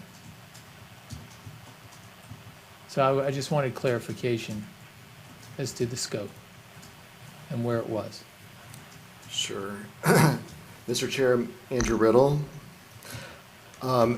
So it is depicted on this map here, and generally, this is District 5 within the city of Hollywood, and it includes Buchanan Street from North 67th Avenue to North 72nd Avenue, and Allen Drive from MacArthur Parkway to North 74th Avenue, and Allen Drive from MacArthur Parkway to North 74th Avenue and 64th Avenue between Taft and Johnson Street. Okay. It's a design estimate in this District 5. So seeing no map, and then I assume that we didn't have all the information. Right. So if we're going to do a design, if we're going to get a bid on a design and we don't have all the information, that's why I pulled it. I understand. It was just backup information that Okay. We had. Okay, so we had all that to make our decision. Correct? Correct. The Staff county- had it, yeah. It was part of the Okay, backup okay. information. All right. Can we get a motion to approve it? So moved. Pullman. Second. Anthea. Voting for approval of ranking 109, Alan Hooper, Yes. Allison Love, Yes. Anthea Pennant, Yes. Dr. Kelly, Yes. Doug Coleman, Yes. George Cavros, Yes. Phil Allen, Yes. Ronald Frazier, Yes. Shay Smith. Yes. Vote passes unanimously. Okay, the So- last one that was a pull, Oh, there was another Sorry. pull? 110 was pulled by Mr. Hooper. And same thing, it didn't have a map, correct? I think so. It didn't show a map, so, It's TAMA 021 citywide crosswalk installations was pulled. yeah, it didn't show I believe that's what it was.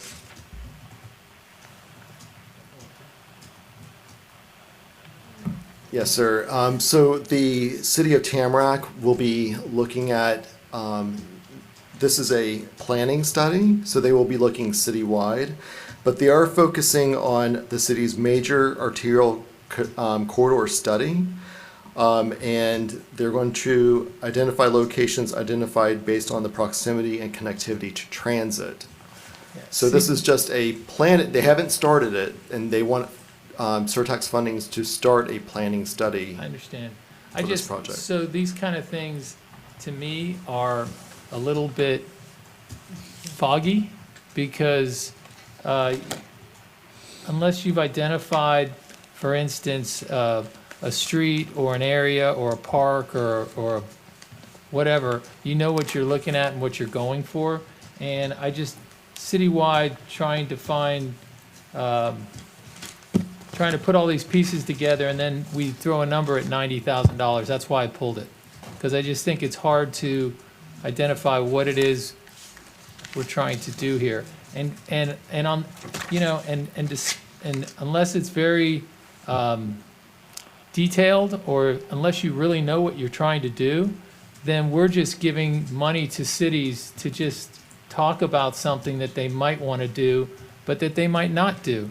And that's $100,000, that's $90,000, you know? So that's why I pulled it, because I just think that I almost think that the cities should come up with at least the conceptual plan and then come to us for design money. Because it's almost like we don't really know what we're getting or what we're doing. We're just talking about doing the right things, but we don't really have an idea. So that's why I pulled it. And that's how I feel about some of the feasibility studies. We're spending a lot of money, and at the end, we don't know what we're gonna get. And so I think some onus needs to be on the cities. I mean, if you feel you wanna make some changes, you should at least do the groundwork and then come back to us with something solid. We've done our homework, and this is what needs to be done, and this is how we are proposing it be funded. No, I don't agree. think we should be spending a lot of these agree. dollars on feasibility When you come studies. back and say, I'm looking at something to implement citywide, it's hard. It's hard to figure out what you're going to actually draw on a plan until, anyway, okay. So. So we that can be included in the recommendations going forward for future, project cycles, that, to make sure, to ensure that, the project description and documentation are fully developed so that the oversight board is informed when making its decisions. Because a lot of these, some of the projects that were higher ranked had a little more documentation, but some of the others that are included in this list that are for planning and design, are lacking. So you can provide that direction regarding what you'd like to see, and that can be conveyed to, county staff for purposes of the rehab and maintenance projects and to the MPO for purposes of the capital projects. And I would ask, like, for instance, I'm just using Tamarack as an example. If you're going to want to do crosswalks and a bicycle pedestrian infrastructure plan, pick the streets you're going to do it on, okay? All right, we're doing it citywide, and we know we want the bikes to be on commercial, on, I don't know what streets go through the city, but 441, 31, 31st. And so you've at least come up with a concept in your mind as to where your scope is going to go, and then it might grow a little bit after that, but this seems kind of citywide just seems a little bit. And there needs to be greater equity, because a lot of these projects are just on one side of the cities, and on the other side, it continues to be, when you drive on the east side of most of these cities, the roads are bad, the sidewalks are bad, yet most of these developments are flushed on the west side. That is a problem. That is a problem. Mr. Chairman? Who was that? Mr. Allen. Ms. Phil? Yes, Phil? Just when the planning money is free from a city's perspective or even from the county's perspective, politically sometimes it's easier to hire a consultant to give you a planning study relative to a constituent's complaint. So down the road, we may want to consider some recommendation that says you go out and spend your planning money and then come to us for design money. Mr. Chair? Yes. Doug Pullman. I want to echo Phil. In fact, I think because we're setting some precedents here, I'd like to make a motion that this be rejected and sent back for more information.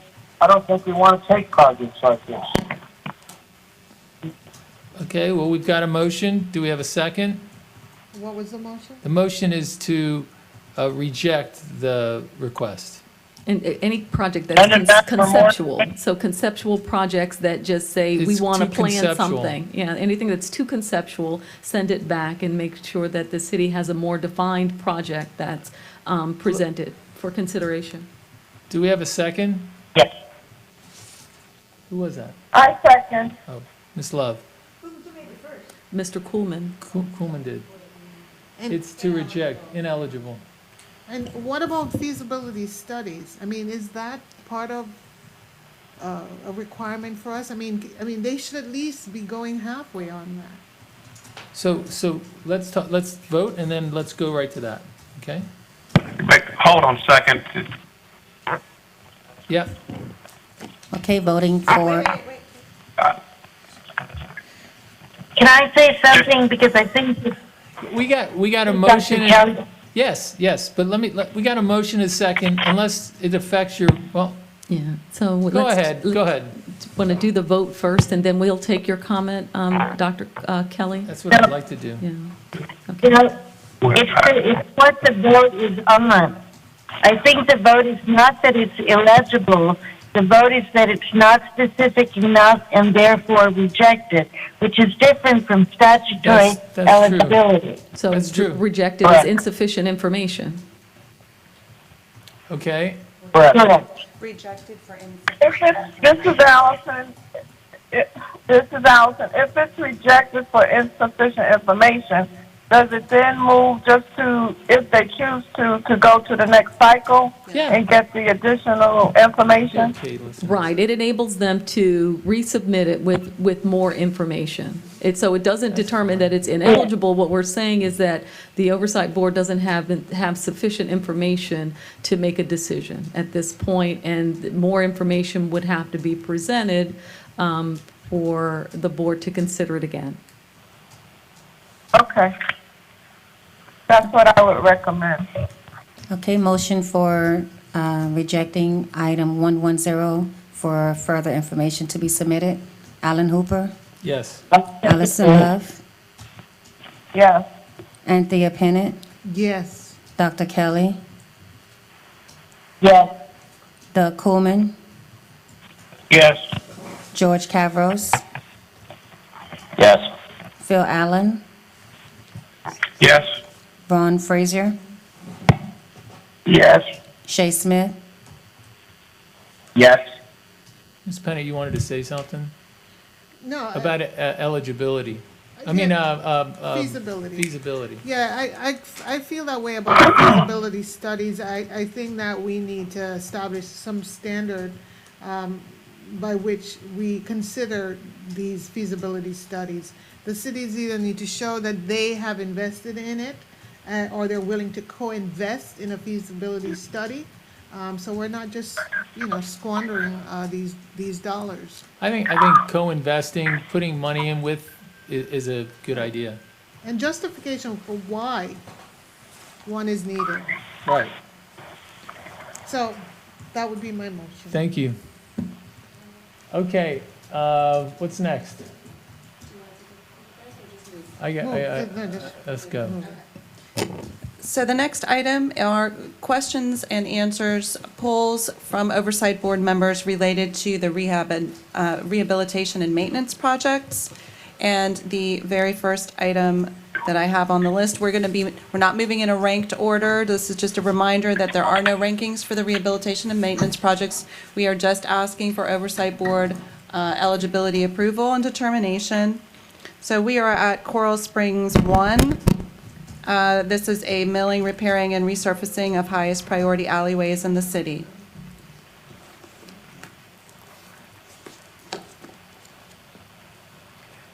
If there's anyone from the city of Coral Springs on the line, now would be the time for you to hit #2 to be unmuted.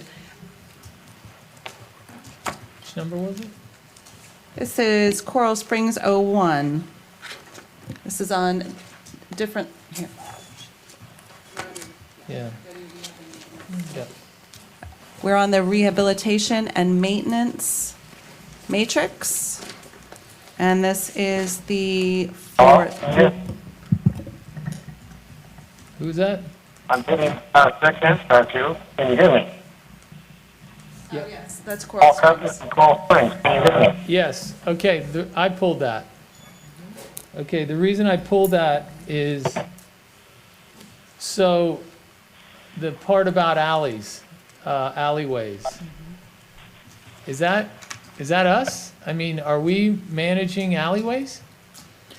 So alleys are not primary roads, they're secondary roads, but they are considered roads.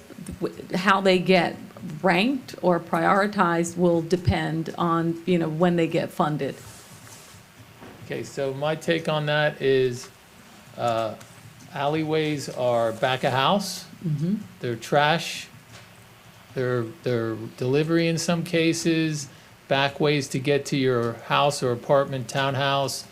To me, I don't know. So you consider them That- more like a long driveway rather than a roadway? I'm just wondering if that was my question. That's what drove my thought was, now we're getting into alleyways, and I just don't see them as being like a thoroughfare or anything, or trying to, I don't see how are you running traffic through it? Are you motivating bicycles to go down them? Are pedestrians cutting through alleyways? I just don't see how that plays out into the overall program of the Surtax. I understand. So that's, Mr. Go ahead. so whoever's from Coral Springs, I'm waiting to see if I can speak. go ahead. Hello? Yeah, I'm hoping you can hear me. I can't tell, but these alleys are all behind commercial areas, and so they're not connected to homes at all. They're connected to behind businesses. Are they public all of right-of-way? Absolutely, they're city owned and they're public right of way, and they are eligible based on the surtax. They don't receive the number of points that regular arterials or collector roadways receive in the evaluation, but they are eligible. And these R&M projects are primarily based on need, but there are some downgrades to the types of roads that you're actually improving. But the alleyways are all city owned. They're city roadways. We maintain them. Thank you. And these are, I think they've been demonstrated the need by the studies that we provided in the, on the supplemental material. So anyway, they are eligible. They don't rank as well as some of the higher level streets, but they are eligible projects from the way we understand it. Okay. So, His name is Paul Carpenter, and I just want to, for the purposes of transmittal to the county commission with respect to this project, it was already deemed eligible, but I just want to make sure that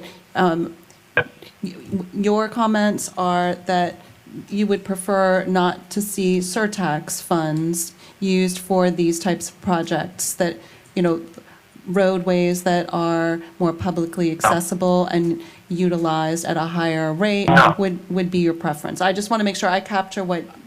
I didn't know they were eligible. No. I did not say that. No. We're not saying, I'm sorry, Paul, she's asking me. Okay, right? You were asking me. Correct. We did? So all of the projects on the R&M were taken up as eligible, I believe. Angela, please. Right, when we did the motion earlier. Right. And so these were pulled for discussion. Question and answer, yes. Yeah. So this already went through on consent, so the issue is now what types of comments the chair would like to have sent to the Board of County Commissioners. Okay, well, honestly, I can see developers or owners of commercial properties or malls taking alleys and converting them to private property, but I do not see how an alleyway benefits a transit or transportation program that's receiving a penny of the sales tax from the citizens of Broward County. So I do not believe that it meets that requirement, but that's just my opinion, and you can let the county commission know that. Comment? Okay. Do any other members have any? Yes. Alan, I would agree with you 100%. Pullman. Thank you, Doug. Okay, do we want to go to the next item? We're not voting on these, are we? We're just, these are for discussion. Okay, let's go to the next item. So then, do we? These are discussions, but you're going to send those comments to the commission, right? That's right. Correct. That's right, Doug. Correct. The purpose of this exercise is to understand the recommendations that the Oversight Board members want to relay to the County Commission and to county staff and MPO for purposes of future projects. Okay. So the next projects that I had pulled were City of Fort Lauderdale, 1, 2, 3, and 5. I believe those were all pulled by Chair Hooper. No, they weren't. I think Ms. Pennant pulled them. Don't Ms. blame it Bennett. all on me. So Fort Lauderdale, 1, 2, 3, I wouldn't have and pulled 5 were pulled. Oh. But I don't know. Oh, yes, I had, let me see. There, which okay. page are you on? So There the- were some projects that I had an issue with. You There's can- one in Fort Lauderdale, the BC Fort Lauderdale, I don't know. There you go. So those are up on your screen, if you'd like to look on the screen too, in front of you, on your television screen. Yeah. Right there. And that wasn't one of them. They were, I don't know how you ID the projects. Yes, that was one of them. It seemed like these were all like private roads. They weren't off any main thoroughfare. And I'm getting the sense that they're in private communities. I don't know how these are helping the flow of traffic. Because they basically look like peninsula, for lack of a better word. To just, and then what? How is that helping connectivity and flow of traffic? I don't see it. So if there's anyone from the City of Fort Lauderdale that's on the line, if you could please hit #2. To repeat the question, we're looking for some clarification of how projects 1, 2, 3, and 5 are creating a public benefit and improving flows of traffic. Hello, everyone. Good afternoon. Jill, this is Karen Warfel with the City of Fort Lauderdale. I can address the first concern. These are all public right-of-way. There are no private roads or private communities proposed here. Right, but I just don't see where it is helping traffic flow. Can you explain how these dead-end streets are helping Sure. traffic flow? I'll defer to Gretchen. However, I think that it's a repair and maintenance thing, and in terms of the Los Olas ones that you were just looking at previously, those roads need to be improved according to the standards and the inspections. If you can put back up the seawall project, that impacts travel. It impacts a emergency evacuation route because of the number of times that it's overtopped currently by high tides. So that one very much so impacts the general public. It impacts emergency response. It impacts people driving, biking, and walking down Los Olas particularly. Okay. Mr. Chair and Athena, this is what I brought up earlier. Apparently, these projects do not have to reduce congestion or improve connectivity because they're maintenance, etc. So I hear what you're saying, but we can't, they don't have to meet that criteria. Right, I well, understand. it needs to meet that 3 million criteria, and right now it's $395,860 over the 3 million minimum. So Karen. Yes, and we're aware of that, and we will contribute the remaining funds.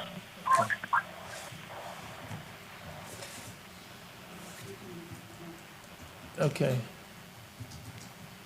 So do we want to address all of those? If I could also add, specifically with the bridge and the seawall, these were part of an overall master plan and identified as priorities. So they weren't just chosen randomly. Right, and I guess for me, when I'm looking at the map, and maybe I'm looking in the wrong area, and these projects, they're not numbered, but the addresses seem very similar.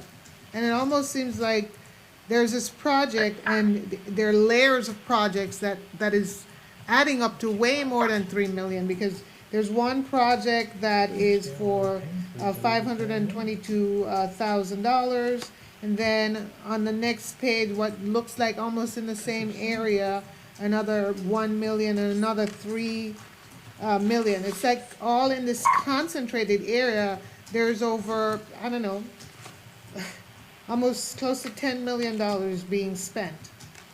I have a problem with that. And none of it is east of the railroad track. They are fund-driven projects.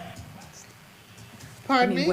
However, this is a critical, they are separate projects. One is a seawall, one's asphalt. They're not associated with each other. However, in terms of critical infrastructure for evacuations and roadways that are impacted by sea level rise, Las Olas is our #1 priority. So that's why there is quite a bit happening in that area. West of the railroad track, ask her. Well, again, it just seemed, let me be clear. My issues with some of these projects, it just seemed like in wealthy communities, in wealthy neighborhoods, that's where the money is being spent. And in the poorer communities, I just don't see enough projects and enough spending going on. And many of those roads are in dilapidated conditions. So we keep fixing the areas that are already doing pretty good. And the fact is, it's not just their tax dollars that is being collected through the penny tax. So I want to see more money being spent in some of those communities that the roads are really, really in desperate conditions, not in communities where there are yachts parked up behind some of these homes. It doesn't seem equitable to me, and I'm telling you, we need to revisit that equity question, because when you start with a bad narrative from day one, and if the measure is bad, then everything you measure after that becomes bad. We need to revisit this equity question. Something is wrong with it.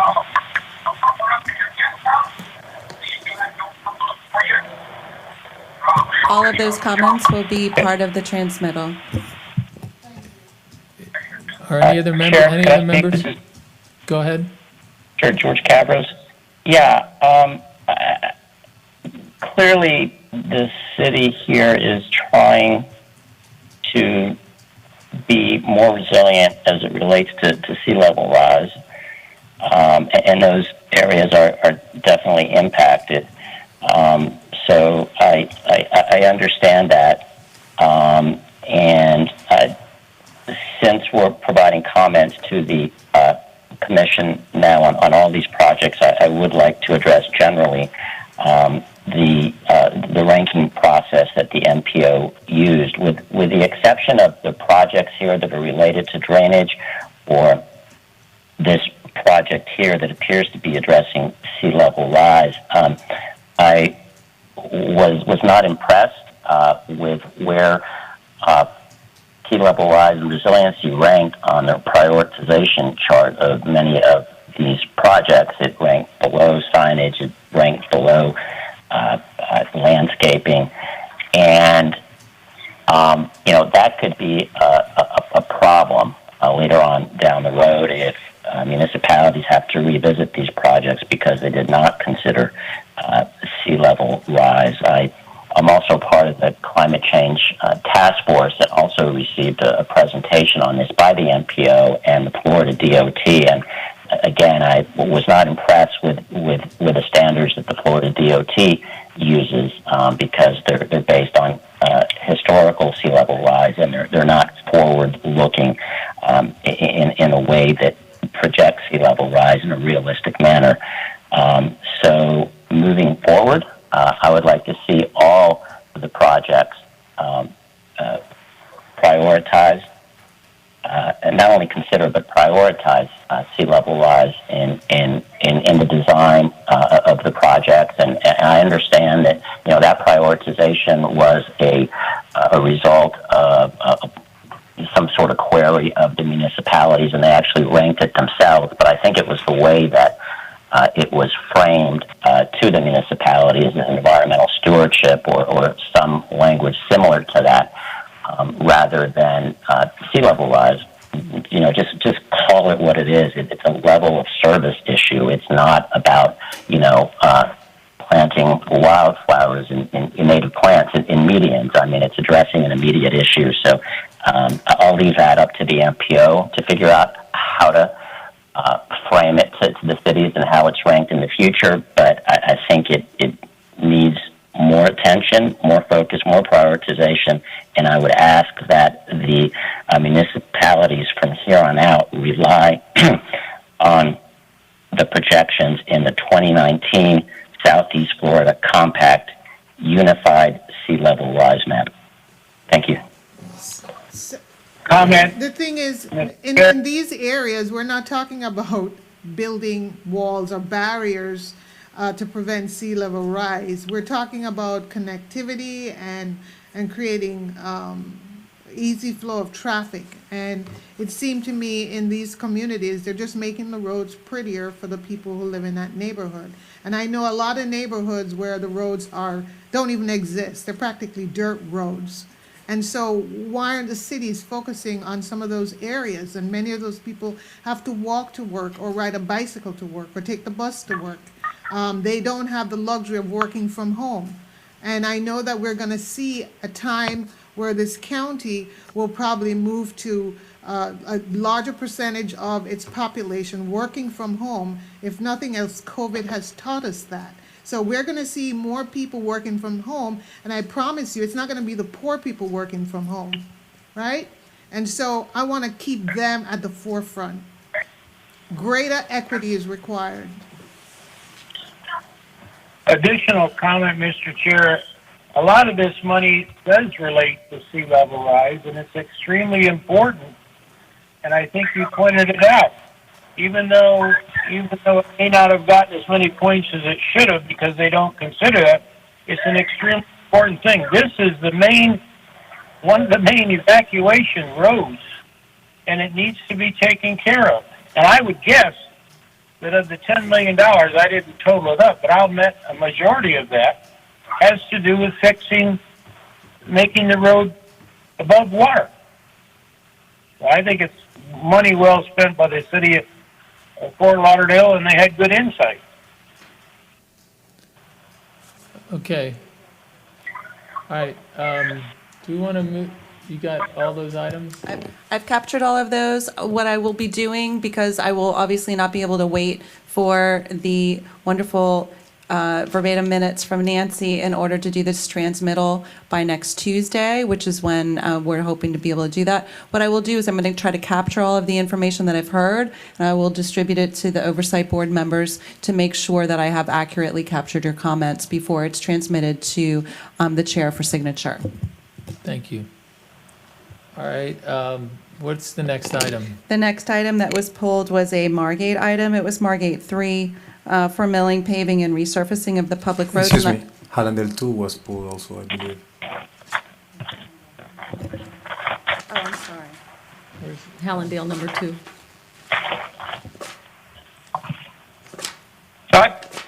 This is Feld. I pulled that one. You're absolutely right. I apologize. It was my concern or issue, just for discussion, is in one of the comment sections it says 90% of the funds requested are for new paver crosswalks. Are these pavers that qualify under eligibility? No, they are not. And so these motions were approved with the caveat that that the projects while these types of projects are eligible, they exclude the eligibility, the items that are delineated in the interlocal agreement that indicates that they're not eligible. So brick pavers and headers and things of that nature are listed as ineligible in the interlocal agreement, and we will address those elements when we negotiate the contracts with the municipality. Okay. Okay, what's the next one? The next one is the Margate 3. And I'm sorry, I don't have notes on who pulled that one. Margate, Angela, do you which know? one? It's Margate 3. This is for milling, paving, and resurfacing of public me. roads. Okay. Again, there's no map provided. But I guess these repair and maintenance things are different than the others, so I don't know. I believe we do have some So we're gonna give them locations. $1,053,000, but I don't know where that $1,053,000 is going, and We will, unless there's an attachment that I didn't see. And so I'll tell you right now, I got like 5 of those in this, maybe 6. And it's just because I didn't have the information of a map and I didn't know where the location of the work was being done. And then you have a number and we're approving something and I don't even know where it is. No, I just want to see the map. I want to see where this is located.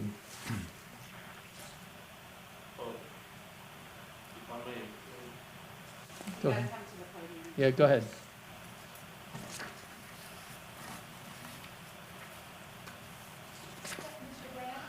I mean, you know. No, I'm Mark Collins, City of Margate.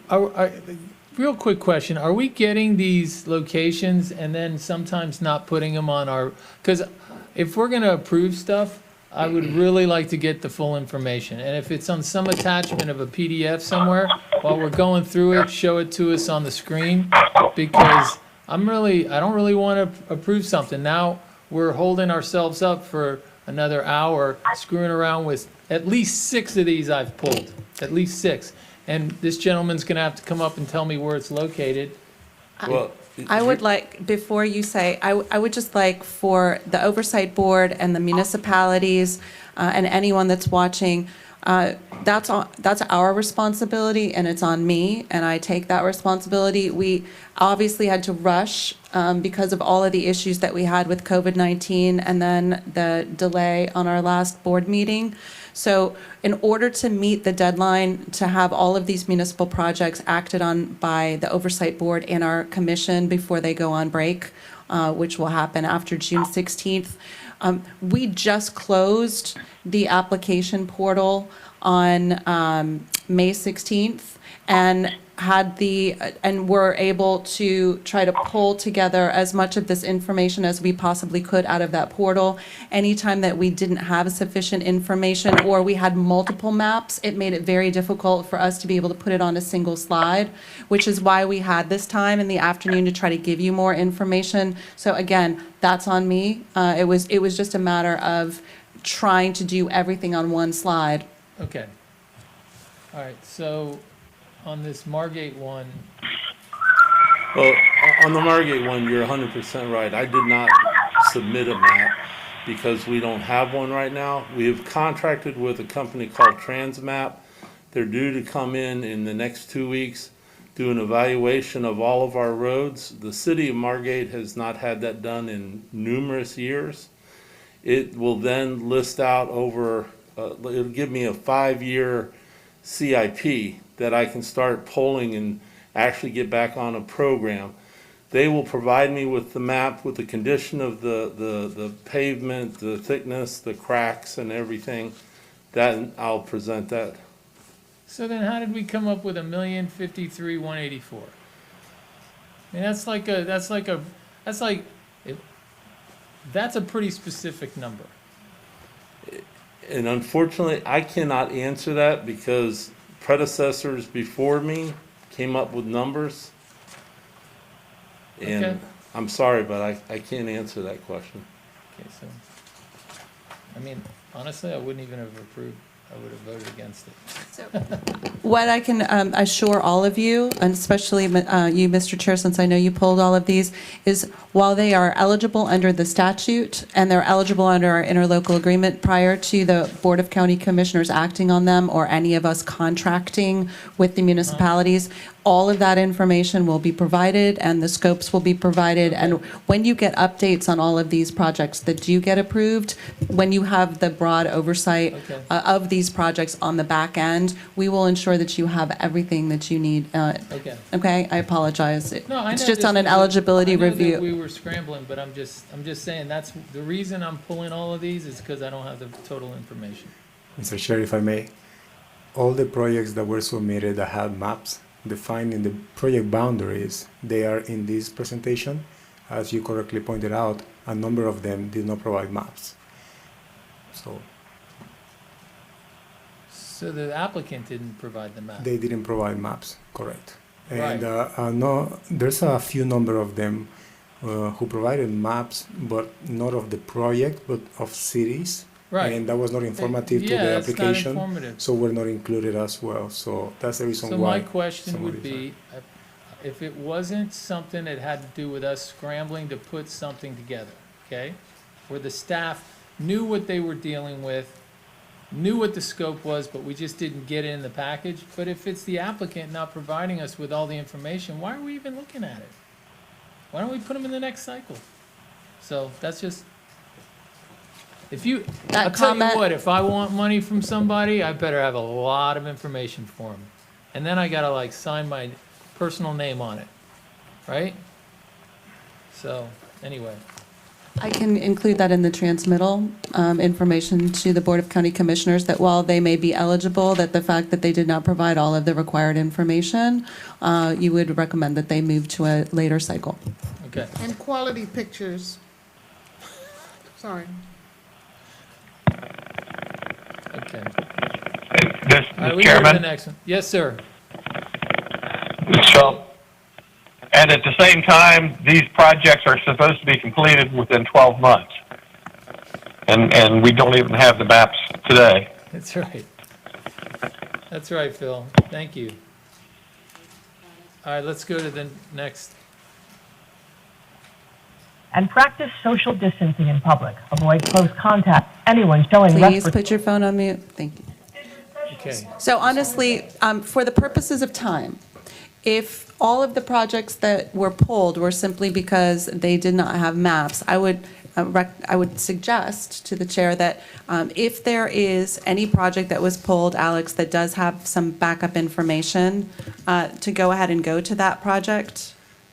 So the last This ones is that we the- have are Oakland Park number 3, and then Wilton Manors 1, 2, and 3. Are they only? Wilton Manors didn't provide maps. Okay, And, did Oakland Park? Oakland Park 3 provided some maps. So that was all Can you of them. show the Oakland Park maps, just so that the chair has an opportunity to see those?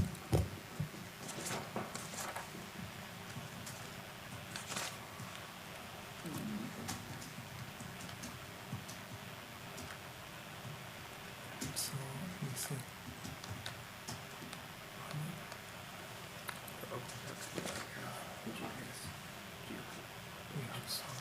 In Congress and funding for Oakland Park 3.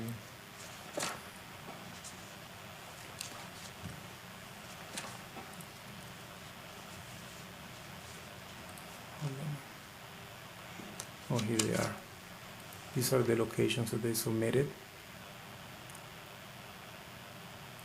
But there Okay. are multiple locations and there's other information as well. Okay. Okay, well, I mean, if you had something to analyze it to determine the scope, I'm okay. But, Yeah, the only reason, like I said, that I did not include it is because I couldn't see clear boundaries and I didn't want to do. okay. Okay.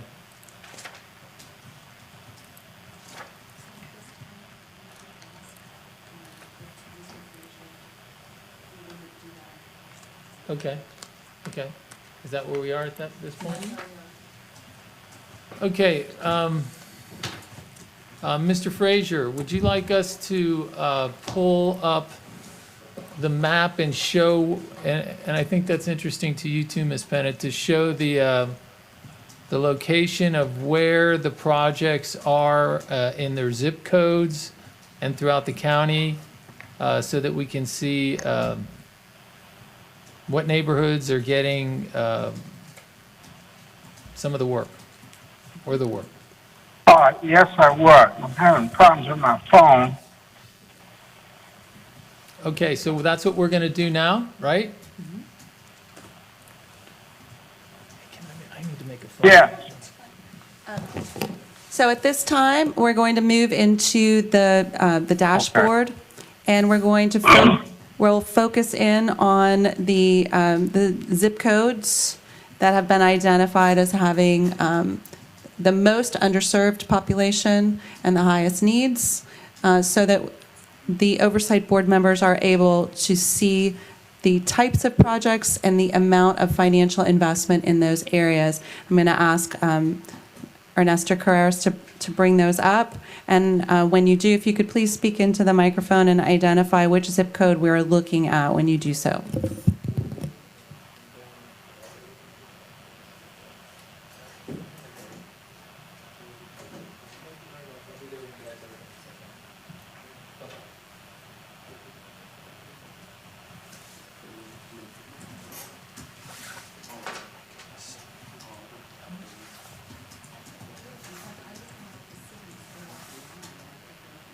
Yeah.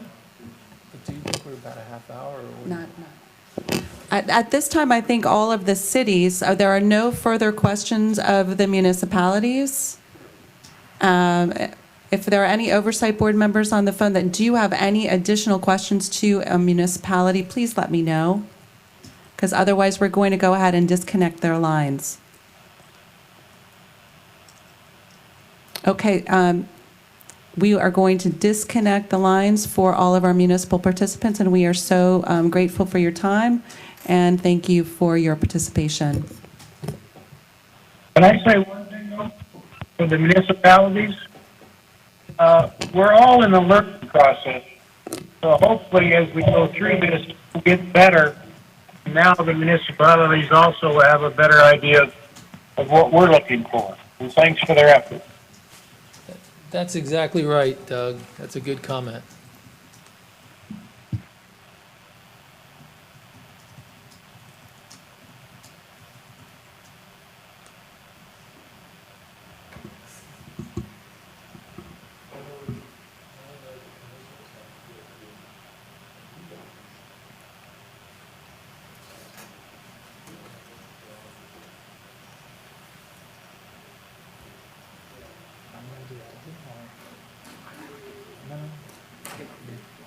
You want me to do it?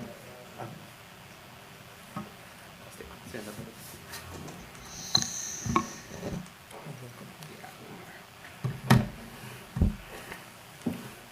I can't hear anything. No problem. We're still setting up the dashboard. We apologize, so we're just about to get started. Good afternoon. Would we be better switching from the live over to the exhibits? Look at these? No, actually, the only way you'll be able to see this is through the live, because we aren't able, the dashboard is so enormous, it's a GIS database, so we aren't actually able to send it to you. So this is the only way you're going to be able to see this part of the presentation. Make sure you stay on live. Thank you. Good afternoon. My name is Nicholas Sofel. I'm the planning section supervisor for the mobility planning section funded through Surtax, and we do have some information prepared by zip code to share with you. We conducted an analysis of the poverty by zip code by the Census Bureau American Community Survey.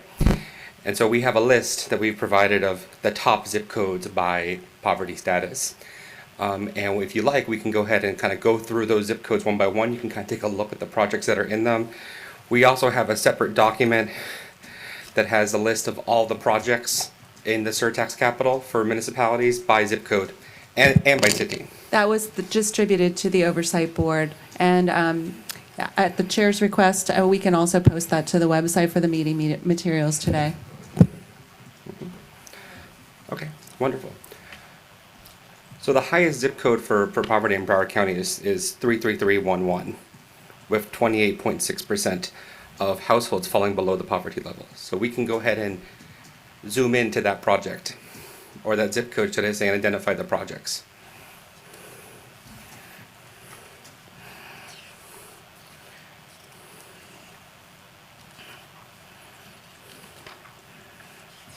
Let me go to that zip code.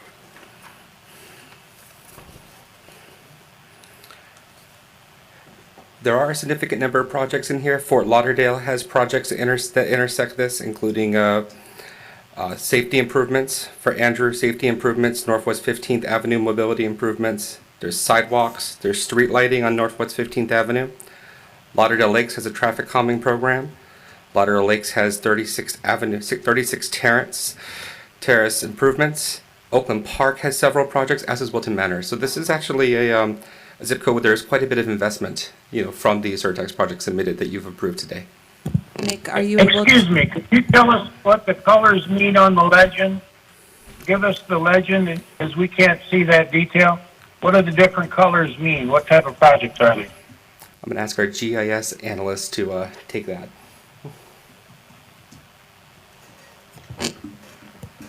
Well, actually, Nick, you were actually sharing with the Oversight Board what those types of projects were. So the various colors mean drainage, lighting, sidewalks, Correct. traffic calming.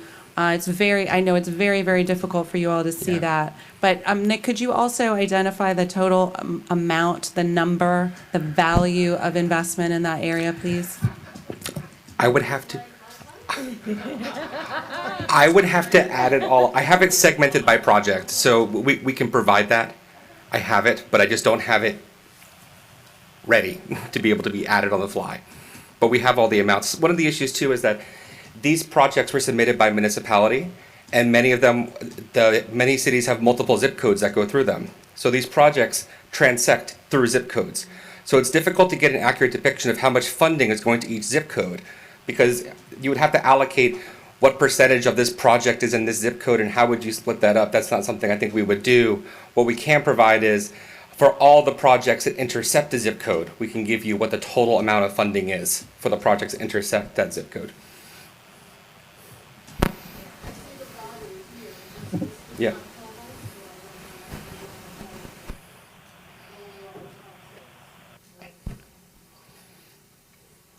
We can certainly provide that.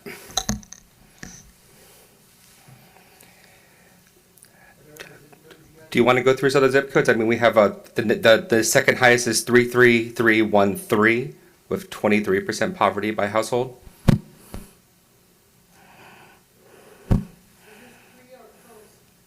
Is this pre or post COVID?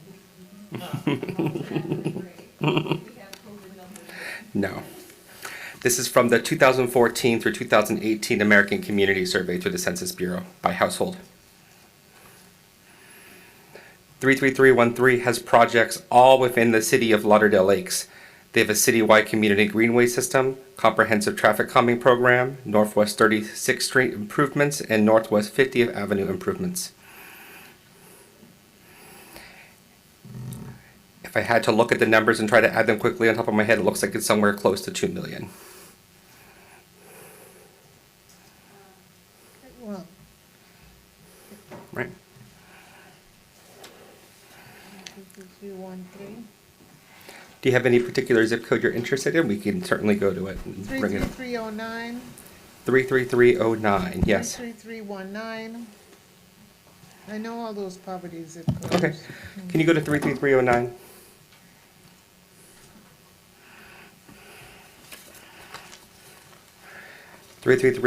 is number 5 on the rank for poverty in Broward County. By zip code, it's 20.6%. 20? 20.6% poverty by household. So There. that's ranked 5th, weighted 1, 2. Which one is 3? 3 is 33060. And number 4 is 33004. Okay, just so I can start monitoring them. Yeah. Okay. And what's the percentage zip code, poverty in 33360? It's a 21.2%. And 04? 20.9%. Right. If this isn't in your attachment, we can certainly provide it to you. We have the list by zip code.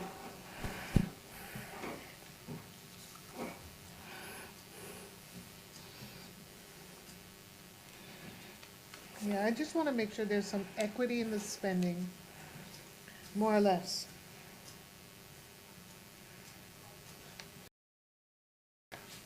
When we come back for the next round, it could be a recommendation that we add more metrics in the dashboard related to this, and we could look at specifically at zip code, zip level, and we can kind of orient this dashboard to be able to bring in some more of the equity type metrics for you to examine the next go around.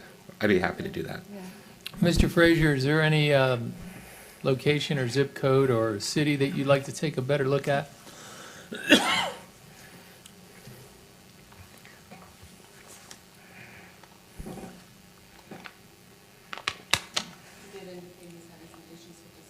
Oh, he is?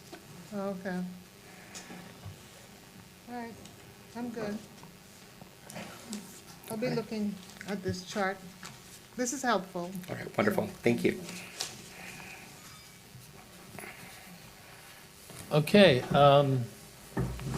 what's next? Is that it? Mr. Frazier doesn't have a specific one that he wants to. You know, and we can, next meeting, we'll have a little more time. I'm sorry this took so long, and it was pretty arduous for all of us, so I think we should spend a little time looking at where the money is being spent and where the projects are being located in the county. But thank you all for working so hard today and getting this done. All of you guys did a great job, so Can I take a point of personal question? please do. May I just say that without the unbelievable dedication of so many people, both on the MPO staff, the municipal staff, and I would just be remiss without saying thank you so much to our GIS planning staff, my own Mobility Advancement Program Administration, Ms. Wallace, obviously Tony Huey and Richard Tornese have just done an amazing job in the Public Works Department. We would very much like to invite any of the Oversight Board members that would like to attend the June 16th County Commission meeting. I will be sending you out some more specifics about the time certain when all of these projects will be considered by the County Commission. Obviously, all of our municipal partners are invited to attend as well. If we're back open and we're actually doing this physically, otherwise I'll be sending you virtual participation information. And thank you to all of the Oversight Board members for your great questions and for helping us kind of shape what you wanted through our briefings. So thank you very much. The next meeting is July 30th? So we have a 2-day meeting. It will be July 30th and 31st. And that will be to do the 5-year plan.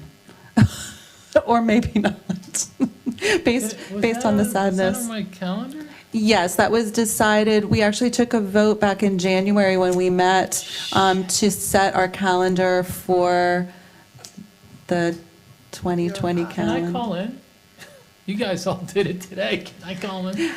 We'll probably still be doing virtual participation by then, so we'll talk about it. Maybe Doug can chair and I'll call in. How about that? That'd be nice for me.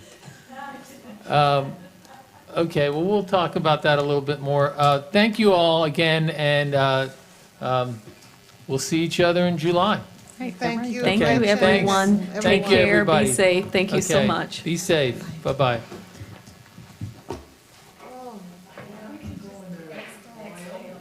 It's killing me. Hi. Huh? Sure.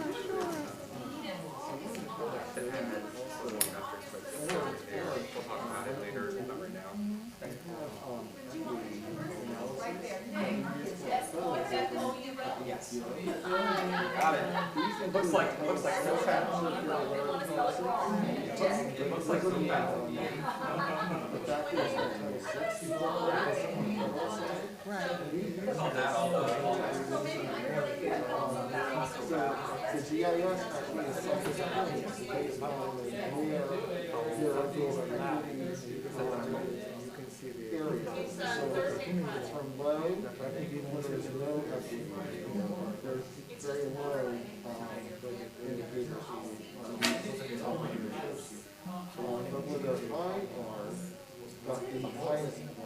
Right. That's how we assign the equity scores here. Right. The one thing that happened was when the rules because it was tied to the ordinance,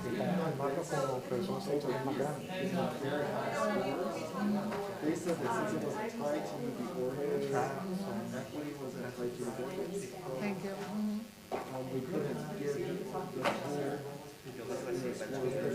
Right, and I think you went over it with us before. I think you did.